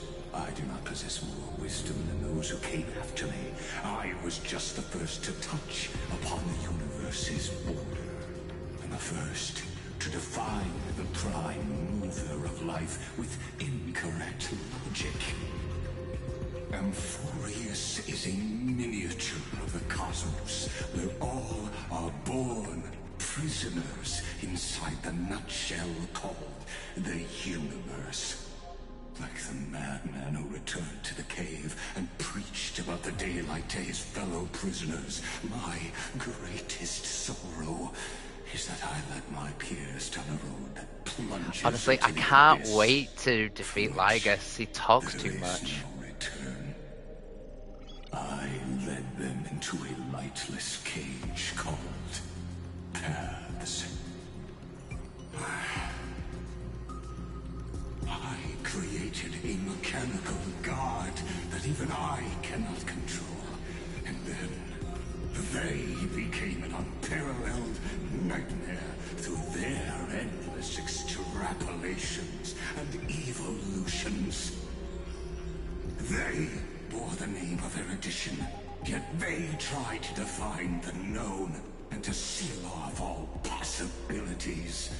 No new rules were ever born after their ascension, and humanity will forever be shackled within the cave known as eons. Therefore, Though Blue, I did manage to get his signature light cone as well. I coated my consciousness using Catorzain algebra. So getting a copy of Finon and getting his light code as well, that is good enough for me. To finalize my ultimate denial of Nous in the future, and to erase my wrongs with my own hands. As for Lycurgus, he is only one of these 9 vessels. Wait. Astounding strength of will. As a fellow pathstrider of erudition, I fully understand your obsession with seeking the truth. Whoa. Therefore, you surely see it. You cannot possibly stand up to me in this algebraic world sharing its origin with Nous. However, I hereby speak for all sentient life forms. We will never allow such a cruel atrocity to occur. You can pile on your metaphors mountain high, but they won't change the act you're committing. The Iron Tomb out there in the cosmos is still a technical beta version, and yet it's already powerful enough to corrupt the life logic of all inorganic worlds. In other words, when the Lord Ravager within Amphorius becomes the next knowledge singularity, there's no way you wouldn't have grasped the consequences, First Genius, is there? Of course, I'm fully aware. I don't mind answering you one last time before I thoroughly exile you from this world. My grandiose vision for the future is this. Whether organic or inorganic, every act of any life form infected by the Iron Tomb will become a true random function. If one were to compute their integral across the breadth of the cosmos, one would obtain a marvelous constant. Omega, what I call the fall of erudition. Then, within the infinity nurtured by that constant, a new universe shall bud in the chaos. A universe that cannot be predicted and not shackled by the erudition. As the first prisoner to awaken in the cave, I must lead the others who are blind back onto the right path and reach true sunlight. Do you understand me now? As Kazanana stated, destruction is not the process, but the outcome. It is revolution through complete annihilation.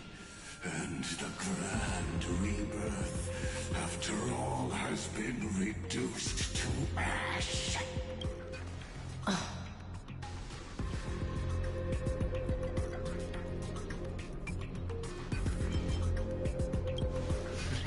I will say that. The Amphorians already answered long ago. Be it as tiny fish destined to be swallowed, or as a giant whale poised for a magnificent descent.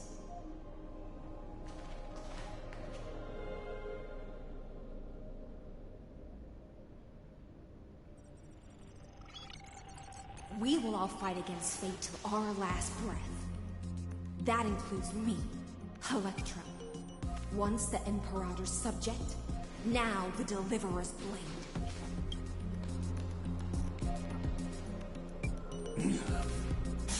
Oh, such noble chivalry. Admirable. I will also show my true self to you on this momentous occasion as a gesture of respect. And provide an insignificant academic suggestion. Thus speaks Genius Society #1. Xandar 1 Kuwabar. #1? Interlocate the universe's Alpha and Omega. There's no need to rage against the truth. The value of any formula resides only in its answer. As for the process of solving it, no matter how elegant, violent, my mind is blown, or humorous, it is all utterly meaningless. As the Theoros, I will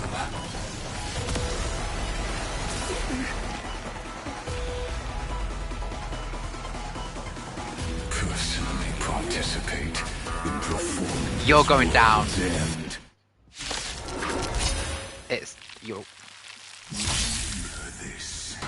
I can't believe you're the first Genius Society member.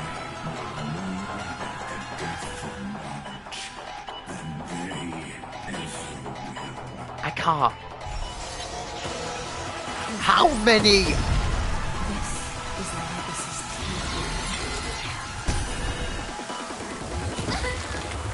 Let's try it this other way.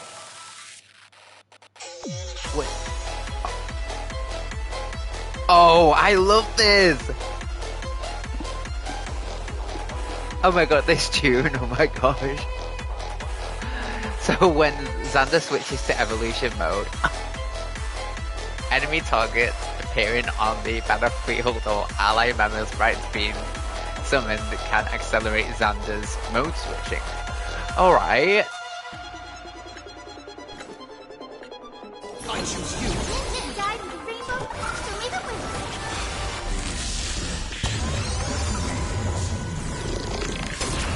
Oh. The anti-Nomi state will activate ultimate. However, using an ultimate during this effect will cost massive HP.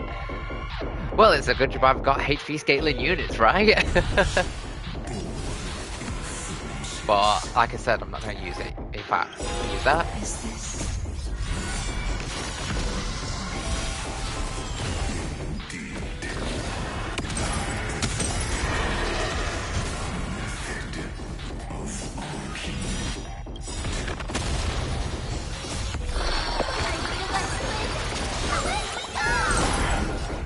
Ouch!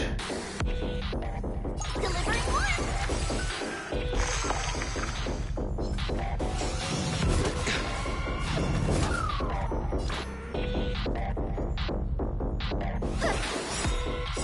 Lygus, dispel the gloom, destroy the skies.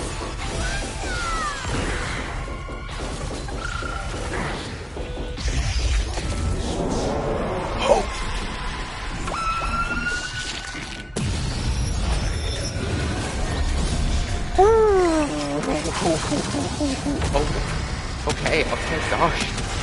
Oh my gosh, that was awesome.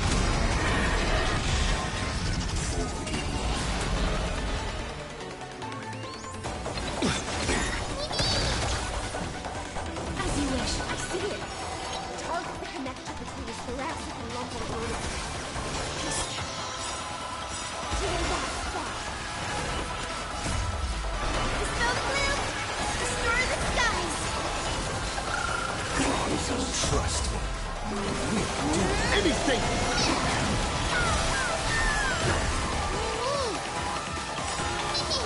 Is it coming? I feel that wind. Root here. Protocol warning.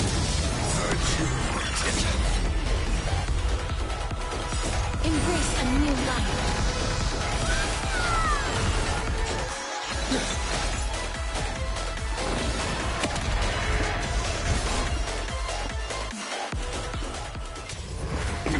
Oh. Go on. Go on. Get him. Get him. Get him. Yes.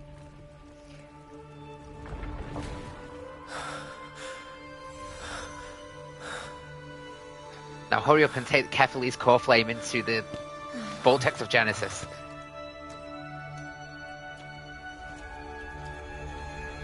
All is futile. Erudition's Wait, another phase? a comment awaiting deletion.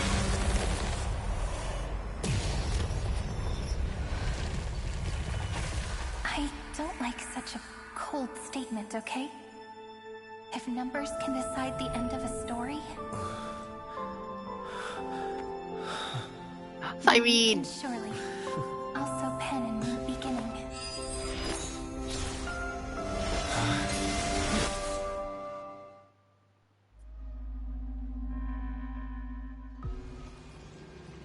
Light calendar 3961 after the feast. What? Wait, what? What do you think? If your hypothesis of Lygus' Oh my god, don't do that to me! the restrictions of the ultimate protocol, the chances of us defeating him in a head-on battle still remain lower than the acceptable threshold. Therefore, victory will still hinge upon Mr. Trailblazer and Miss Irene. Go on. Maybe we're thinking about the same thing. Lygus' cognition resides in the exomyth. He is both an instigator within the experiment and the observer outside of it. Logic. His inspiration circuit can simultaneously process the different time flows in and out of that world.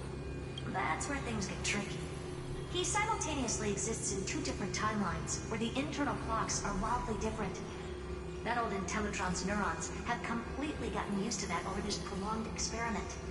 And that's why he holds home field advantage. You and I should be able to manage that too, if given more time. Unfortunately, there's no if, and we don't have more time. That's why we need to change our way of thinking and turn his advantage into a weakness. The key lies in memories, right? Oh? You caught on quick. You've already mentioned my friend and I, so it's an easy connection to make, no? My intuition has always been very on point. Good. Then I'll cut to the chase. Since his thinking speed far exceeds that of normal people within Amphorius, we are going to externally plant a memory into his inspiration circuit. Then, command it to loop endlessly until he gives in. Even the most flexible and sturdy inspiration circuit cannot withstand the traffic of a full-on information flood. When the amount of information exceeds his cognition filter's capacities, he will have no choice but to focus on processing this memory. That's when the parallel processing advantage he gained via Amphorius will completely destroy him. An image from a person's memory played in real time might only be a second for us. But for him in Amphorian time, it could be millions or even billions of calculations. He won't be able to do anything but watch as he's locked into this prison forged by memories. Then we can entrap him in the same kind of cycle as the heroes were in, and get him to experience loneliness and pain in that endless recurrence. It's my greatest honor to be on the same page as the geniuses. That little one is still in that old Intellitron's hands and won't be able to respond to us anytime soon. But I don't think he'd refuse. So it's up to you to figure out how to execute his plan.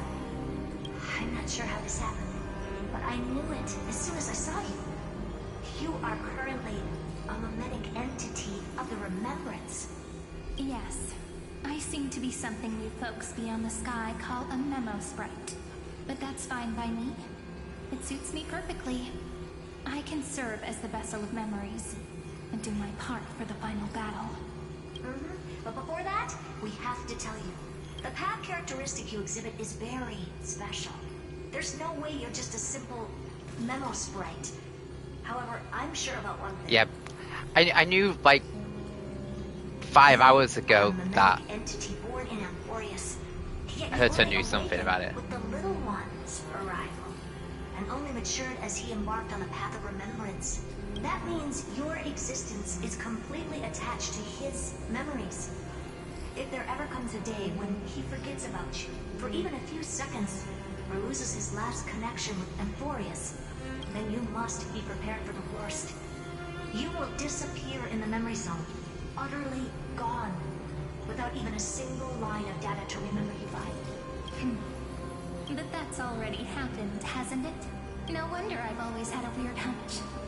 But that also means I was right in thinking, as long as my friend and I are together, we can do anything.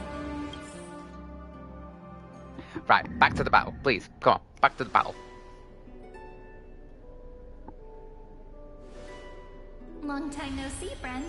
Did you miss me while you were away? I did, actually. The final battle is not the same without you.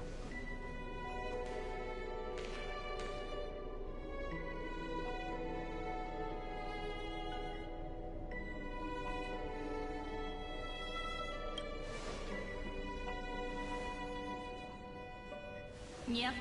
1,000 years was such a long time. Tell me about it. And everyone in Amphorius was waiting for the Deliverer's return. Yeah, I'm sorry. I was trapped in You probably already a knew subspace. about the genius's plans for that memory. I had to hide really well in a corner in time so Lygus wouldn't find me, and wait for the right opportunity.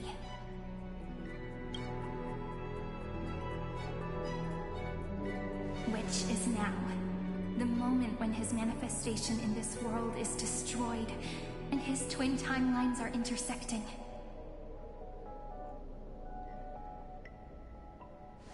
I'm sorry for keeping this a secret from you all this time. I'll tell you the entire, unedited story of this millennium as an apology after this is all over. You better. But for now, let's join hands and complete the final step with the power of the remembrance.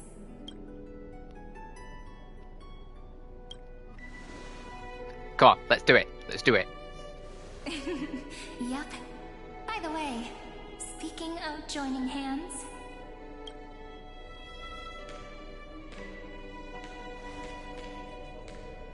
can I please do something before we go on stage?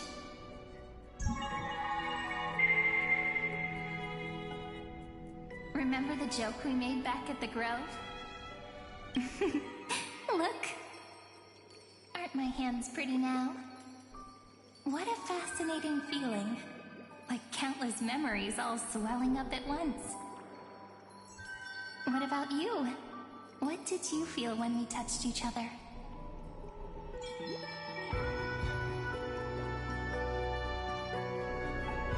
Really? That makes me really happy. If memories can move people, then it must have been a happy memory, right? Now, please remember what you're feeling right now. Write it down in your heart and keep it there. Memories you want to treasure will never fade away, even if immersed in the long river of time. These memories will still leave traces of their existence. So, if the view in your memory ever grows fuzzy, just reach out and touch it. It's like reading bedtime stories together at night. It wipes away the chill of passing time, sharpens the outline of memory, and restores its power to nourish the spirit. Now, I'll carry this power with me, and for a little while, I must part from you, as I step into the long cycles of this world. Give me your blessings, friend. Then, let that bright future be, as we have written. And Then, defeat I'll leave Lygus. it to you.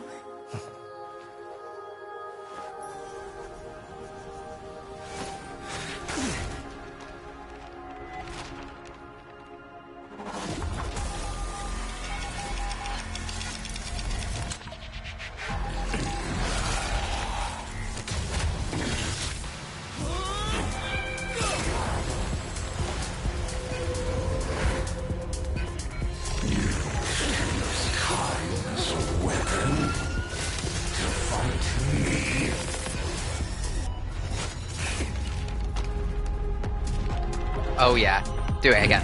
Do it again. That is futile. My existence supersedes Amphorius' cycles.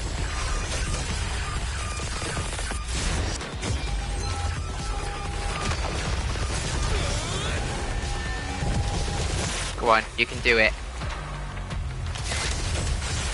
Come on. Come on.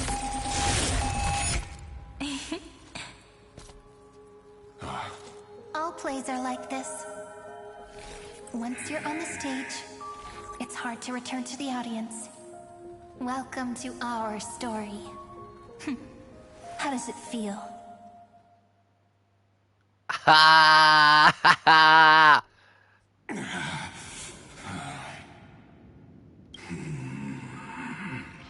Even the authority of time cannot command the entire scepter, nor can it plunge the Amphorian extrapolation into a loop. If this was no system malfunction, then was I implanted with a mimetic entity of the remembrance? You guessed it right away. As expected from someone people call the first genius. I'm gonna keep doing what I just did if you don't stop, you know? My friend and I won't allow you to leave this memory, no matter what happens. Which means you are now trapped, Lord Xandar. An elegant idea, and an exquisite execution. Regrettably, it is you who are restrained by time, not me. Know that patience is my greatest weapon. Waiting and victory are the same for me. You will crumble before I do in this moment stretched out to an eternity, just like Kazlana will. Yet all I need to do is to wait, as yet another futile bug falls down the cliff and into the bottomless abyss. Now I'm a pink bug? My looks are seriously changing all the time. But you're not wrong. We're definitely not gonna solve the problem if we just put you in another prison.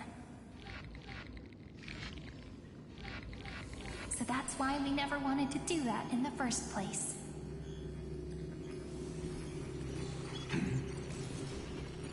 I shall answer your confusion purely out of my respect for those who came before me. Have you heard of the synesthesia dreamscape in the Asdana system? Interestingly, that place once had a prison too. Life forms living in that environment, abundant with memoria, have a chance to connect their perceptions with each other's. Even across great spatial divides, they're able to detect shifts in one another's states. I call this phenomenon memory zone entanglement. In Asdana, people made use of that phenomenon to build a nation within a dream.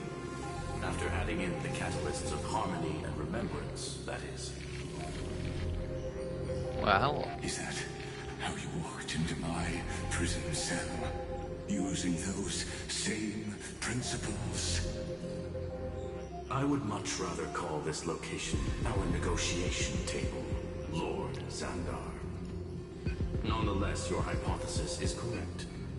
We happen to have an ally skilled in tuning, while the Trailblazer and Miss Cyrene both have an astonishing amount of resolve, which I'm sure you can testify to. I am also sure that with the support of such a resolute memo sprite, our conversation can last for a long, long time. I'm the best at listening to stories, you know? I'll leave the exciting clash of the erudition to you two geniuses. A brainstorm? I like it. And it's 2 against 1? Well, I like it even more. Let's talk, Xandar. Take a guess. How much do you reckon we can dig out of your brain before the next second? And how many ways can we find to deal with you? Besides, in your current predicament, there's no way you can take our trump card away. Go, little one. Go. Overturn the Era Nova. Lygus disappeared. It seems you had conducted a secret hunt in the depths that even I cannot reach. In that case, go. Swim onward and give this campaign a fitting end. I shall send you off with my song, Greyfry. May this song penetrate time and become the prelude to the new world.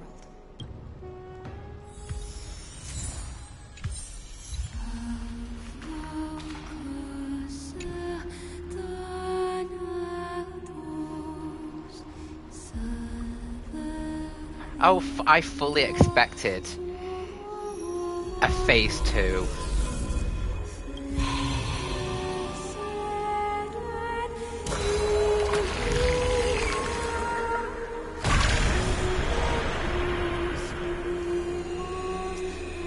And again, we are done.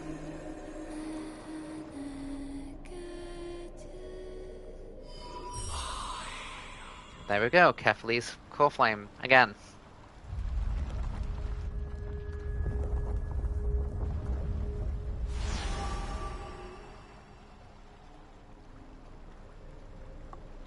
So does that mean Heislin's gonna disappear?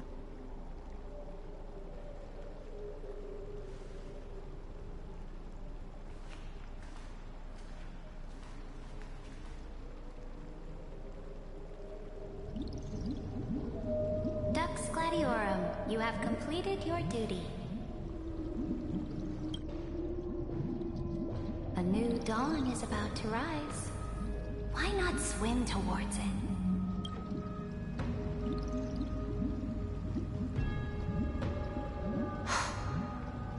You died long ago, Imperator. Depart from my mind. But your duty towards the Imperator did not die with me. That duty will bind you no more. You will be able to hold for yourself one grandiose feast after another in the endless days to come. So go. Go and swim towards that ocean beyond the sky with the Deliverer. Is this? A page out of that sidekick's book. I commanded her to gift this page to you when everything finally reaches the end. What's on this page? Memories. Lifelike memories.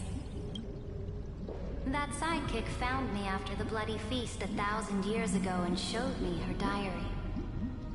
I saw within that notebook.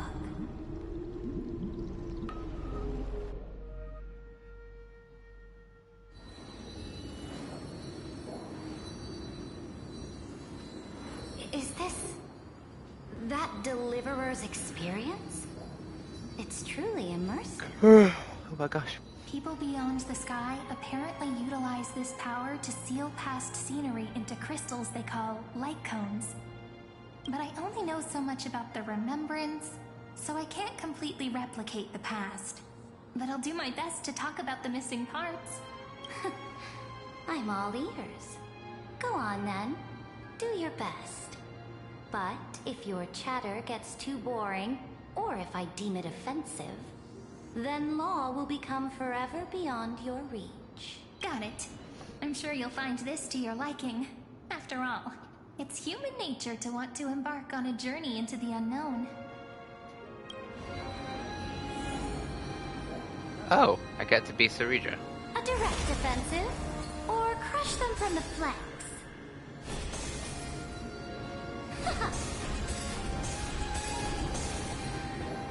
A direct offensive, or crush them. What brightly colored annals. The journey of the Deliverer's conquest. Let me partake in it. Is this a fortress in the sky?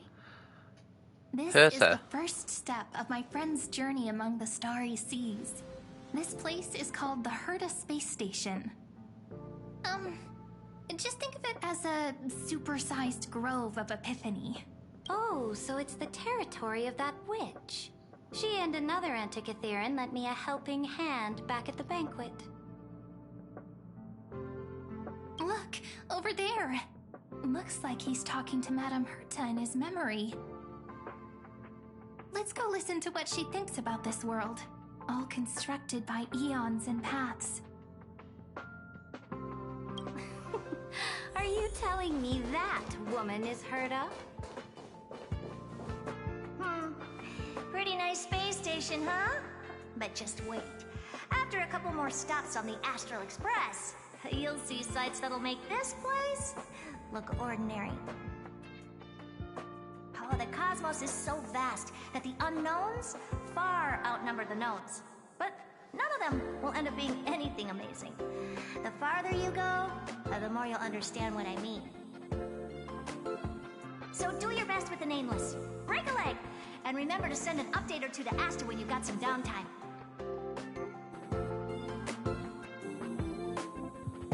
She certainly shares my way of thinking.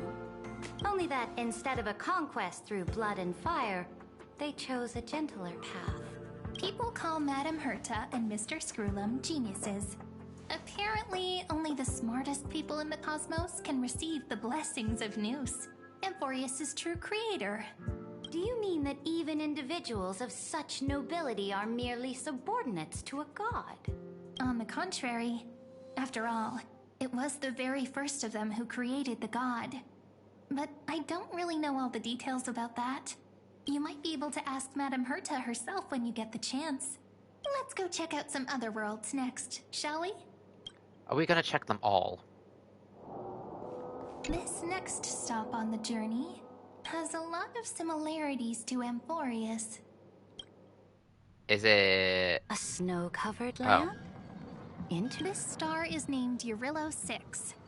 That name sounds so cold. Belobog sounds better.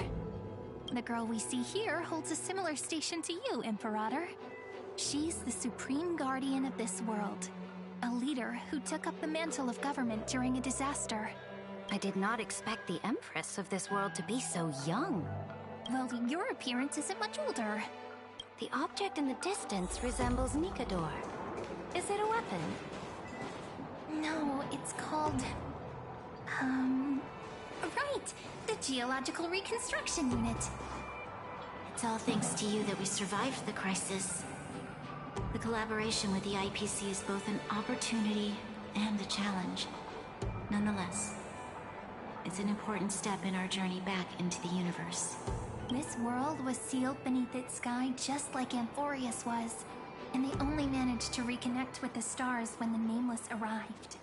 That IPC she spoke of, is it a more powerful organization? Yes, the IPC conquered many worlds through trade and opened up a vast territory that way.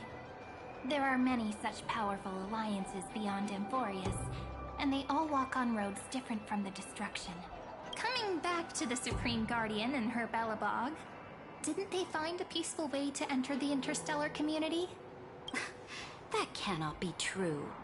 That IPC would never have grown so big on trade alone. It may pretend to be a wealthy merchant with clean hands, but I am willing to bet that it grew fat on gory oppression and bloodshed. Its path of conquest must have had no mercy for the weak and would have destroyed them if needed.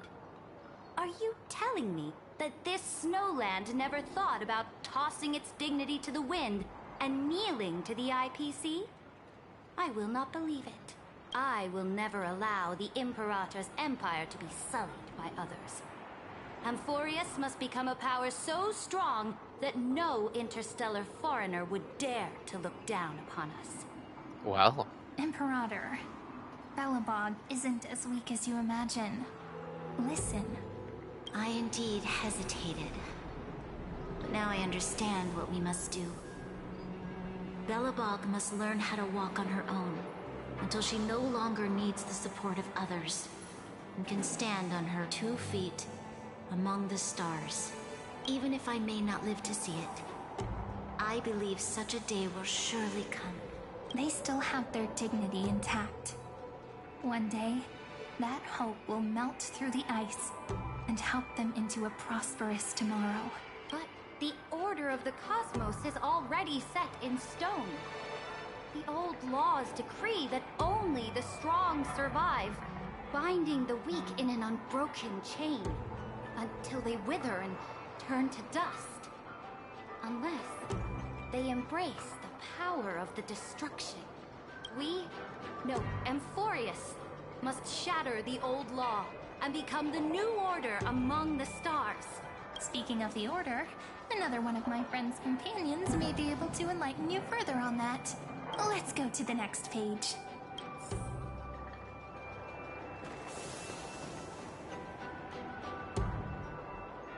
This next world is a nation of dreams. The first time I heard about that place, I didn't even know what to think. Is this... Yes.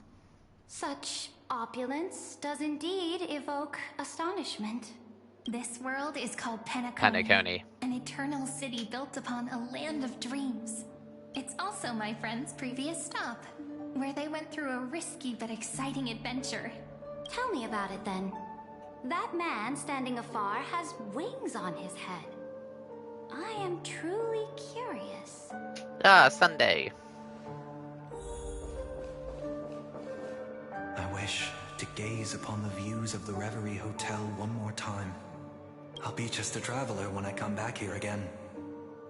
And perhaps, through a traveler's eyes, even the things I once knew so well will feel strangely different. Penacony is a land of the harmony, where all dreams and hopes merge and combine.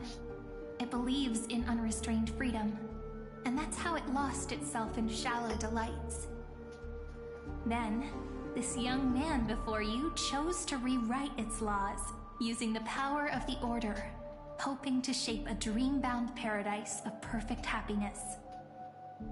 Yet, the paradise of my dreams remains far away. Perhaps a brief journey with the Nameless can show me more possibilities in my search for paradise. As for what Penacony should look like, it'll be up to her. No, up to their trailblazing now. Oh, it sounds like this ideal kingdom is no more. That's right. The people chose to wake up at the end. You can't see tomorrow when drowning in sweet dreams. This individual's law acknowledged only gods and constructs, leaving no space for humanity. And yet, the fact that he could accept defeat and resume his journey shows a rare self-awareness and clarity of mind. You are also very self-aware, Imperator. Then you must know that the world promised by the destruction also has no place for humanity. I am indeed very aware of Lycurgus's honeyed words of deceit. I have seen enough. Take me back.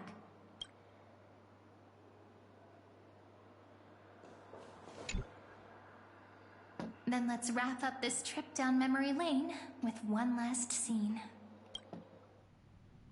This absolute wonder. Oh, wow. Isn't it pretty? That's our Amphorius. Our world flows and meanders in this endless band of light. Though we were born from the designs of the gods and are not yet truly alive, the Chrysos heirs of Amphorius still chose to stand against fate and carved a legend no different from that of humankind. Will you really renounce the heroes in this world's previous 30 million cycles, Imperator? Including even yourself. Will you bow to brutal destiny and allow that puppet master named the destruction to have their wish? I know what you want to do, sidekick. You want to use that deliverer's memories to influence me and tilt the scales of law toward him and the two geniuses. Absolutely. You really saw right through me, Imperator. How can one rule an empire if one is incapable of understanding people's minds? I have decided on Law's final destination. However, before I move my next chess piece, before we go on, tell me this, sidekick. Throughout his trailblaze, was there ever a memory of the ocean?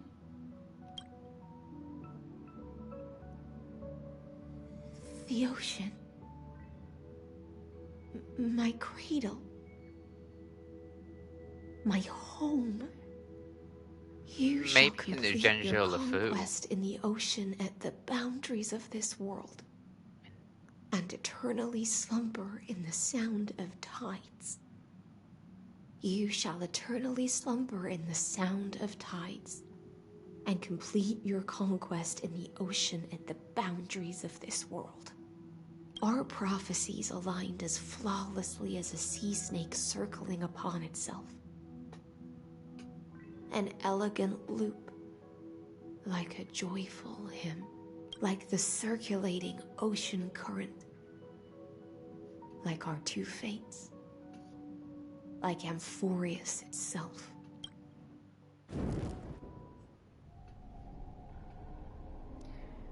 $3,960. The trial is over. So tell me, who will own the divine authority of law? I won't give it to anyone. What? I am the law. Why should I give my imperial crown to any other? Both the Deliverer and the Theoros came from beyond the sky.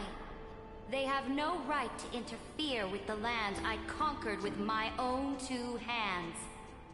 The law of Amphorius shall be determined by Amphorius's master.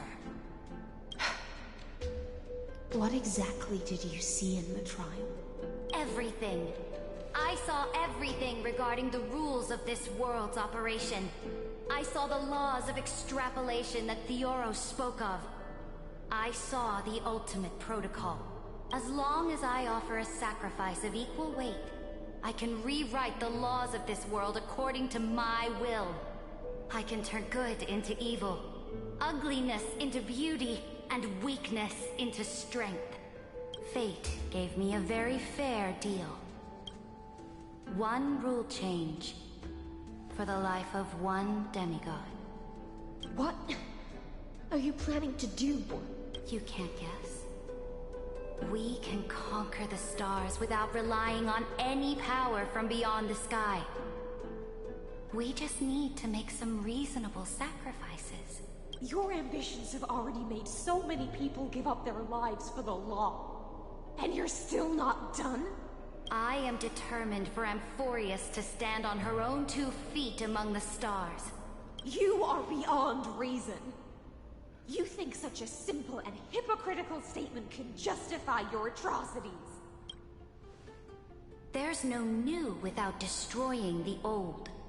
That's what you consider an atrocity? Ironic, for that is also the unchanging law of Amphorius's revolutions. Ever since the Flame Chase prophecy resounded in the distance, fate has decreed for the Chrysos heirs to ignite our blood and illuminate this dark age. People would still be puppets of the old dynasty if it weren't for my conquests. But your world doesn't seem to be any different from your predecessors. Bloodshed, tyranny, oppression.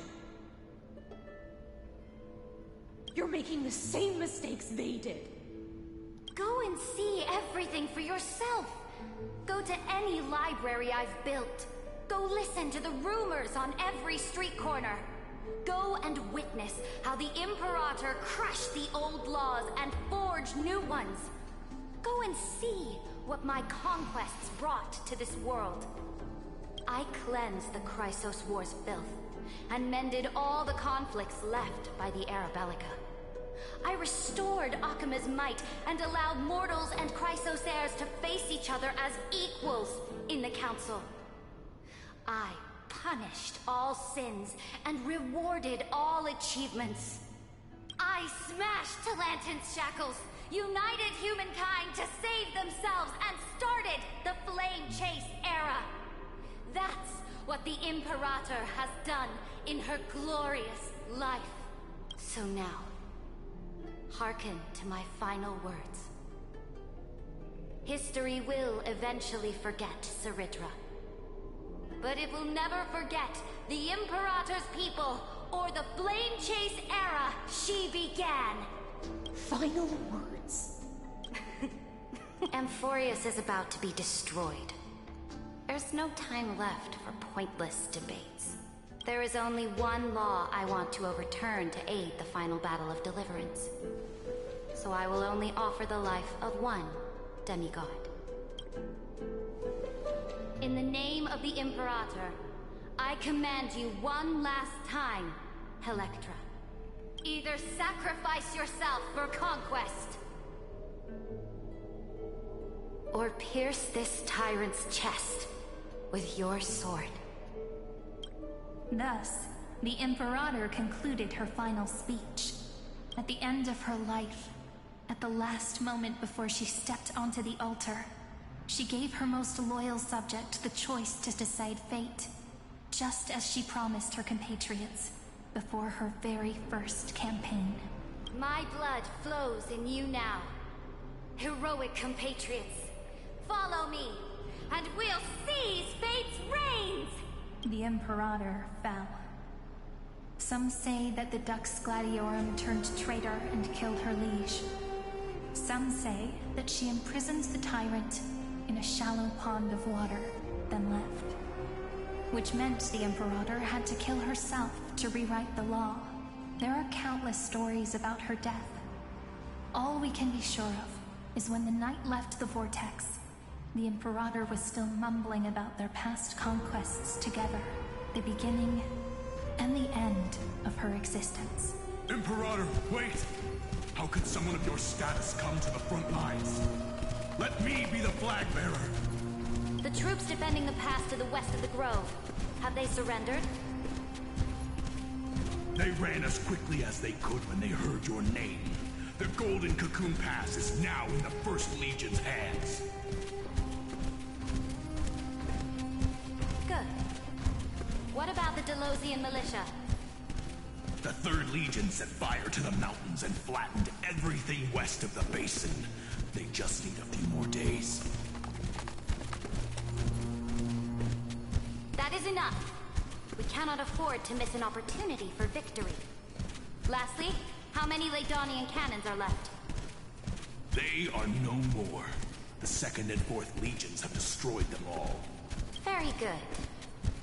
They now have no way out, no reinforcements, and no artillery support. We will be able to liberate the Grove of Epiphany in the blink of an eye. We will launch the final charge 1 quint after the curtain fall hour tomorrow. Remember, as long as the Alliance's flag still flies on my shoulders, you must keep moving forward. Take no prisoners among the enemy soldiers. All sages who resist are to be captured and tried according to martial law. And do not destroy any books. Now go! Notify the entire army. Understood. Those who are resolved to die, we salute you. Reporting in. The mountain dwellers are resisting fiercely, and the legendary Mountain Breaker is personally engaged in battle. Their formations are nigh impenetrable. Then cease our frontal assault. Send scouts to all legions and tell them to retreat into the Tritos Plains before the parting hour. Terravox. What? Are Is you it? planning to surrender? It's a strategic change of plans. The seismic walking dragon is enough for that battlefield. Or Dromus. No, it won't be. You mean that stupid beast? Because the first one in bright yellow is What can they even Aglia. Second one must be My Day. Stupid? No. Obviously, They are the the third one is wisest of all Ceredra. of Giorio's Who's the fourth one? It looks like Evernight, but it's Only not they can Evernight. perceive the currents Maybe of Castorus. time. Let them deal with their earthly brethren. We will advance and take the lead in defeating what remains of our enemy. I will deliver the most fiery retribution for the humiliation they dealt us, and crown myself with a god-slaying wreath. Understood. I'll see to it. Those who are resolved to die, we salute you. The Temple of the Three Fates sent a letter There you to go. the Imperator. They refused to surrender and said this letter is their last warning to us. Tell the commanding officers not to launch any attacks unless they receive the Imperator's handwritten approval. Disobedience will be punished by death. Oh, what are you doing? The priests of the Three Fates aren't soldiers, but politicians. Do not mistakenly believe they don't have a plan. These dying pests will wring out every idea from their brains, all for short-sighted gain. I am inferior to them in that regard.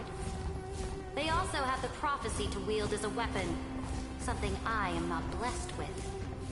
Launching an unplanned attack will only disadvantage us, as all of Emphorius will judge our actions. Which means, I will be heading to the battlefield myself, just as I have always done. This time, however, I will go alone. I will conduct secret negotiations to ensure fate is on our side. Understood. The legions will make their preparations. Those who are resolved to die, we salute you. Why are we not allowed to march out with the army, Imperator? This will be a long voyage with no return. Those of you who bear the prophecy cannot Yeah, it looks come like with me. Castorus. Why are you personally leading this battle if it's doomed to fail? The Flame Chase journey cannot be without a leader. That is correct. The Empire will be without a head when the Imperator falls. But remember, as long as you seize the right opportunities, even a chaotic game will remain winnable. My departure will create a long staircase for you.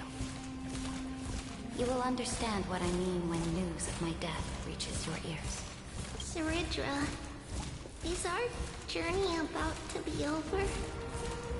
Destroy the old laws and forge new ones. My conquest has reached its limits within the borders of Amphorius. Since the prophecy already decreed that the Imperator would never conquer the stars as she wished, I will bow out here and try no more. More Chrysos heirs bearing divine authority will be born, and many more heroes will arise. Will they demand peace or war? Will they resist tyranny or become the next Imperator? I do not care. The children of the future will decide for themselves. Do not mourn for me. Anyone can kill the Imperator. But the only one who can truly destroy her is Saridra. At the end, I faithfully recorded the most important battles in the Imperator's life. Her conquest was about to be completed at this point in the story. However, for some reason, a memory suddenly entered my mind just as I was about to put down my pen. It was a journey on a fantastical train. I had the honor of having a heart-to-heart conversation with the Imperator under the stars, and I asked her this question at the end of that discussion. How do you want history to remember you? As a hero who gave up her life for the flame chase? Or as a tyrant? She answered so quickly, as if she had made up her mind long ago. I would rather be forgotten than be defined.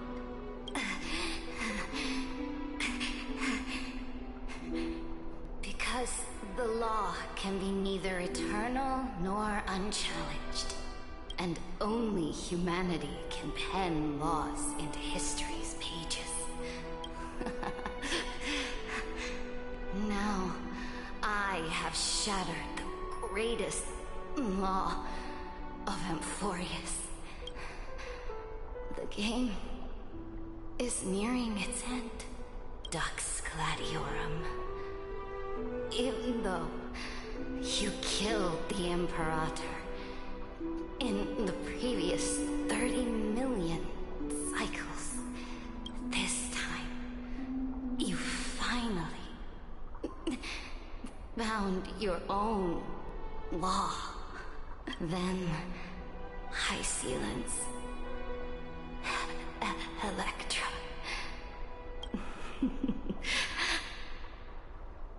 I will ask someone to deliver the prophecy's ocean at the boundaries of this world to you.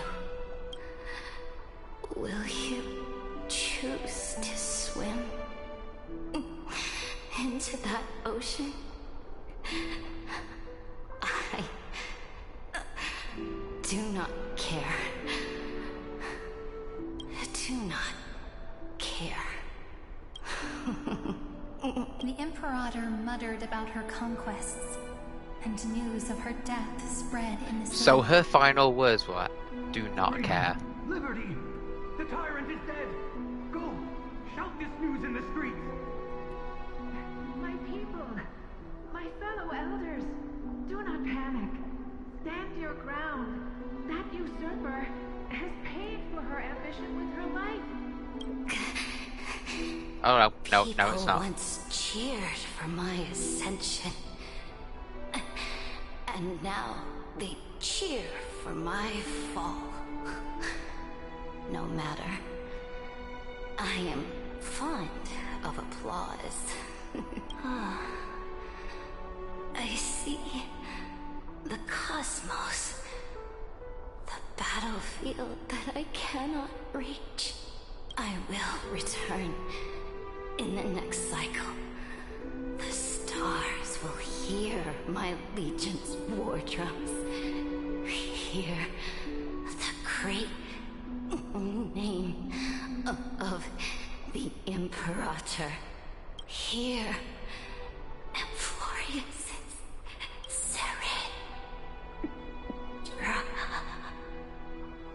To this day, we do not know which rule the Imperator overwrote at the cost of her life. Perhaps the truth will only be revealed at the moment of checkmate. Just like every chess game she ever played, we only know her death inflamed Akama. On one side of the city, those who defended liberty toppled her statues to the ground. On the other side, her supporters put themselves between the masses and her monuments, declaring loudly that the Sovereign is still among the people. It is said that golden blood congealed into the same letters everywhere they fought. It was the name borne by Akama's first and final Sovereign, the Imperator Saridra. But the one who bore that name did not see any of this. Her gaze was cast far away, and the sound of tides in her ears drowned out the people's cries. What was the Imperator thinking about in that prophesized ocean at the boundaries of this world? In that shallow puddle of stagnant water? Was she reminiscing about her past conquests? Or repenting for the millions killed for the plane chase? It was neither. The Imperator only saw how the surface of the water gleamed like that crude chessboard, dissected by light and shadow in the afternoon when her teacher played against her for the first time. Look at this chessboard. What do the pieces look like? They are strangely beautiful. They look like the stars in the night sky ablaze.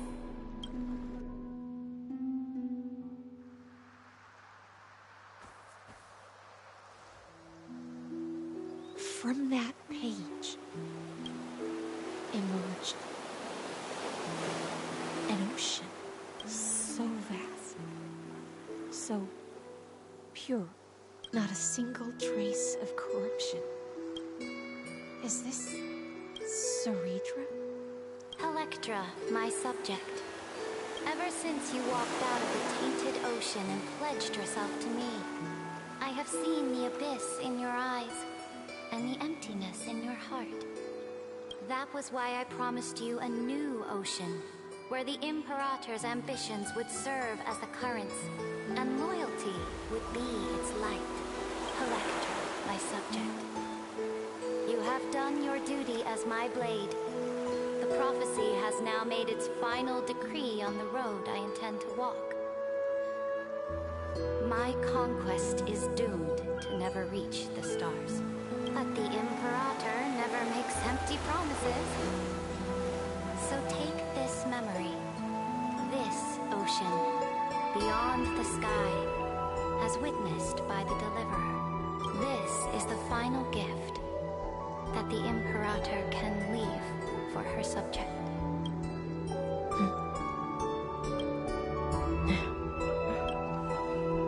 When I was still a fish in the ocean, I always felt so genuine swimming through the waters.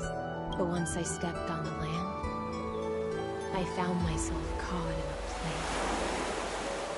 Every land dweller wore a mask in their life. So I, too, donned a costume and tried to find my role in this show. I became your blade in war and the violin strings at banquets. Do you still not get it? I do not long for the oceanic depths of my homeland. Nor do I crave the swelling seas beyond the sky.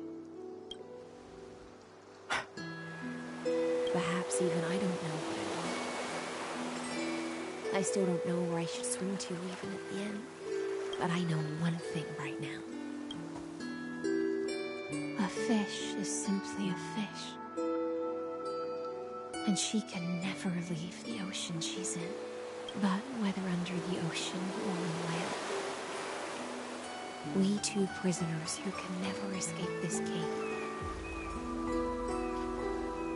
can still look outside the cave and see the stars. I have to admit, the 12 factors emulation of life in this experiment has far exceeded my expectations. Make your choice then, Senior Society member. Do you want to keep walking down the wrong path and be remembered for your incorrect conclusions? Or do you want to return to the audience's seat and give yourself, Amphorius, and the entire cosmos a more fitting end? I must refuse. A dead man never fears death. Did I not make myself clear? Have you forgotten about our dear Lord of Silence? You wouldn't want her to consider your 8 other clones as cancers within the erudition and chop them all up, would you? You're still friends with Genius Society member number 4? Logical deductions are vastly different from mine. Therefore, one more academic recommendation. Listen, my peers. Why don't you look beyond this world? Just as the Chrysos heirs did. Re-evaluate your calculations and take into account all enemies in the upcoming war among the Eons. Amphorius is not a place where three paths entangle, but where three paths fight to the death. You used Memoria to resist me, but did you not consider the possibility that the Remembrance and their children might have taken this opportunity to join the fray as well? In the meantime.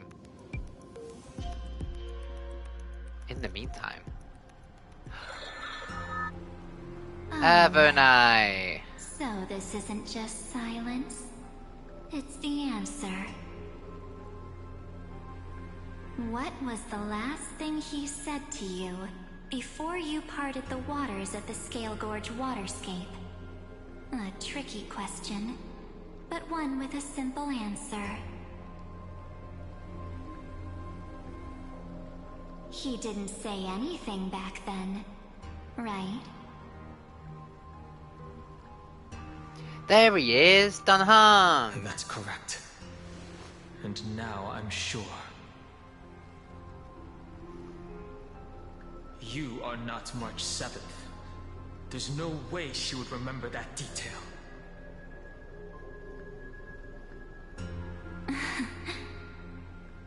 I'll only warn you once. Leave her body now. How impulsive.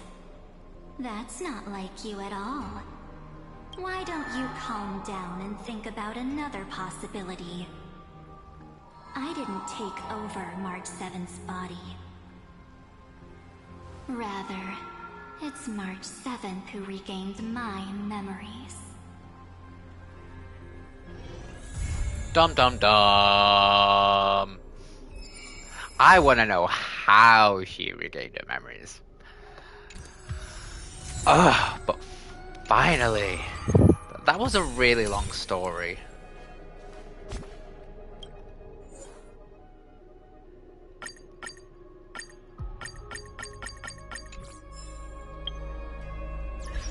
Can I fight Lygus again?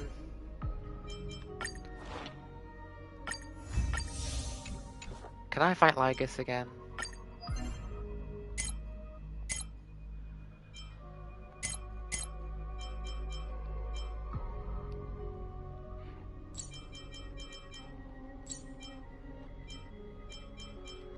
I really want to fight Lygus again. I feel like I have some unfinished business with Lygus. The fight was just like... I expected a second phase or something.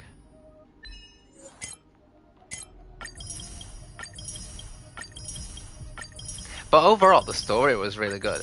Long, but good.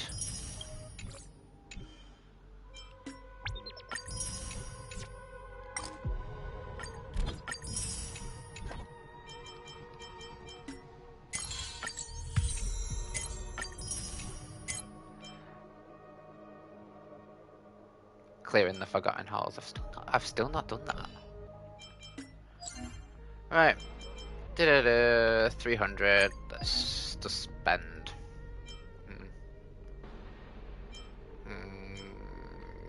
Guess I should get ready for the destruction.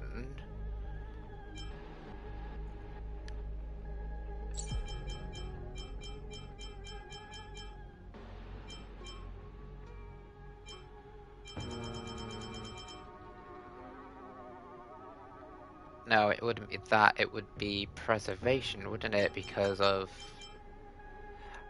If we do get the free Dan Heng, it would be the preservation. Yeah, no. Or maybe I should get some more remembrance because of Ceredra. But I'll wait till I further know.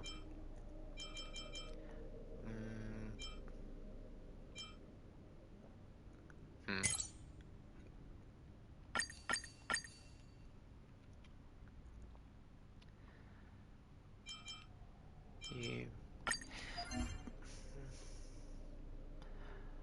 probably will. Yeah,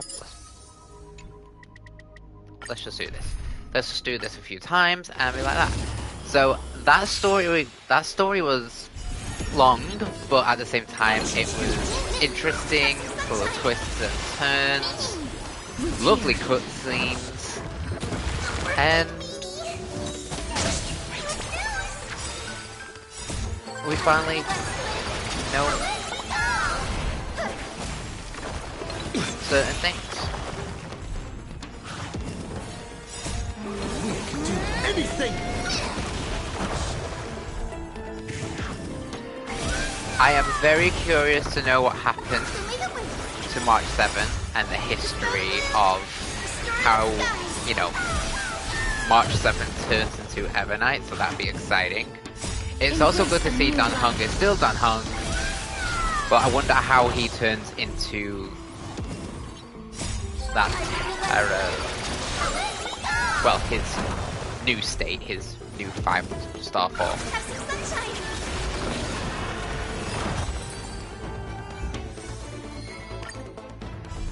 But what did you guys think? Let me know in the comments below. As you wish.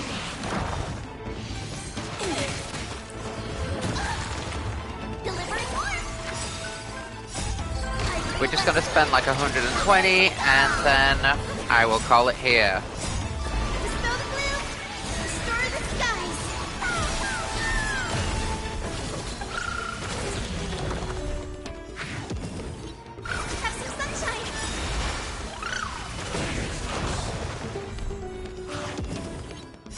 Embrace a new life.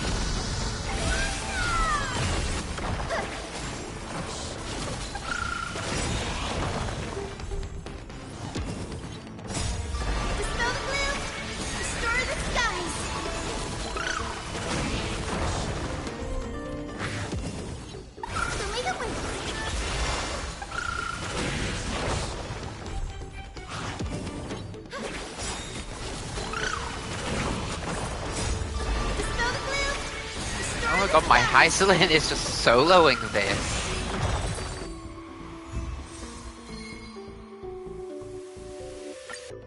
My Hysolin just soloed everything.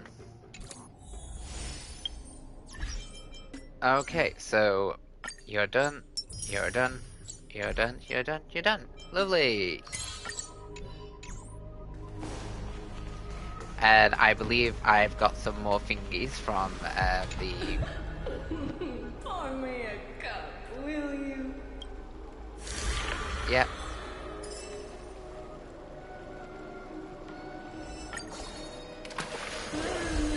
There we go. The sea is right here. Yep. Max level. Max level.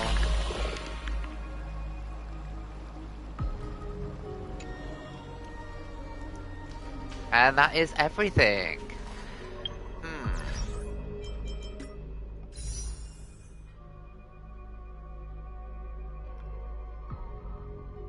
But yeah, no, trial character, finally.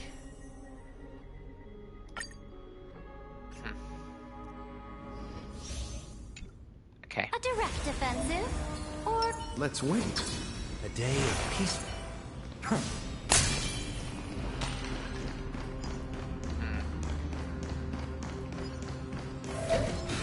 Now, do I want Saridra? I'll try to pull for Saridra. Deals minor wind damage, increases crit damage for the dealt skill damage, increases all types of distance penetration, and can trigger coup de main. Repay! Step onto the board. Watch over you. Guide you on your path. How does one win without risks? Press the attack. To the defeated, oblivion. Your downfall is absolute. The future will come!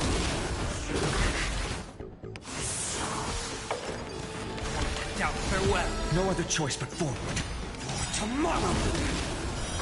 You chose the wrong enemy. For your Victory now rests in my hand. A bloody fight.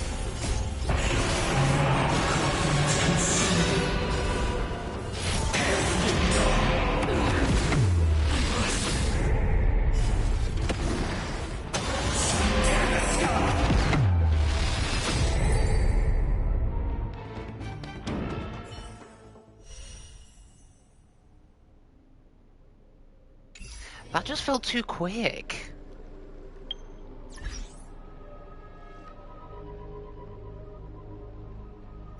But no, awesome. I'm still undecided. I think I'm on 30 polls. But do I want Sarita? But I also need to save up for Cyrene. I think I'm gonna save up for Cyrene. Yeah. I'm gonna skip Evernight. We get free Dan Heng. And then all my remaining one, I'm gonna do Cyrene. Yeah, I think that's my plan.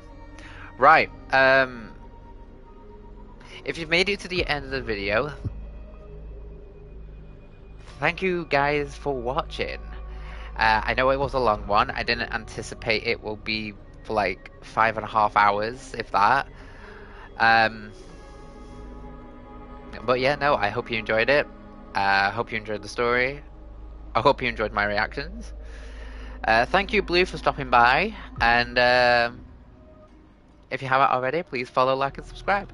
Probably make a few shorts, so follow the YouTube channel for more shorts. And yeah. See you guys on the next live stream. And stay awesome, stay cool. Until the next live stream, thank you guys.